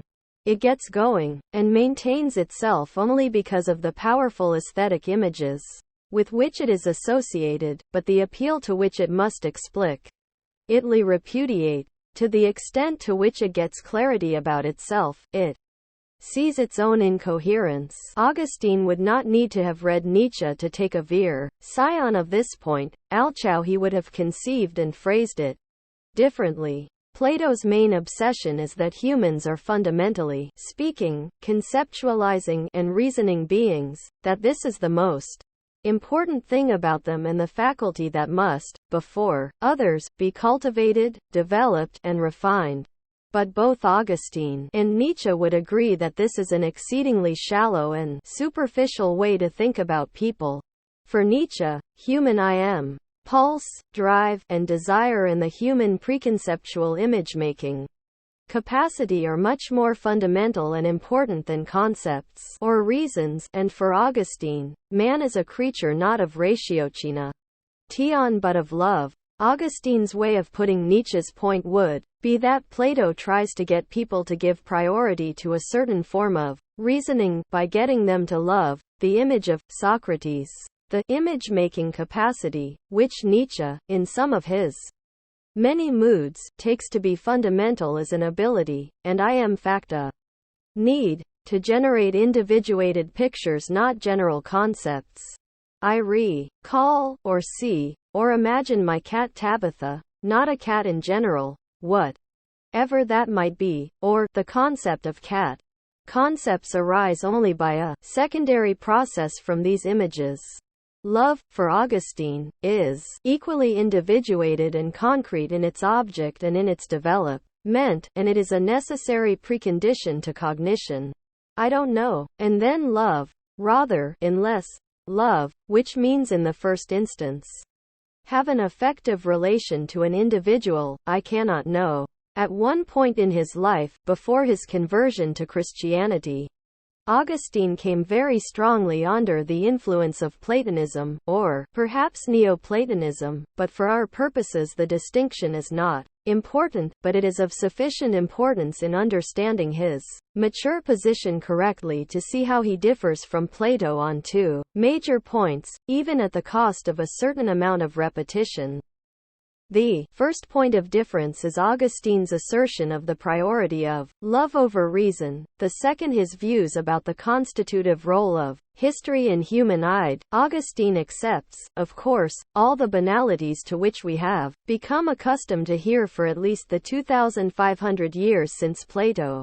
Mantis, an animal who has language, is capable of forming concepts, argues, uses reason, therefore he should use his reason. And every undergraduate nowadays would be able to continue this sentence along the well-beaten track for several paragraphs at least. This is not completely false, but for Augustine it does not get at the real heart of the matter.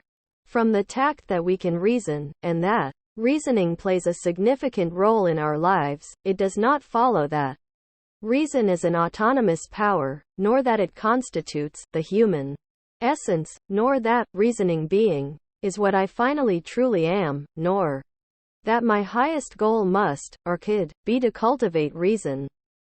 Rather, Augustine believes that a human being is essentially not an instance of reason, a rational agent, but an effective configuration, that is, specifically, an individuated configuration of what he calls dove, antor. Love, here, is to be taken in a very general sense of any kind of engaged attention, and it encompasses the whole desiderative, voluntative, and aspirational dimension of human-ide. It also encompasses both negative and positive forms. Thus I see includes impulses, preferences, predilections, attractions, forms of admiration, empathy, and commitment, but also, negatively, disinclination, dislike, revulsion, contempt, and animosity. Augustine is deeply committed to the view that some kind of attention and affective engagement, some kind of inchiding, of course, possibly hatred, is a necessary condition for any form of cognition, and that the form this love takes has an effect on the kind and extent of cognition which is possible. To be sure, once love, and this permits me to know, the knowledge can increase my love in various ways, and in some happy case a virtuous expanding cycle of increased loving and increased knowing can be established. Something like this is a central idea in the Confessions when Augustine speaks of love of knowledge of God, but the love is more basic and must come first, although both the nature of that primacy and the exact relation between love and cognition must remain something of a mystery. Qne might say that love is not so much a precondition of knowledge as itself a form of knowing. Nevertheless, I'm a finite and fallible agent, and so myself. Knowledge will always be fragmentary, limited, distorted, and acquired only by dint of great exertion, despite the tact that might be thought to be extremely close to myself. Quid autem propon, quis mapso mihi? Ego certe laboro hic et laboro in mapso, factus sum mihi terra difficultatis et suderis nimi. What ts closer to myself than tam myself? Point 1 lm at work here and labor in myself. T have become for myse a plot of land to be worked with. Difficulty and mock sweat, confessions, registered. Point 16, degree the idea that lamb, myself a plot of land that needs to be worked with much sweat is the opposite of the early modern idea that lamb immediately transparent to myself. Nec ego ips capio totem quod sum, f do not grasp completely what am by. Point 8. Furthermore, for Augustine, Burmans are sinful creatures whose wills are distorted by self-love. One will not get anywhere by simple introspection because any such introspective process will be irremediably distorted by perverted forms of self-love, and these forms of self-love will not be dissolved and cannot be corrected for merely by farther introspection. Following Socrates, my project is that of knowing myself early. Then, following Augustine, one might say that it is that of loving myself properly, a condition of which, he thinks, is to learn to love God properly. Again, knowing plays a role in this process, but it is neither the beginning and foundation of it nor the basic motor nor the final goal, but just a constituent part of a larger process of developing love. In this process particular people and events play a crucial role because love can get no grip at all initially on abstract tions and can never develop in such a way as to leave behind some attachment to particulars. There is a diabolical complication here, in that you can only love God properly to the extent to which you know Him, but you can know Him only if you already love Him. So, how can this process come to be initiated at all?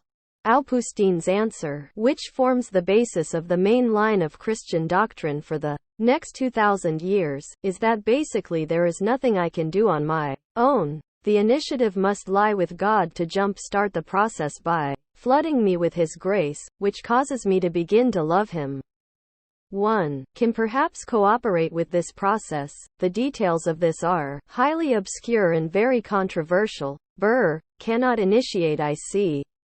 Whether or not God will give His grace ts something completely up to Him and, from our perspective, utterly arbitrary. This sense of being essentially a creature of passions, desires, and loves, not of reason, and a being, finally, completely out of control of my own love and thus of my own life is characteristic of Augustine's approach. Once God has filled me with His grace, to the limited extent to which I am capable of receiving it, the first thing I can come to know ts that it is possible to love God. Or rather, stripping off the misleading temporal structuration, to be filled with God's grace is, in itself to know that it is possible to love God. This might seem an odd thing to claim, because as participants in a post-monotheistic culture it may seem obvious to us that if God existed, it would be possible to love Him. But this just means that we stand on the hither side of a kind of conceptual revolution. Pre-Christian Greeks may have honored, feared, celebrated, lusted after, married, or even in some extraordinary cases, Odysseus and Athena in the Odyssey, and Hippolytus and Artemis in Euripides' Hippolytus, bat a long and close companionable relationship with a god or goddess, but they did not have a kind of relationship that Augustine would have called love of God, which is supposed to be neither a form of erotic desire, friendship, approbation, or benevolence nor a companionship based on long association and shared interests.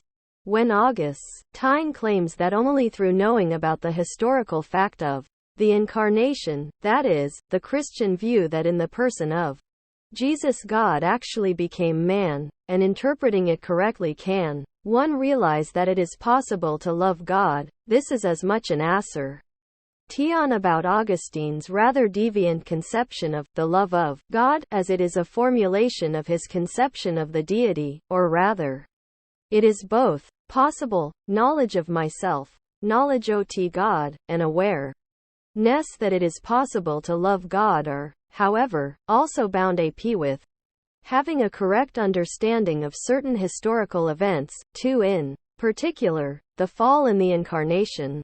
Adam was given a free choice between following the deepest dictates of his own nature and obeying God's command, or wilfully choosing to pervert his own nature by trying to love himself more than God and following his own inclination rather than the divine command.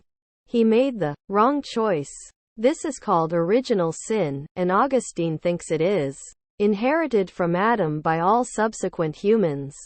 Because of Adam's sin, our nature is perverted. Confessions, X1 v.1. This gives rise to a kind of paradox in that we usually think of natural and perverted, if we use those terms in a substantive way at all, as being SOV opposites, but according to Augustine, for humans after Adam, that is all che Hamans anyone could ever have known since the fall, it is natural to have a perverted form of love. The second great event, the Incarnation, is also a historical reality for Augustine. At a certain point in time, God became a concrete particular man who lived on the eastern fringes of the Roman Empire, died, and was raised, or raised himself, from the dead. By Augustine's time, the view that Jesus had raised himself from the dead, rather than, for instance, being raised by some other agency, had effectively become part of Christian doctrine. The Incarnation changed everything. In particular, it gave humans the power to reverse Adam's perversion of human nature itself. As one of the early Christian texts puts it, it gives men the power to become sons of God. To have this power is to have a transformed nature. This is not a theoretical truth, or not only a theoretical truth, but also a historical one. As already mentioned, for Plato, particular people and events are relatively unimportant. Whether it was or someone else who had the vision of the underworld does not matter. I am fact. Whether or not he really saw the underworld does not matter. The point is in the deeper meaning of the myth. His story stands on its own as expressive of a series of fully general truths about the importance of getting one's soul in order and making that order fixed through the study of philosophy. Himself and his real existence, or not, is of no importance. He exists only as a literary fiction to transmit a message.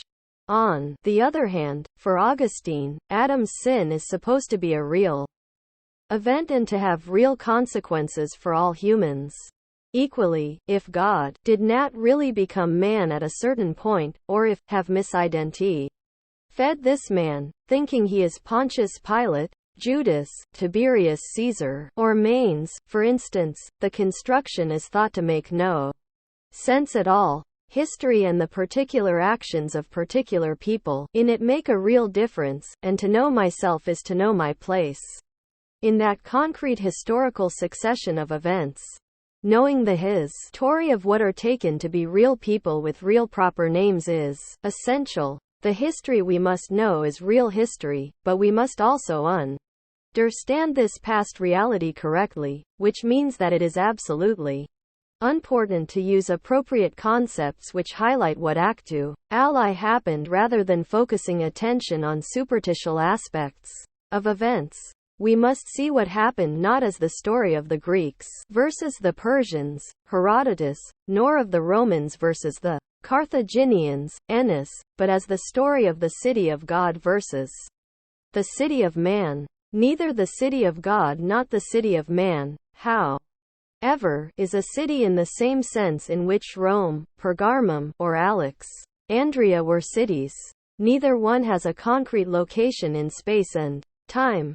Both are in the first instance theoretical constructs which provide lenses through which to view the real events of history rather than individual parts of the story told, since humans, as we have seen, are for Augustine essentially configurations of love. It is not surprising that the two cities too are defined in terms of forms of love. The city of God, 14.28-15.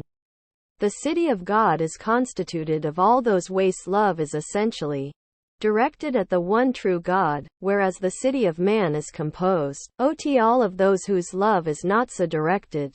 Since the humans who love God are scattered around the oikoumene, the known inhabited world surrounding the Mediterranean basin among the nations in different communities, in a bandful of cities in Syria, scattered throughout Cappadocia, in small groups in Italy, on Greek islands, and of course in Cheyrones of North Africa. It requires a powerful theory even to see them and distinguish them as a single distinct community. What is more, the city of God contains not just visible living members but also all those who have loved God and are now dead, but enjoying eternal life with Him. Just as the city of God becomes visible only to the Eve trained by Augustine's theology, so the city of man forms a unit only if one learns to ignore all the variegated surface differences between humans who do not love God, 6th century Greeks, 4th century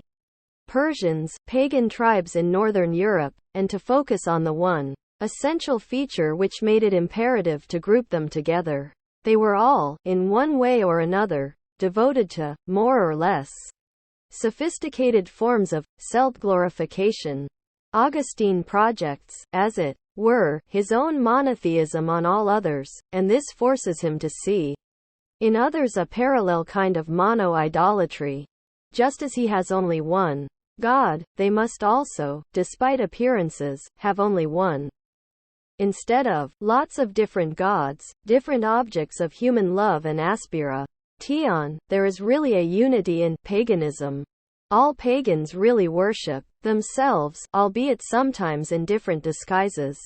Their many gods are, however, only one man.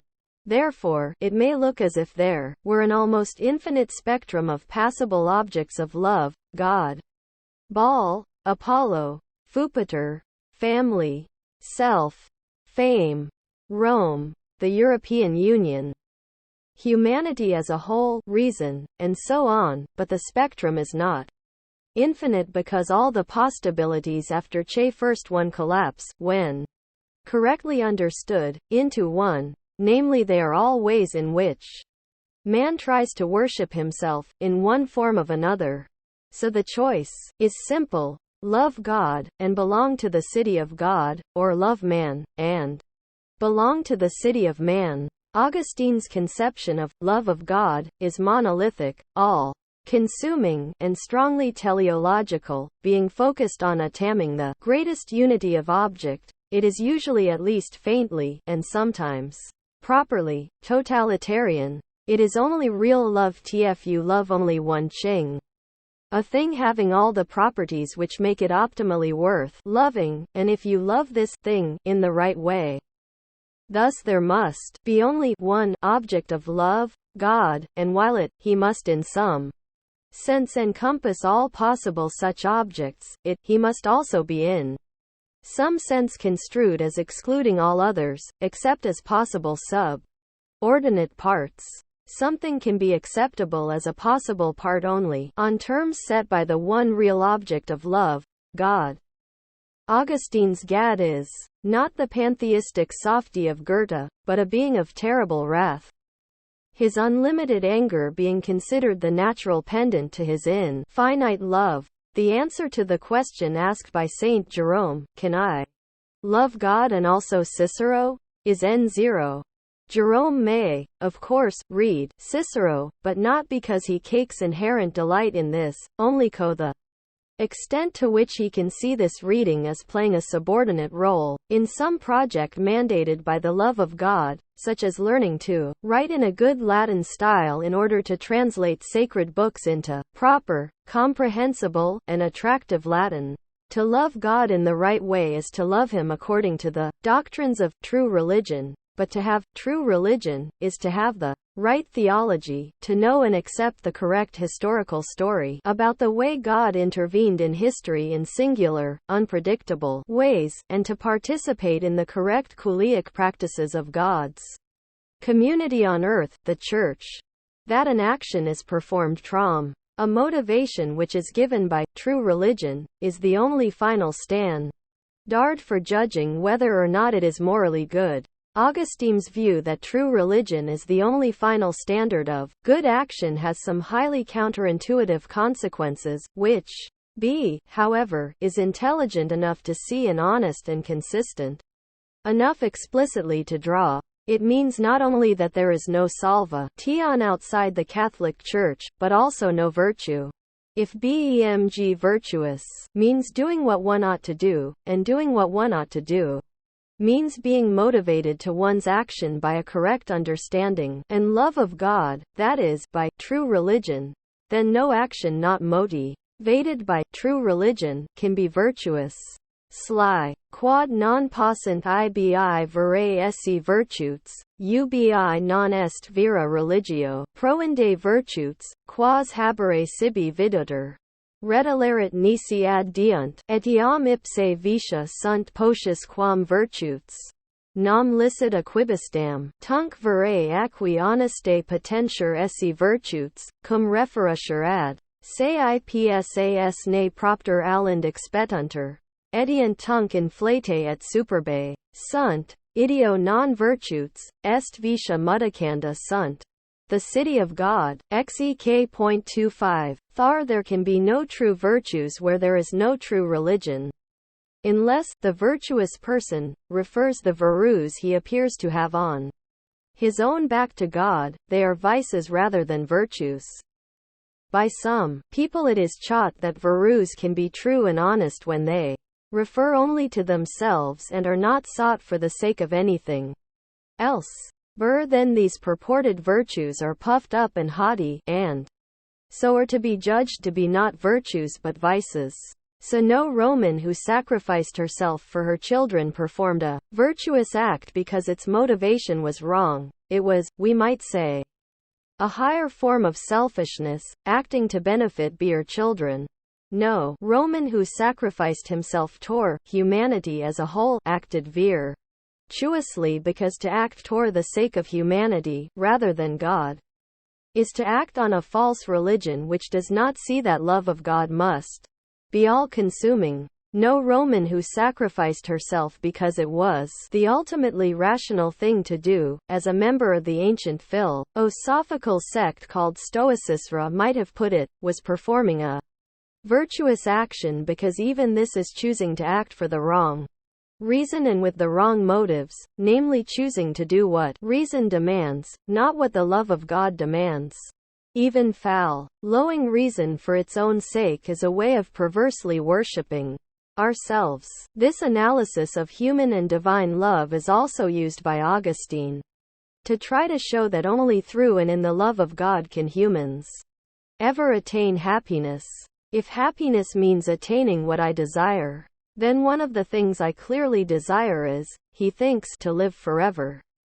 Haman love and desire, that is in its own way as monomaniacal and imperious as God's love is. This means that the only object of love that can satisfy us is one that can be loved eternally, but that in turn means an object who can give us eternal fife, because otherwise we eventually die. Poets may speak of eternal fame, but nothing on earth is eternal, and Augustine spends several hundred pages at the beginning of the City of God showing that the pagan gods are not real gods, not worthy of love, and certainly not in a position to give man eternal life. So this leaves him to conclude that only the love of God can be the vehicle of human happiness. Augustine does discuss one objection to this, which would be made by philosophers of a number of different persuasions, among them Lucretius, The City of God, 14.25. This objection starts from the observation that one should not simply acknowledge the desires one happens to have at any given time, and then see to what extent they can be satisfied. Rather, one should take a critical attitude toward one's own desires, distinguishing between those among them that are reasonable and those that are incoherent or otherwise impossible of satisfaction. Then happiness should be construed as consisting not in the ideal satisfaction of all desires but in the satisfaction of those desires that are reasonable, coherent, possible. Since the desire for eternal light is not one that it is possible to satisfy, pagans must assume, given that we all die, it is deeply irrational, and we should try to control it rather than pandering to it. In any case, the fact that this desire cannot be satisfied should be counted as no denigration to our attaining the happiness that is possible to humans. Against this, Augustine makes what is a very telling objection. He says that what this amounts to is telling us to try to be content to be miserable, to try to devalue and vilify some of our desires by calling them irrational or unreasonable, is just img. The water. One might think this is a beer rich coming from Sorn. With Augustine's own polemic practice, Bat-Fets ignore that for the moment. We have, then, Augustine continues, the desires we have. No amount of high-flown vituperation of them is really going to get rid of them or change them. If you are going to discuss happiness at all, you have to deal with these desires as they are. One of them is the desire for eternal life, and it is so central to us that failure to satisfy it inflicts misery, and no amount of empty ratiocination is going to change that. Only finding a kind of love that will satisfy the desire will do. However, this still does not really answer the question, because one can still ask whether two of the assumptions of the argument are correct. First, is it really the case that all people always wish to live forever? In my experience, this is not at all the case. Lots of people express the view, once they have reached a certain age, that they are ready to die and would actually prefer that their life not continue indefinitely. Both my parents, for instance, said this repeatedly and in ways that gave me no reason to think they were not serious. There is perhaps a kind of delusion we can fall victim to. Here, it might be the case that at virtually any moment would prefer to continue to live a bit more rather than die immediately at that moment. Although logically this might seem to imply that I desire to live forever, that may not be the case. May genuinely not wish to die immediately at any given point and yet deny that this means I have a desire to live forever. Augustine himself famously reports that for years he prayed to God to make him chaste, but not yet. Confessions, Vuil 7. This is not exactly a parallel case, because Augustine did eventually drop the not clause in his prayer, but he does not deny that for all those years he did have a genuine desire for chastity, although one couched and formulated in such a way that it would not be realized, even if he had got to the end of his life without explicitly repudiating the not yet clause. Is there reason to deny completely that he actually also had, in some form, the desire to be chaste? The second assumption of the argument is that my life as a whole is miserable if I don't get all my desires fulfilled. This seems an extreme and implausible, not to say neurasthenic attitude to have. Essential history, then, is the story of the relation between God and man, or between the city of Gad and the city of man. The city of God is the invisible assembly of those who stand in the right relation to the proper object of love. It is the church considered not as an actual sociological reality but as an idealized communion of living and dead saints. However, one can fairly understand that the temptation is virtually overwhelming to identify this ideal construct with the actual Catholic Church as an empirical institution.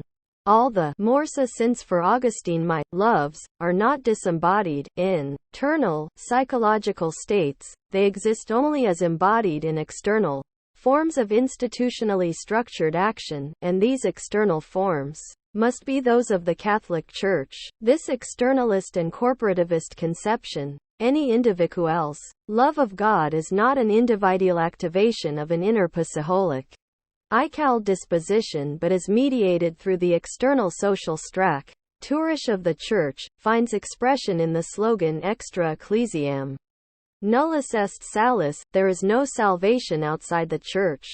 IR also means that no human is truly capable of love, of self and of God, and thus of salvation, except in and through the Church. To be sure, the slogan is ambiguous, with a space between the two meanings, which is easy to overlook. This is characteristic of ideological constructs.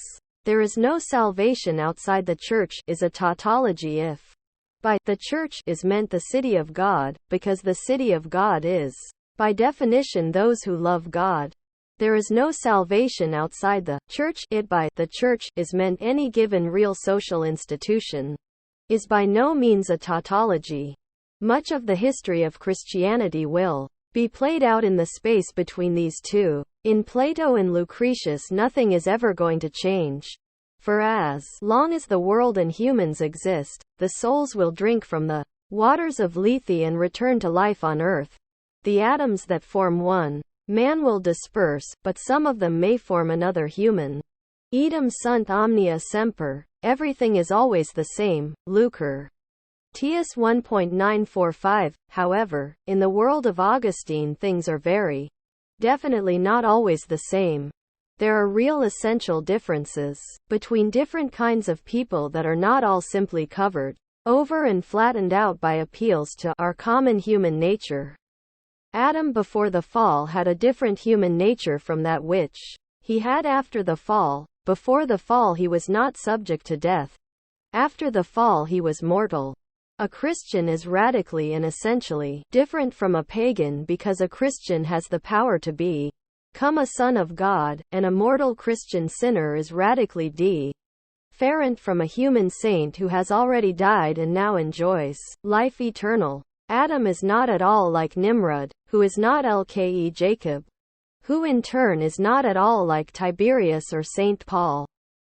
Real change is possible. Look at Adam. Look at Paul. Chapter 5. Montaigne. Lots of philosophers have been terrible busybodies, never happier than when sticking their noses into other people's business, proving them, putting them to rights, correcting them, giving them unsolicited advice. Socrates was clearly able to be agreeable and even very amusing when it suited Hun, but he was also an exceedingly irritating little twerp, who, if Plato's account of him is to be believed, had more than an occasional wit of the highly sophisticated, intellectual bully about him. His preferred stance, of mildly curious bystander who just happened not to understand what was going on and had a few innocent questions to ask, was a mere pretense, all the more infuriating because it provided no clear focus toward negation or resistance. When the prophet shouts, "Smoot thee a babe, lights, call their unborn children in the womb," one can respond, "No, don't feel like smiting any a babelites today," or, "Hey, my sister-in-law once had an a babelite cook and nanny, and she was okay." This form of resistance won't work when one is confronted with a cerningly polite, even self-deprecating, request for enlightenment. Euthyphro, you're a priest, and a great expert in matters of religion. Tell me what piety is, won't you?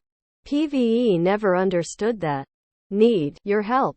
Socrates found an absolutely ingenious way to make even asking a simple question an impertinent intervention in others' lives, thus potentially destabilizing and disorienting them completely. Alcibiades in Symposium 215-223, says that Socrates' questioning almost had the effect of making even him, notoriously both unbelievably successful and utterly shameless in his behavior, ashamed of himself. Socratic Rani and the Socratic mode of questioning were monumentally inventive ways of being irritating. You couldn't ignore Socrates' questions, reject them, or deal with them. They stuck and festered. Plato has Socrates say it himself. He is a gadfly, not a cicada, chirping agreeably in the foliage, or a honey bee about a useful occupation, or even a wasp, a creature with an elegant shape in addition to its sting, or a harmless ant, but the insect equivalent of vermin, a fat, ugly, pointless pain in the neck. Of course the city, compared by Socrates to a horse, noble steed, wanted to swat the little emerdor, and the gadfly's pathetic claim that he is useful, nay necessary to the horse is ridiculous. Horses don't need gadflies to remain active. They gallop around perfectly well even in regions where no gadflies exist. And what's wrong anyway with a horse that is indolent? He doesn't feel like galloping, why should he gallop? To say that Zeus must be the one who sent the gadfly to make the horse gallop is just special pleading. Just imagine what Socrates himself would have done to an opponent who brought forth this kind of mythic nonsense to justify himself in an argument.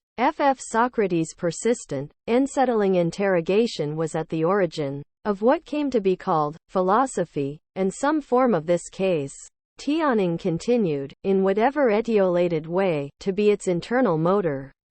It was Plato, the man who, in contrast to Socrates, seemed to claim to know everything of importance, who created the paradigm that established itself in the West of what it was to be a philosopher. The philosopher is someone who, usually after a long and highly disciplined intellectual quest involving complicated processes of reasoning, has come into possession of certain invariable, eternal truths which bear on the structure of human life and action. The philosopher must try to shape her life according to these truths. If she succeeds, they will give her character maximal stability, constancy, fixity of purpose and substance, where these are assumed to be good properties.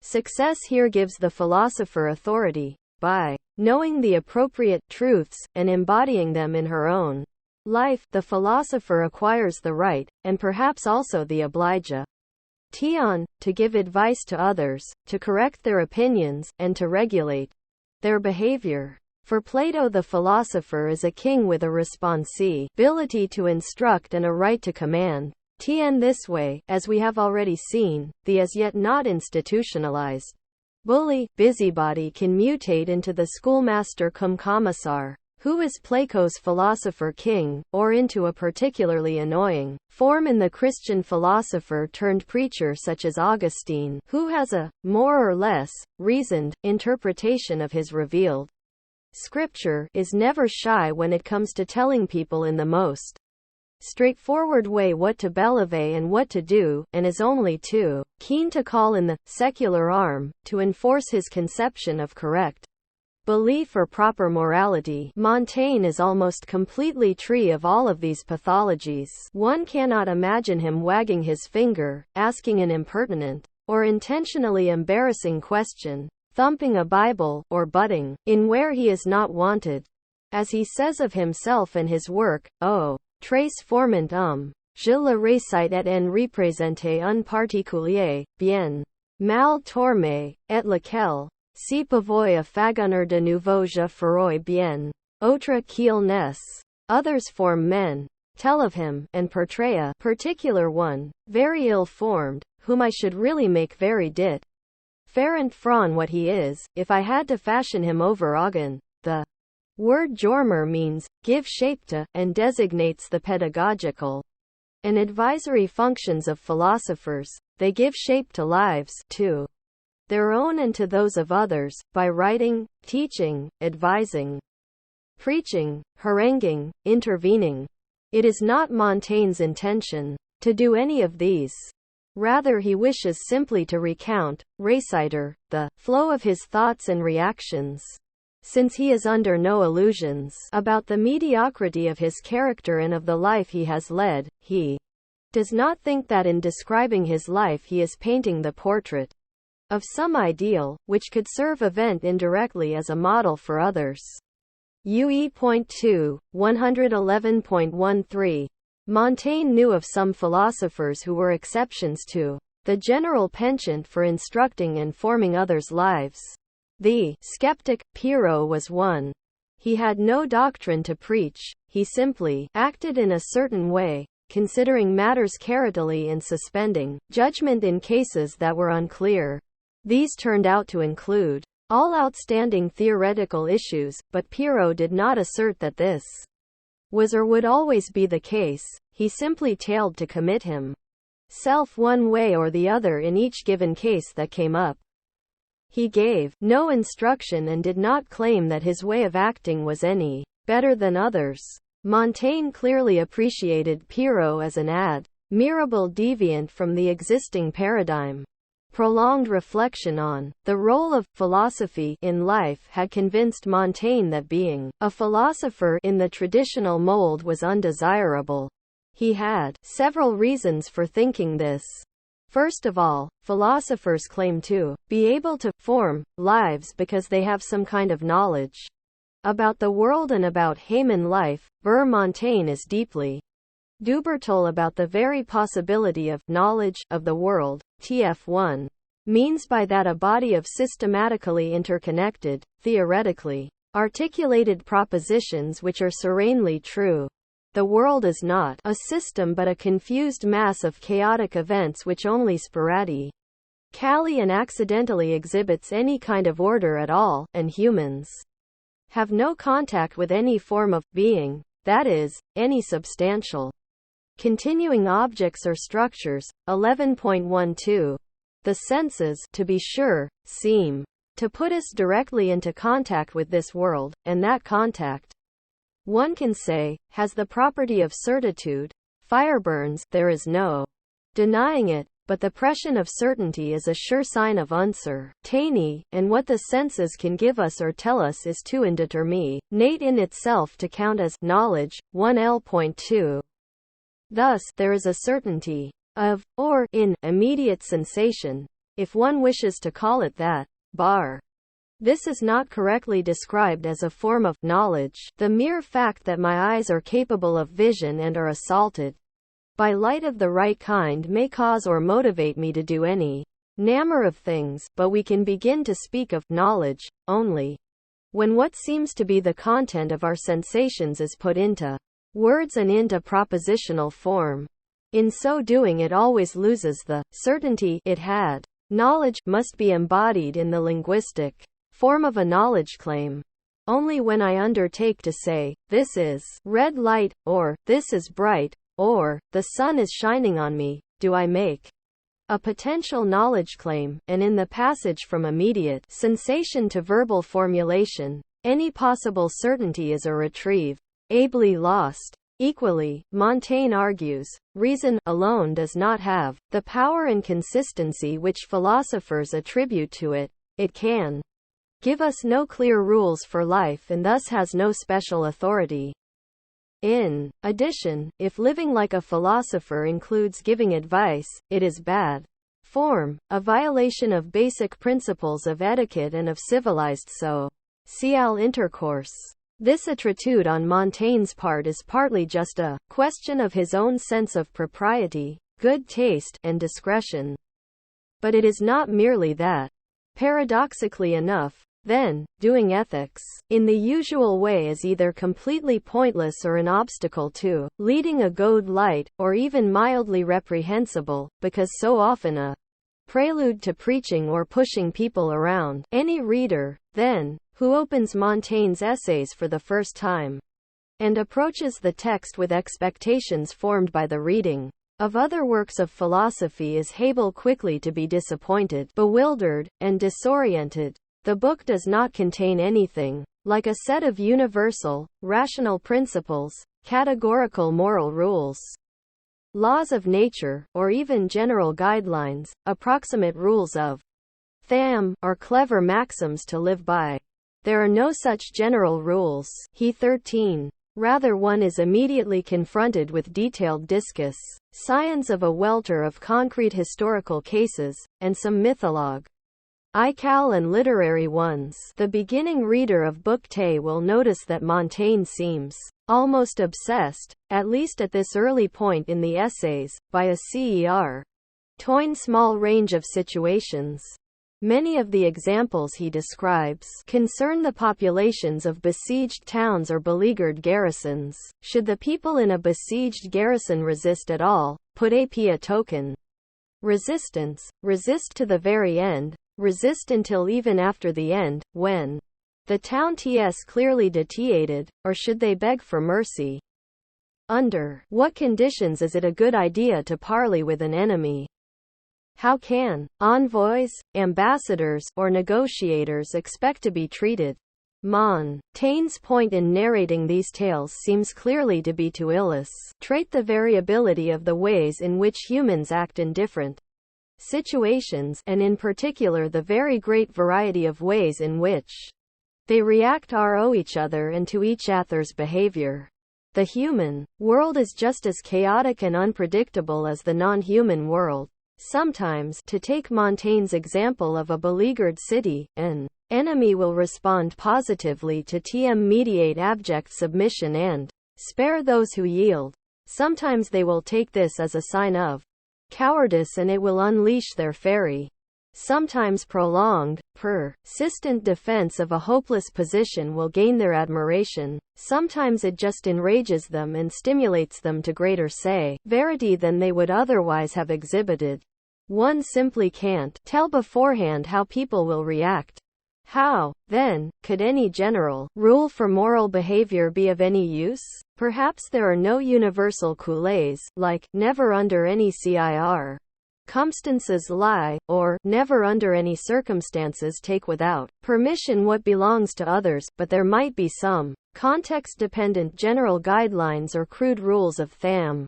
For instance, if the besieger is himself a man of great courage, he will be more likely to appreciate the courage of a defender, so defend yourself strongly to the bitter end, and he will show mercy. Otherwise, it is better to submit without resisting. However, Montaigne immediately cites counter-examples even to this kind of contextualized rule. Perhaps, then, the rules have to be even more detailed and suited to the particular context. The greater the number of specific conditions introduced into the apodosis, the if clause of such a rule, the narrower the range of cases is likely to be to which it could apply, and the less like a useful rail it looks to be.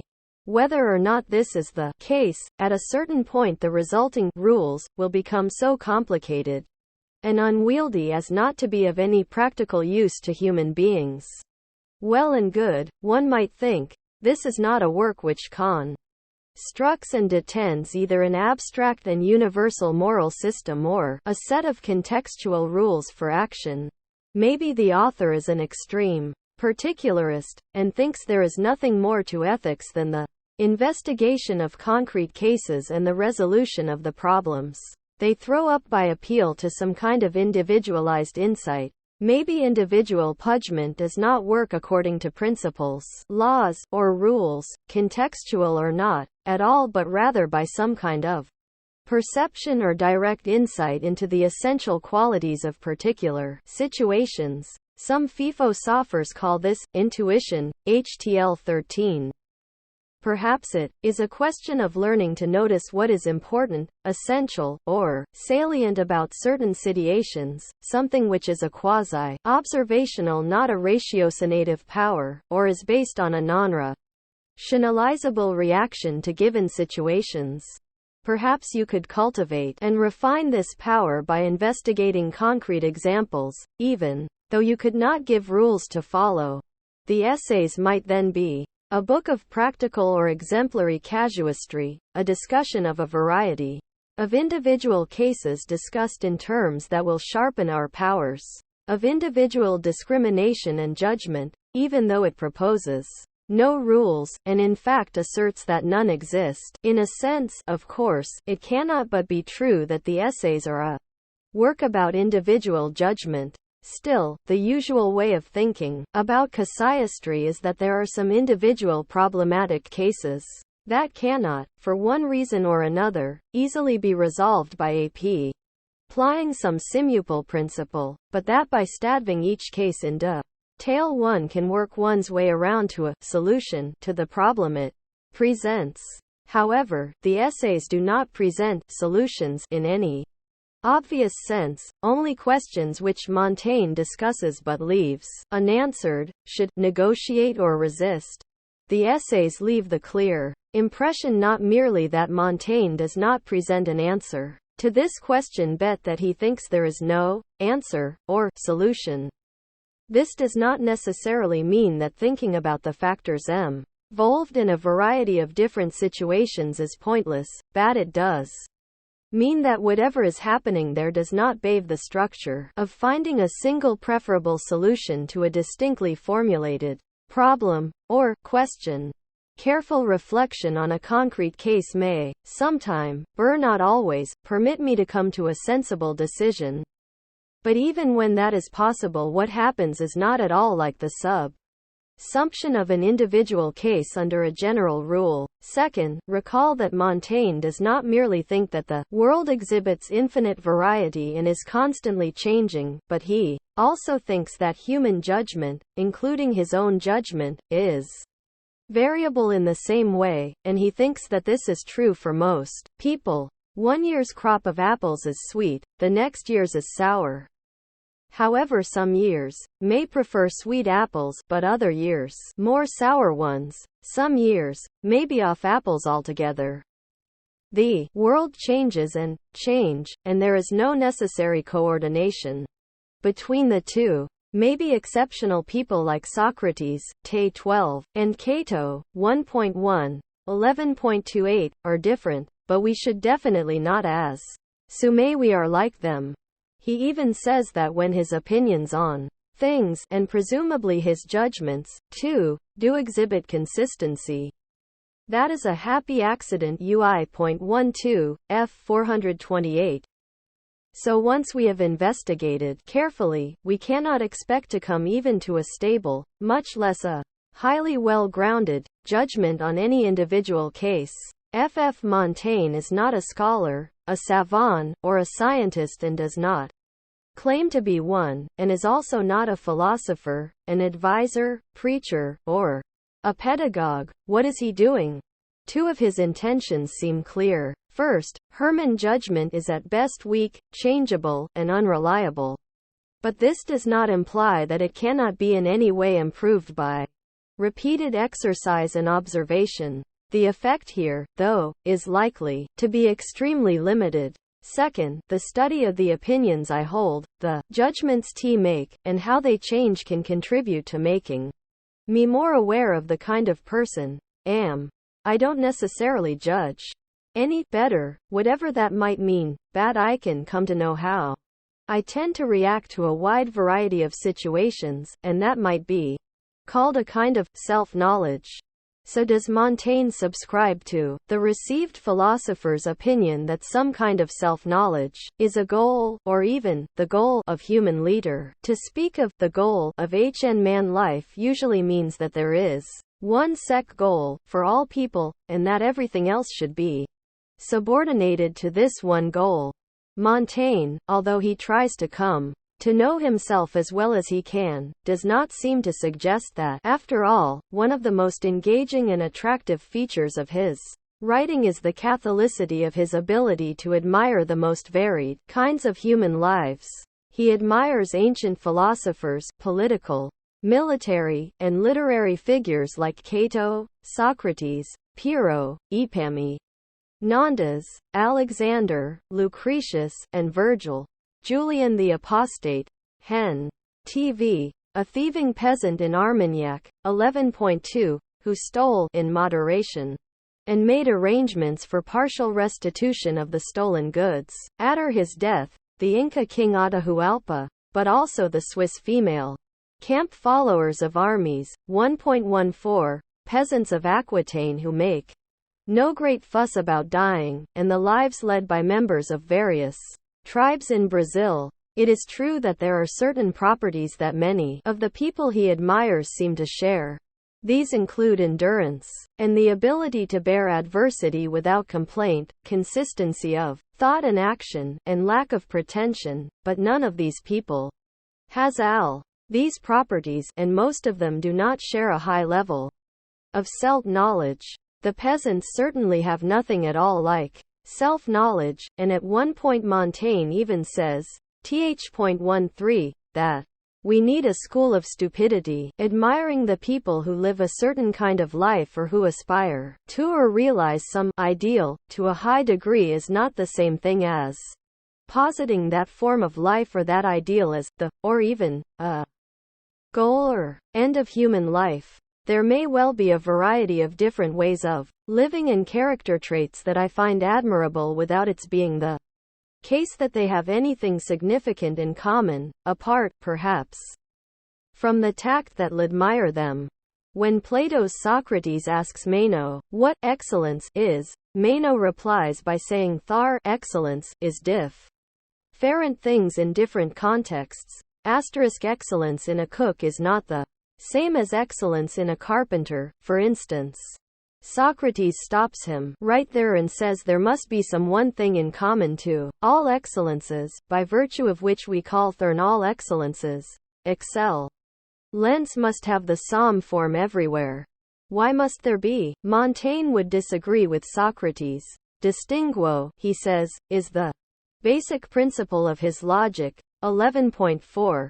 Tranquility of soul, self-knowledge, consistency of thought and of action, self-expression, stoical, endurance of pain and miscertain, living according to nature, and absence of remorse for the life one has led, to mention just some of the traits Montaigne seems to admire in others, are not at all obviously the same thing or an instance of same one discernible property. Can, of course, admire in others traits which I do not wish myself to have or ways of living which I do not wish to follow myself. This pluralism extends not just to what admire in others, but also to the things I find valuable for myself.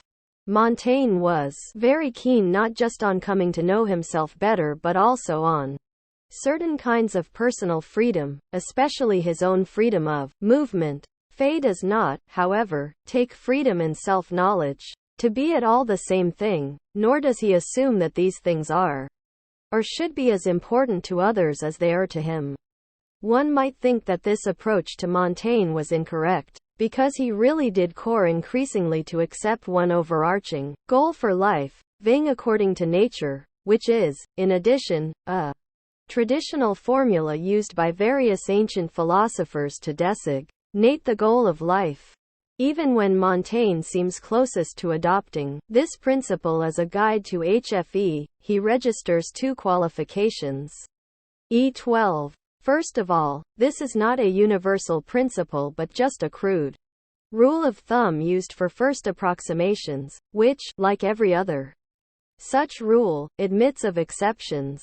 Second, part of what it is to live according to nature is precisely not to force oneself into conformity with any set of ordonnances but to let oneself go. Fais me face aller. Comme je suis venu, je ne combats rien. 111.12.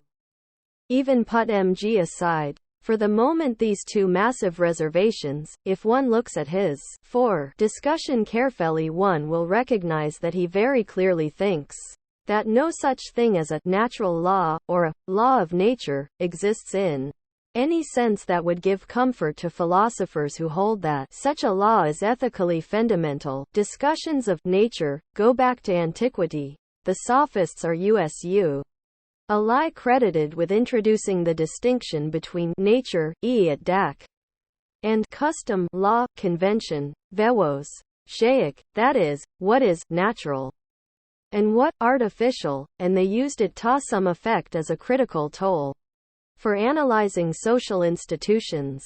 By law, convention, custom, some men were citizens of Athens, but some were not. However, this customary distinction had no standing in nature, because in both cases, men are men. For this critical function to make sense, the distinction between custom and nature has to be sharp, and nature has to be construed as a positive source of some kind of moral portent. That is, it must be in some sense presupposed that it is good to act according to what is natural, as opposed to what is merely customary. From the very beginning there are, to be sure, difficulties with this distinction, the main one being that if you take it seriously and construe nature in anything like the usual sense of the term, such as what other animals who live outside human control do, you end up with a life like that of the cynic Diogenes, performing all natural functions in public, and perhaps engaging in incest, sodomy, and cannibalism. Registered of these are widely found in the animal kingdom. They seem, then, to be wrong only by convention, but they were precisely the kind of thing which doctrines of natural law were supposed to exclude as unnatural. Diogenes was never refuted, just ignored, because the appeal to some normatively loaded concept of nature seemed just too useful to give up. 50. As usual in cases like this, refuge is sought in metaphysical constructions. Nature doesn't mean what animals, including humans, usually do, if not forced, but something completely different, which has to do, for instance, with a hidden bat inherent teleology, with the dominance of Christianity. These metaphysically loaded views about nature and its laws become increasingly tortuous as they are forced to pass through the sieve of a highly idiosyncratic religious sensibility. Of course, there is an anodyne sense in which one can appeal to nature, and say we roust follow it. 'Tis a natural law, one might say, that humans cannot live if they are totally deprived of water for 2 weeks, so if my planned action takes no account of this natural law, it will be unlikely to be successful. Montaigne does not deny such natural necessities, but he also warns us repeatedly about judging what is possible and impossible by our own conceptions. The accidental customs of our own society strongly affect what we imagine as possible or impossible in a way which we cannot control, are correct for. So even if there were natural laws, we wouldn't be able to recognize them and distinguish them clearly from laws we take to be natural, only because of our customary ways of thinking. In addition, natural facts like the need for water would function only as conditions, as something to be taken account of, not as something which prescribes to us positively what we should do. Hunger strikers can sometimes have good reasons, morally good reasons, to refuse to drink. There were such things as laws of nature, 2 pounds, not as common sense conceives them. Don't try things you have reason to believe are impossible, but in the sense which some philosophers came to claim, that is, substantive, normatively prescriptive, positive rules for how we ought to behave were recognizable. By the study of nature, there would be only 2 possible ways of discovering them. The first way would be through some form of ratiocination, but Montaigne devotes a whole long essay, the Apology of Raymond Sibonday, to showing that reason is too weak, and its resolutions too variable and contradictory ever to demonstrate anything like what would be needed. The other way would be universal consensus on them, but in fact there is nay such consensus. Societies vary enormously in what they permit and consider to be natural, what they prohibit, and in the laws they give themselves. So, laws of nature, that could positively guide us do not exist. For Montaigne, living according to nature is not really to be contrasted with following custom, because each society has its own customs, and in whatever society we live, we will hold to be natural, just what we have been accustomed to. In the essay of Cannibals, he is also most insistent in claiming that no particular thing, no practice or institution, is considered to be natural everywhere and always. The whole notion of what is natural is a social construct, based on habitual forms of behavior. Thus Montaigne says that, speaking Latin seems more natural to him than French. Leland. Gage Latin mest comme naturel, je penrens mieux que le François. F.21. But this does not mean that he was born naturally speaking Latin. As he tells us himself, he became a natural speaker of Latin by virtue of the strenuous and peculiar education his tather provided for him. 1.26. Since Tour Montaigne nature has no laws, or at any rate no laws that are in any way discernible by us, at best it has something like occasionally recognizable habits to which there are always exceptions. So, too, the best life for a human would be a life not based on any purported certitudes, a light without principles. 11.12. Aid, conducted according to rules, ordonnance et discipline, is the most stupid, E13, imaginable. Degree. I note that this does not mean that there can be no rules or that discipline is useless. In the making of shoes or the navigating of a ship, they may be both possible, within limits, and useful, but it is foolish to think one could live one's life as a whole in its important dimensions according to rules. Living according to nature is, then, for Montaigne, not an alternative to living according to the changing, accidental customs or habits of the place where we live. These habits partly constitute what we mean by natural. Rather, I am human affairs. Living according to nature is supposed to be the opposite of living according to ordonnance et discipline. It, however, that is the case. The real contrast is between Christian monks and certain dogmatic philosophers who live according to rules, and everyone else. Everyone else, Rob. Sure, doesn't actually mark out any real group with discernible properties. The concept has no real positive value as a guide to life. Living according to nature means nol to impose on one's it.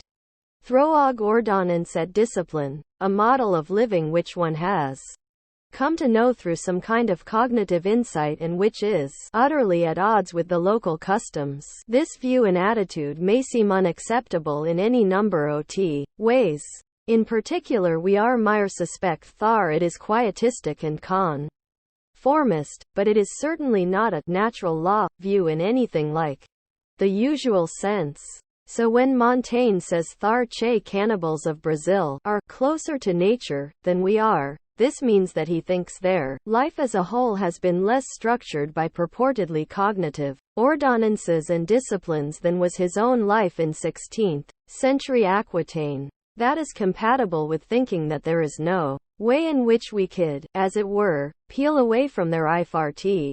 Accretions to get back to a true, pure, basic nature, much less that we could do the same for our own lives. Taine is particularly sensitive to the role of language here. Pyrrho would have needed a new language to express his philosophy correctly, because our language is composed of affirmative propositives.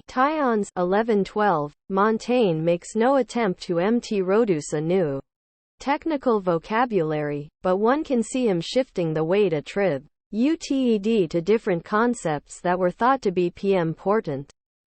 In reading the works of a thinker, even one who, like Montaigne, very definitely did not present himself as a systematic philosopher, it is almost always useful to try to distinguish between what one might call the weight-bearing concepts, the ones that are in constant and central use and play an important role in allowing the flow of thought to proceed, and other concepts that are merely decorative, rhetorical, or gestural, part of the established decor, historical reminiscence, colloquial facons de parler that are not to be taken too seriously, accepted pieties that have to be repeated for one, usually political or religious, reason or other, or window dressing.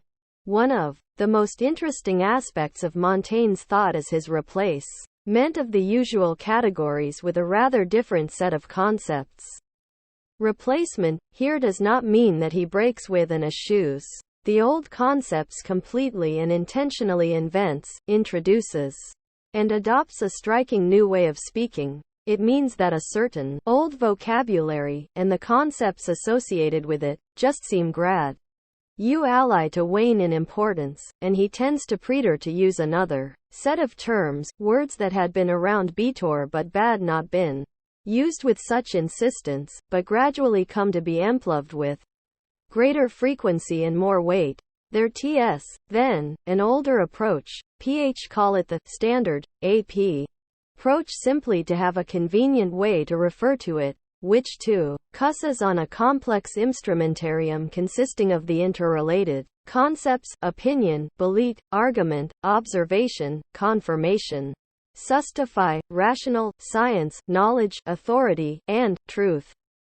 These are not just one more set of more or less optional concepts, they are concepts which older philosophers thought a serious person must stay focused on and must use in discussion. The reason for this is that the main human task is to try to transform mere opinion into proper knowledge of the truth, to attain well-grounded self-knowledge, and to know how to act and live, and these are the terms which one must use to discharge any of these tasks.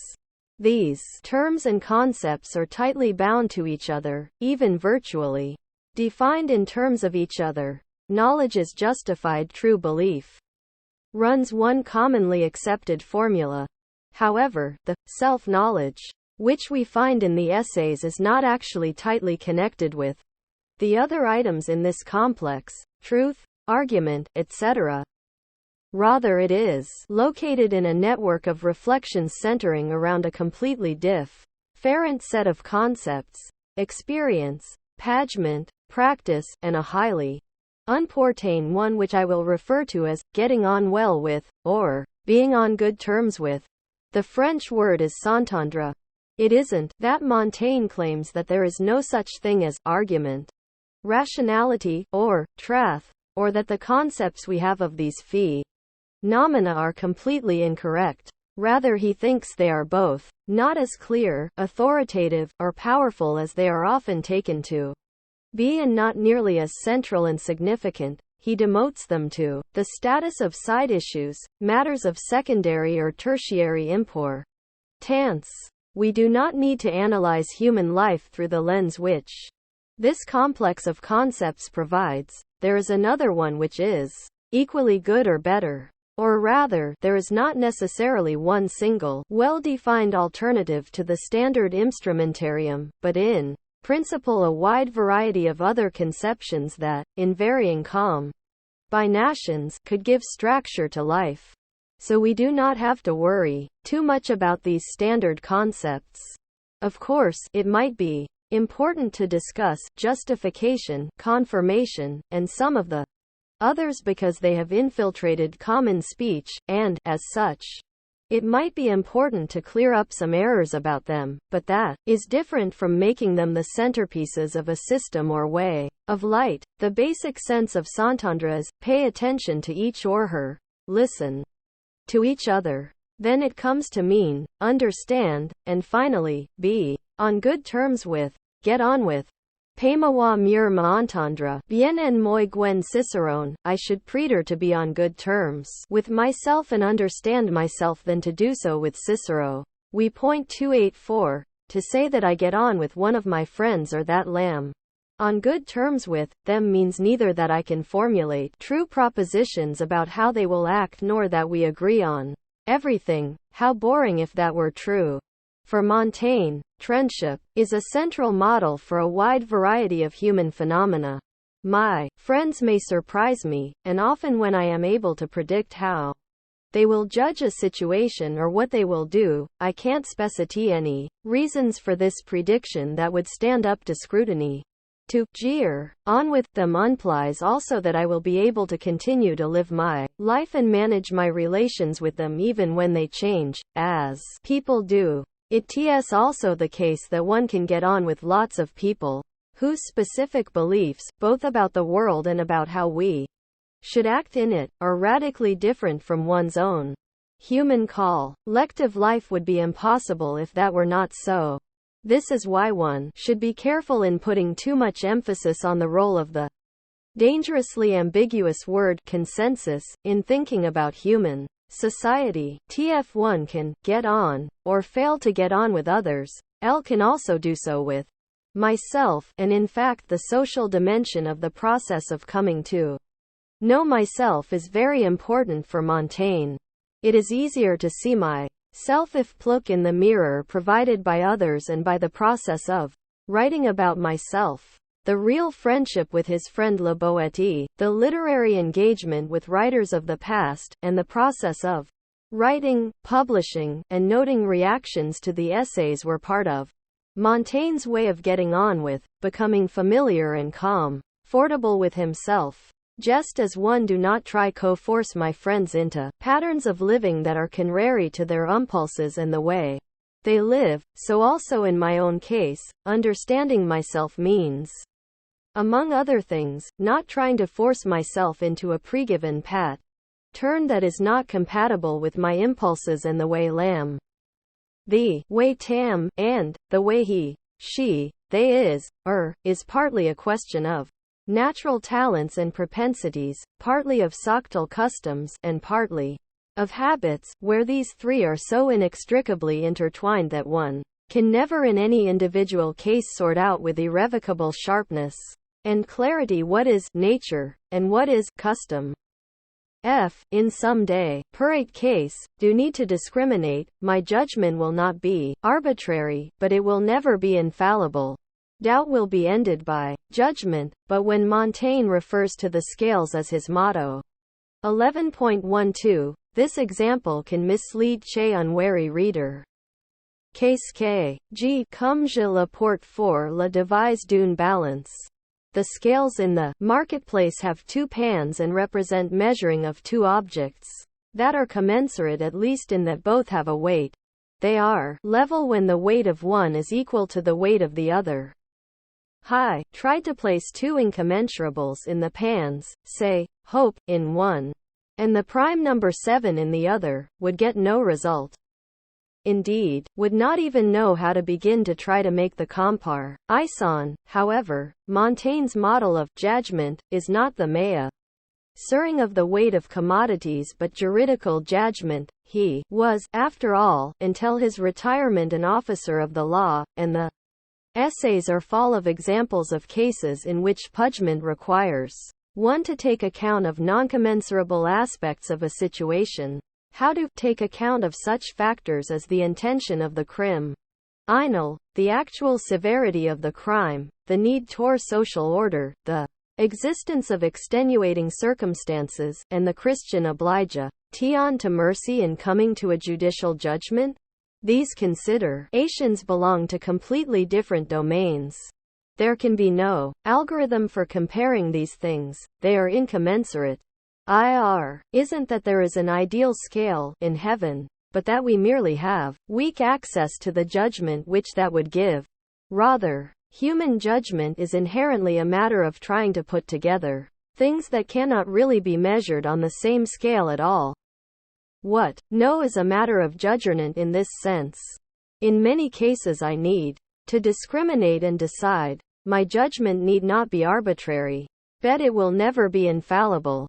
There will be a tendency in the minds of those enthralled to traditional distinctions to think that Montaigne's judgment, and being on good terms with, are just ways of replacing the more exact epistemological terminology of belief, agreement, and consent, and a language of skills, and knowing how, with something much vaguer and more approximate. Thus, I aren't on terms with her, really, just means, I agree on a sufficient number of beliefs and have the skill to negotiate some kind of compromise with her on matters of belief and action. One wonders what argument could be propounded for this view. First, it is not obvious that the preferred vocabulary of the Kahneman run of philosopher has any greater clarity than Montaigne's. Featuring is more familiar, in particular it is more familiar if one has been subjected to a curriculum which trains you to do this kind of analysis, but that is a separate issue. To return to a question that Montaigne poses in his introduction, is it a waste of time for the reader to engage with the essays, given That they do not propound some kind of universal ethic? Only the reader can answer that question, each one for himself or herself. If you read and find you wish to get on good terms with Montaigne, even in the ethereal way which literature makes possible, this will be one answer to the question. TF not, that is a different answer. Some may feel a sense of discomfort at this. If we look at the world in the way Montaigne did, how are we going to find an ironclad moral justification for forcing others to do what we think they ought to do? To which Montaigne's response would, I rake it, be precisely. We might be inclined to add to this that those who feel the force of this question very keenly might consider thinking about what that face says about them. What it says may not be complimentary. The rest of us might reflect on what this tells us about some of the people with whom we need to remain on good terms. Most important, perhaps, we might ask whether we don't find in ourselves, if we look closely enough, at feast strong traces of what we see in them, even when that is not something we approve of. Chapter 6. Hobbes. For purposes of discussion and action, we can group humans together in a variety of different ways. Can choose a number of people at random from the world population and study them, or I can pick people not completely arbitrarily but according to some criterion of selection, such as all those who are left-handed or who have a certain form of color blindness, or I can group together the speakers of Portuguese or Bahasa Indonesia or Wu, or assemble the heretically all the people who live in Normandy or the European Union. Might antecedently have better or worse reasons for making one kind of choice for grouping people rather than another, and perhaps only in retrospect, my choice may turn out to have been fortunate and useful, or the reverse. What it means to say chat my choice has been fortunate, or che reverse depends in part on what tam trying to find out. Certain groupings may make it easier or less easy for me to discover what I want to know. If lar triamage to errati, Kate Kuru, a disease that is transmitted by eating the brains of people who carry a particular protein-based pathogen, I will not make much progress if I study all those people who are ambidex Traus or who speak Portuguese. On the other hand, if I concentrate on the populations inhabiting a certain region in New Guinea, I may eventually notice that the people who get the disease are those who participate in religious rites of funerary cannibalism in which carriers' brains are consumed, primarily, it seems, bet for the Australian colonial officials banned the practice. It was the tribal women and children who considered the brains of the deceased to be a special delicacy. The men avoided this dish because they thought it made them weak and soft, hence the much higher rate of incidence of kuru among women and children than among adult men. What sort of grouping should make if I do nor have a highly specific subject of research such as kuru but wish to understand, in general, how people interact with each other? Hobbes has a clear answer to this question. You will observe that some people submit, the will of others. Others do not. Farmers in East Anglia systematically do what the British Ministry of Agriculture tells them to do, but also systematically ignore rulings by the Peruvian Ministry of Mines. By tracing the relations of submission, you can come to mark out a series of groups, and by structuring your study around the groups picked out, you will come to an understanding of very important features of what is going on in Bernan societies. To submit to another's will does not mean simply that do what vous want, if may do that for reasons of my own or for other reasons completely independent of your wishes. Nor does it mean that in some particular case you overpower me and force me to do what you want.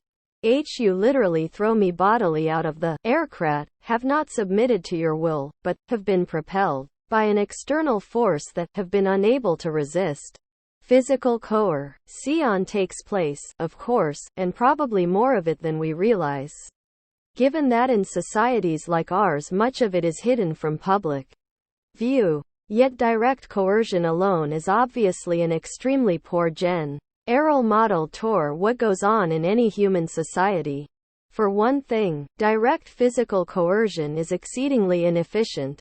If, from one point of view, societies can be seen as structures oriented toward trying to increase and accumulate human powers, then direct, continual use of force is not a good way of going about achieving this goal. If you need a police officer in every car to force the driver physically to obey the traffic code, you will need a lot of police officers.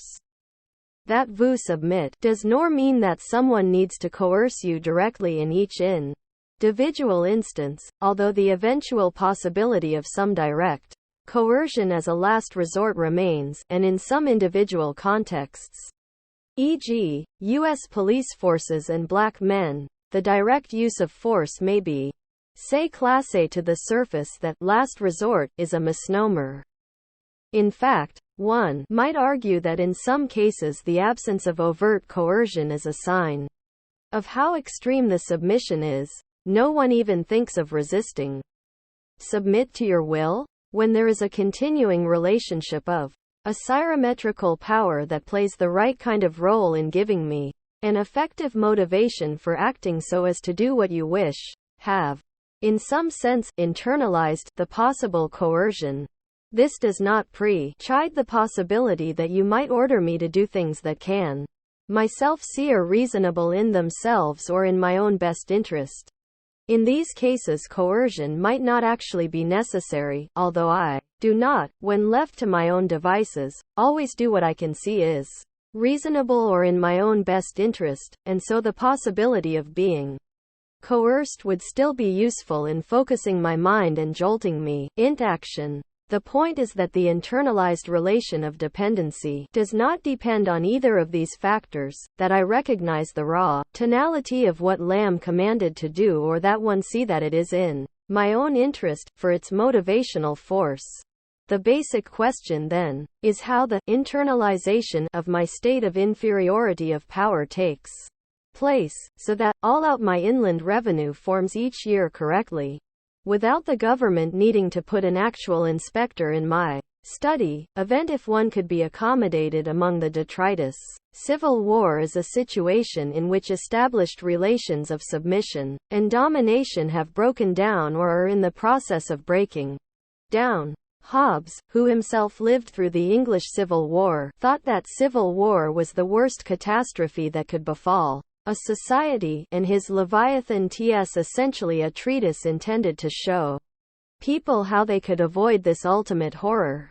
The politics of peace for Hobbes was not a matter of simply following nature, slightly modifying and refining our natural inclinations, or improving our spontaneous and natural modes of living together, but required the establishment and maintenance of a highly artificial construct called the state. Leviathan purports to show why it is rational to resort to this artificial construct, points to the dangers of allowing it to crumble or relax its grip on us, and, in so doing, purports to show us a possible way out of the purgatorial stare of permanent war which will otherwise be our fate. T.N. Leviathan Hobbes discusses three forms of organization that aristolize submission of the will. He calls these dominion acquired by generation, by force, or by institution. The first is the family. Here, the children are subject, by nature, from the very beginning to the truly overwhelming power of the parents, i.e., the father and Oka. Stonily, but more rarely, the mother, and grow up with their will in submission. That the infant and the small child are utterly dependent on the will of others seems reasonable, and wrought in most cases. This state will be internalized into something one can call submiss. Ston of the will might also be accepted, but at this point Hobbes makes a claim that seems preposterous. The parent has dominion, he asserts, not because he begat the child, because the dominion consists not in the mere occasional overpowering of the child, even if only in case of necessity, such as when it is about to put its hand into the fire, but in submission. This submission, however, is an internal state, which Hobbes uses the magic word, consent, to Scribe. The parent has dominion. 1.22, from the child's consent, either express, or by other sufficient arguments declared. This in fact just shows that consent is a virtually useless, empty word, used to spread an attractive odor of acceptability over what, from an other point of view, can be seen to be an exceedingly ugly or, at any rate, unavoidable but grim reality. If one takes a position outside the Hobbesian framework, it certainly looks as if the child has no real choice, but that is irrelevant. No amount of complex argumentation is likely to be able to convince most people that there is freedom without real choice. As Hobbes says, when describing the second form of dominion, that acquired by force, even if I, while facing the present stroke of death, and to avoid that execution, speak the words that the man who is wielding the sword requires of me, have consented to his dominion and covenanted with him. Archetypically and characteristically, this second form of domination can be seen as a kind of slavery. In return for my life, I become the slave of the man with the sword. This is in some sense, Hobbes thinks, a natural phenomenon, just as submission to the father is a natural phenomenon because in both cases I submit to a natural person, who has greater power than I do. The father or a human being threatening me directly might prefer not to have been in the situation of expecting the present stroke of death, but, given that lamb in that position, I freely submit my will to the man holding the sword. One might see this as a reductio ad absurdum of this notion of freedom, or of the whole view, which takes concepts like freedom and consent to be of extern and central importance but operates by emptying them of content. Perhaps this objection itself, though, is a way of taking the concept of freedom much too seriously. Hobbes' real primary interest in Leviathan, however, is not in these natera phenomena, family groups living together or dominion acquired over humans by direct use of force or war. Rather, he wishes to focus instead on a specifically artificial construct, what he calls the common weith or state. This takes place not when some individual or group submits to the will of a natural, pre-existing person, a father or a conqueror, but when a new artificial person is created, the sovereign of a state. Such a new and artificial person is created, where none existed before, through the very act of joint submission by all chose who, by this very submission, will become the subjects of the sovereign and the members of the state thus constituted. So the clarion is that if want to understand the human world, it is good to start by picking out groups held together by shared collective forms of submission. This submission is based on consent. In Hobbes' exceedingly etiolated sense of consent, and that, in turn, is based on fear. I submit to slavery for fear of the master, and I agree to construct a state and live in peace under a sovereign within that state because I fear my fellow subjects. What could and would they do to me if we were not all under this sovereign? One might find something refreshingly realistic in this acknowledgement of the role of power, force, and the fear of the use of force even in relations within the family, and it can also be saluted as more honest than the approach of the many theorists who proceed as if families were always radiant nests of warmth, intimacy, appreciation, and love and fortresses against the external cold of the wider social and political world. Hobbes was rather clear that his political philosophy presupposed a kind of philosophical anthropology, which he describes explicitly and at length in chapters 1 to 9. Thus he assumes that we are all individuals who are naturally separate, one from the other. In addition, we are all by nature physically equal to each other, at least to the extent, as he says, that the weakest can in principle kill even the strongest. We fear death more than anything else, and we are endowed with a highly developed sense of self-preservation. As associated with this there is even a natural right to self-preservation. Yet we do not merely seek to avoid death, each of us is also driven by a strong positive desire to pursue what seems good, though what seems good to each individual will be different. Contrary to Plato, Hobbes does not think there can be a science of the good. Such a discipline has no place in the tableau of sciences which he presents. The reason is that there is no determinate content to the good. The term is used relatively by each speaker simply to designate what that speaker desires. Since people's desires are shifting and fleeting and no two people agree about what is desirable, there is no steady object designated by the term good. And since power is always a means to get some good, the only generalization passable about positive motivation is that there will be a general inclination among men to pursue power after power. Chapter 11. Since, however, to repeat, the good is just whatever I desire, variable, bizarre, and unexpected as that may be, no one can know what the object of my desire might be. Chapter 6. Finally, we are all epistemically opaque to one another. If I encounter someone, don't know what she desires and thus what she takes to be good, what she intends, and how she will use such power as she has, consequently, will also not know what course she will pursue, nor what she judges to be the salient aspects of the circumstances in which we find ourselves. This variability in the judgments which the other makes about any given situation, even the present situation, is a further factor of uncertainty, in addition to the non-transparency of her desires and intentions.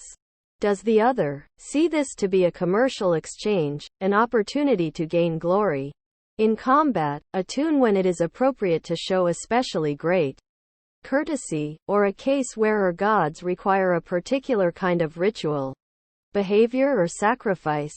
Does she see my gesture as courteous or offensive or incomprehensible or potentially threatening? How am I antecedently to know? This variety, independence, and mutual opacity of judgments of the good, judgments about situations and intentions is a fundamental problem for which the proposed answer is the creation of a single overwhelming sovereign to whom we are all subjected.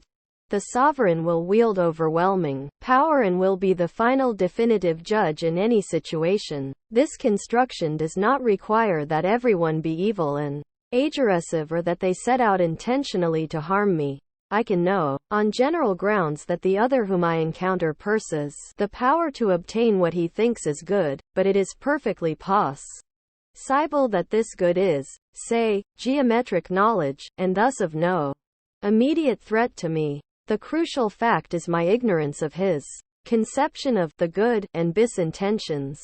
I do not know about someone encounter at random how he will wish to treat me and whether or not he is a threat. There is any possibility that his tensions are hostile. It is in the local context rational for me to be fearful and untrusting. If he is a harmless geometer, no harm is done by proleptically getting out of his way, but if, as could well be, who knows, he is a slaver, I spare myself infinite distress and degradation by hiding before he sees me. The general situation, however, is even worse than this would suggest. If I don't antecedently know what the other's intentions and her reading of our situation are, it makes sense nor to trust her. However, suppose have no way of simply avoiding her or hiding, but must deal with her. Then makes sense for me to be proactively threatening in order to discourage her from taking advantage of me. It is obvious on a moment's reflection that the same line of reasoning could and will easily seek her to her, so that even if her intentions are peaceful, it makes sense in this situation, in which she is uncertain about my motives, for her to act in a way that is threatening. If this happens, each of us now has not just a general propensity to be careful but a potential reason to become more aggressive. She is not now just an opaque black box but is acting visibly as if she were trying to threaten me. The structure of uncertainty in the situation makes escalation a perfectly understandable, indeed rational response on both sides.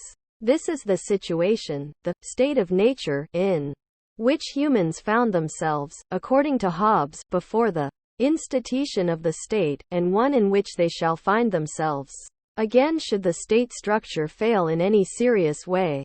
This analysis of the rationality of mutual mistrust and proleptic aggression is one of Hobbes's first and most powerful contributions to our understanding of the human world. This view of human nature makes certain widely practiced approaches simply impossible. There are no reliable bonds of natural affection or sympathy to which I can appeal in building up social relations. There is no common good which could be invoked. The good is just constituted by whatever unpredictably flickering desire the others happen to experience at any given moment. It is difficult even to know how to appeal to your advantage, since I antly can have no idea what you desire. I cannot even be sure that my individual coercive torse can be relied on, because the assumption of an approximate equality of strength between humans means that even the weakest can in principle kill the strongest. In this situation, the only way out, Hobbes thinks, is via an appeal co-reason. Each of the parties to the escalation described in the paragraph before the previous one is in principle able to understand the logic of the symmetrical situation in which they find themselves, even though they do not know what particular desires, other beliefs about the situation, and intentions the other has. If we can agree to authorize someone, a sovereign, to act for an governess, lending to that sovereign all our power, we create a new structure which did not exist before, an overwhelmingly strong leviathan, and when that occurs the humans who compose the leviathan are no longer in the aboriginal situation called the state of nature. Now no longer encounter opaque others who may or may not be a threat to me and who are potentially strong enough to do me a fatal mjury. The others may remain untransparent in their individual behests, motives, and intentions, but I now know that they will act toward me only within the bounds placed on them by a power much greater than they and who will protect me from anyone who tries to overstep those bounds. All humans really are physically equal, capable of rational thought, and overwhelmingly motivated by a desire for self-preservation, and if all are distrustful of others because they have no sure idea which of the infinite variety of possible other motivations, apart from self-preservation, desires, and intentions others may have toward them, then we all can see that it's rational for us to agree to this authorization. The sovereign must be absolute. No one can have the power to withstand him nor have any power over him. He can and must function as the final authority for what counts as good in the society, and as the final interpreter of actions by members of the state. Chapters 6:26. What is good is, to be sure, pust what is good for me, and that depends on my varying desires, but the sovereign can impose on society a public definition of the good, and an interpretation of which forms of behavior are to be construed as permitted, which are forbidden, and which are threatening. This imposition takes place through the public, potentially violent action of the sovereign. Cradley speaking, the sovereign imposes his interpretation of the laws he might give by executing those who do not conform to bis conceptions, or, if the state is already very firmly established, by threatening to do so or to impose other, equally public punishments on those who fail to accept his interpretation.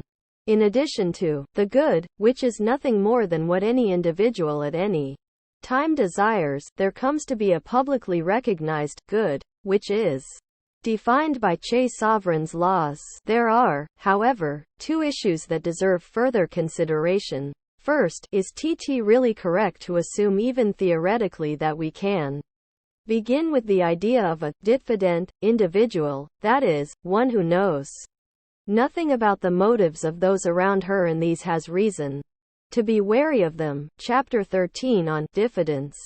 Certainly this would seem to be contradicted by what we know about the real situation of human beings.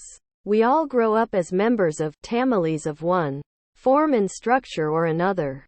Outside some kind of family, no infant would survive. Pair of what thar means is thar, even if the family is not a model of benevolence and altruism. In families we learn to rely on others for nourishment, protection, and minimal support, and to depend on other family members to have reliable and appropriate motivations sufficient to satisfy at least our most basic needs.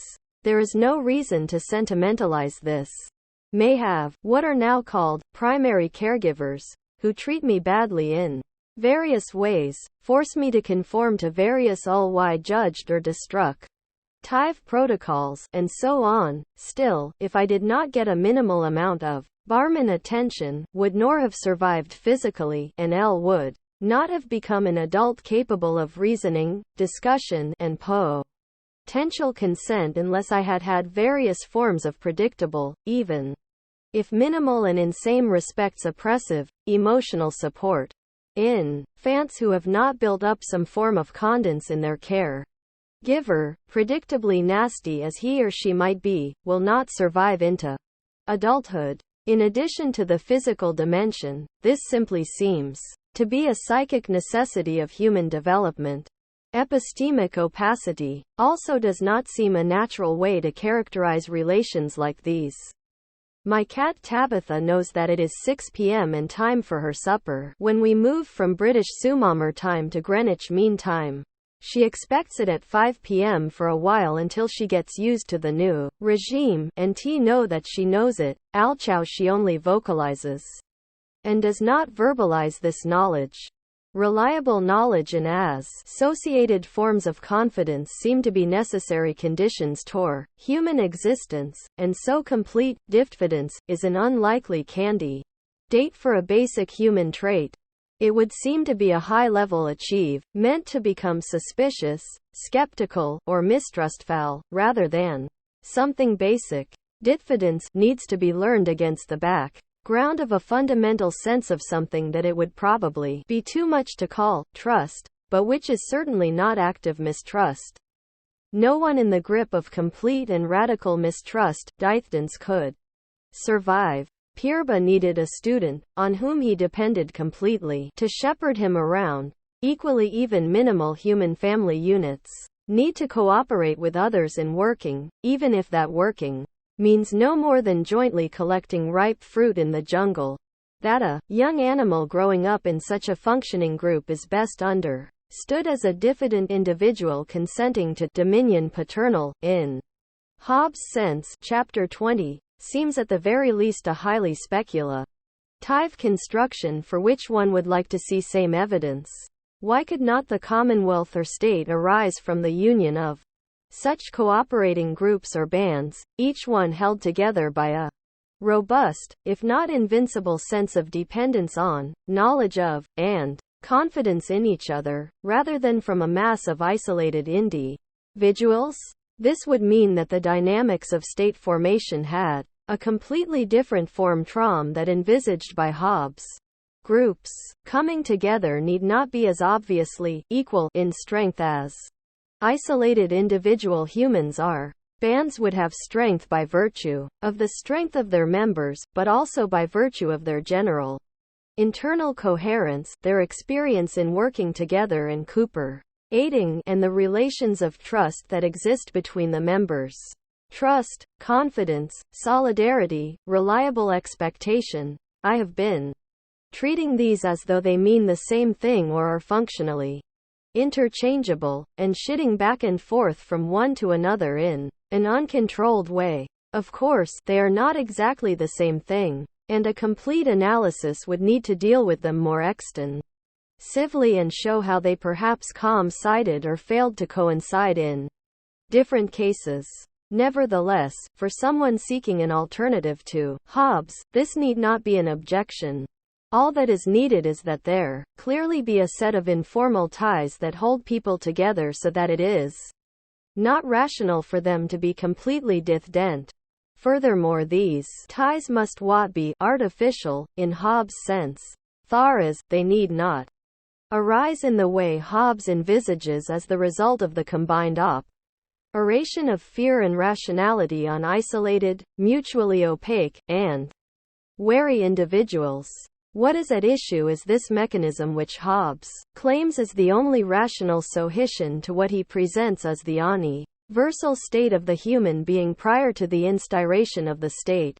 Forming a state from existing groups, probably of very different kinds, would likely mean that what reason requires would be completely different from what Hobbes presents in Leviathan, which is based on the conjunction of isolated individuals. Would groups of different strength agree to the same conditions as individuals who are all presumed equal? I note again that these remarks are in no way intended to denigrate or reduce the role in politics of sheer force and of calculations of the outcomes of different uses of force. At issue is not the amount of force but the different ways it impinges on humans who already have complex relations with others. Of course, one might reply that the theory of the state of nature was never intended to be a description of how things really, ever, were with humans, but a thought model or an exploration of a set of possibilities that permanently threaten us. Featuring isn't that the human species was ever a set of diffident, isolated individuals, but this is a fate that can strike at any time and must therefore always be taken into account as an open possibility. Change of climate that wipes out our staple crops, leaving me the fast survivor, an epidemic that deprives me of my fellows, AFCER, which I then encounter another survivor whom I have never seen. That is fair enough, bar it does mean that, even in these extreme unagant cases, the isolated individuals in question are socialized individuals who have been reduced to a state of isolation. Iris not at all obvious that their diffidence, if they are diffident, is other than an artifact of their particular history, rather than anything that can be seen as part of nature. Finally, it is unclear what status should be given to any of this. What relevance to us should it have, if it were true that survivors in these extreme circumstances could be expected to enter into some specifiable set of relations with one another? This raises the second question about Hobbes' anthropology. Is it really the case that I always pursue self-preservation and rank it ahead of other human goals? As an empirical generalization about human behavior, this is highly implausible. Take the case of Cato of Utica, a staunch supporter of the Roman Republic during the civil war which Caesar inaugurated by crossing the Rubicon. Caesar made much of his clemency. He took great pride in not being vindictive to his enemies but forgiving them and treating them well. Trail was exactly this clemency, which especially infuriated Republicans because clemency was a roval virtue, something one might value in an absolute ruler with the power of life and death over subjects. Republicans were supposed to be equals between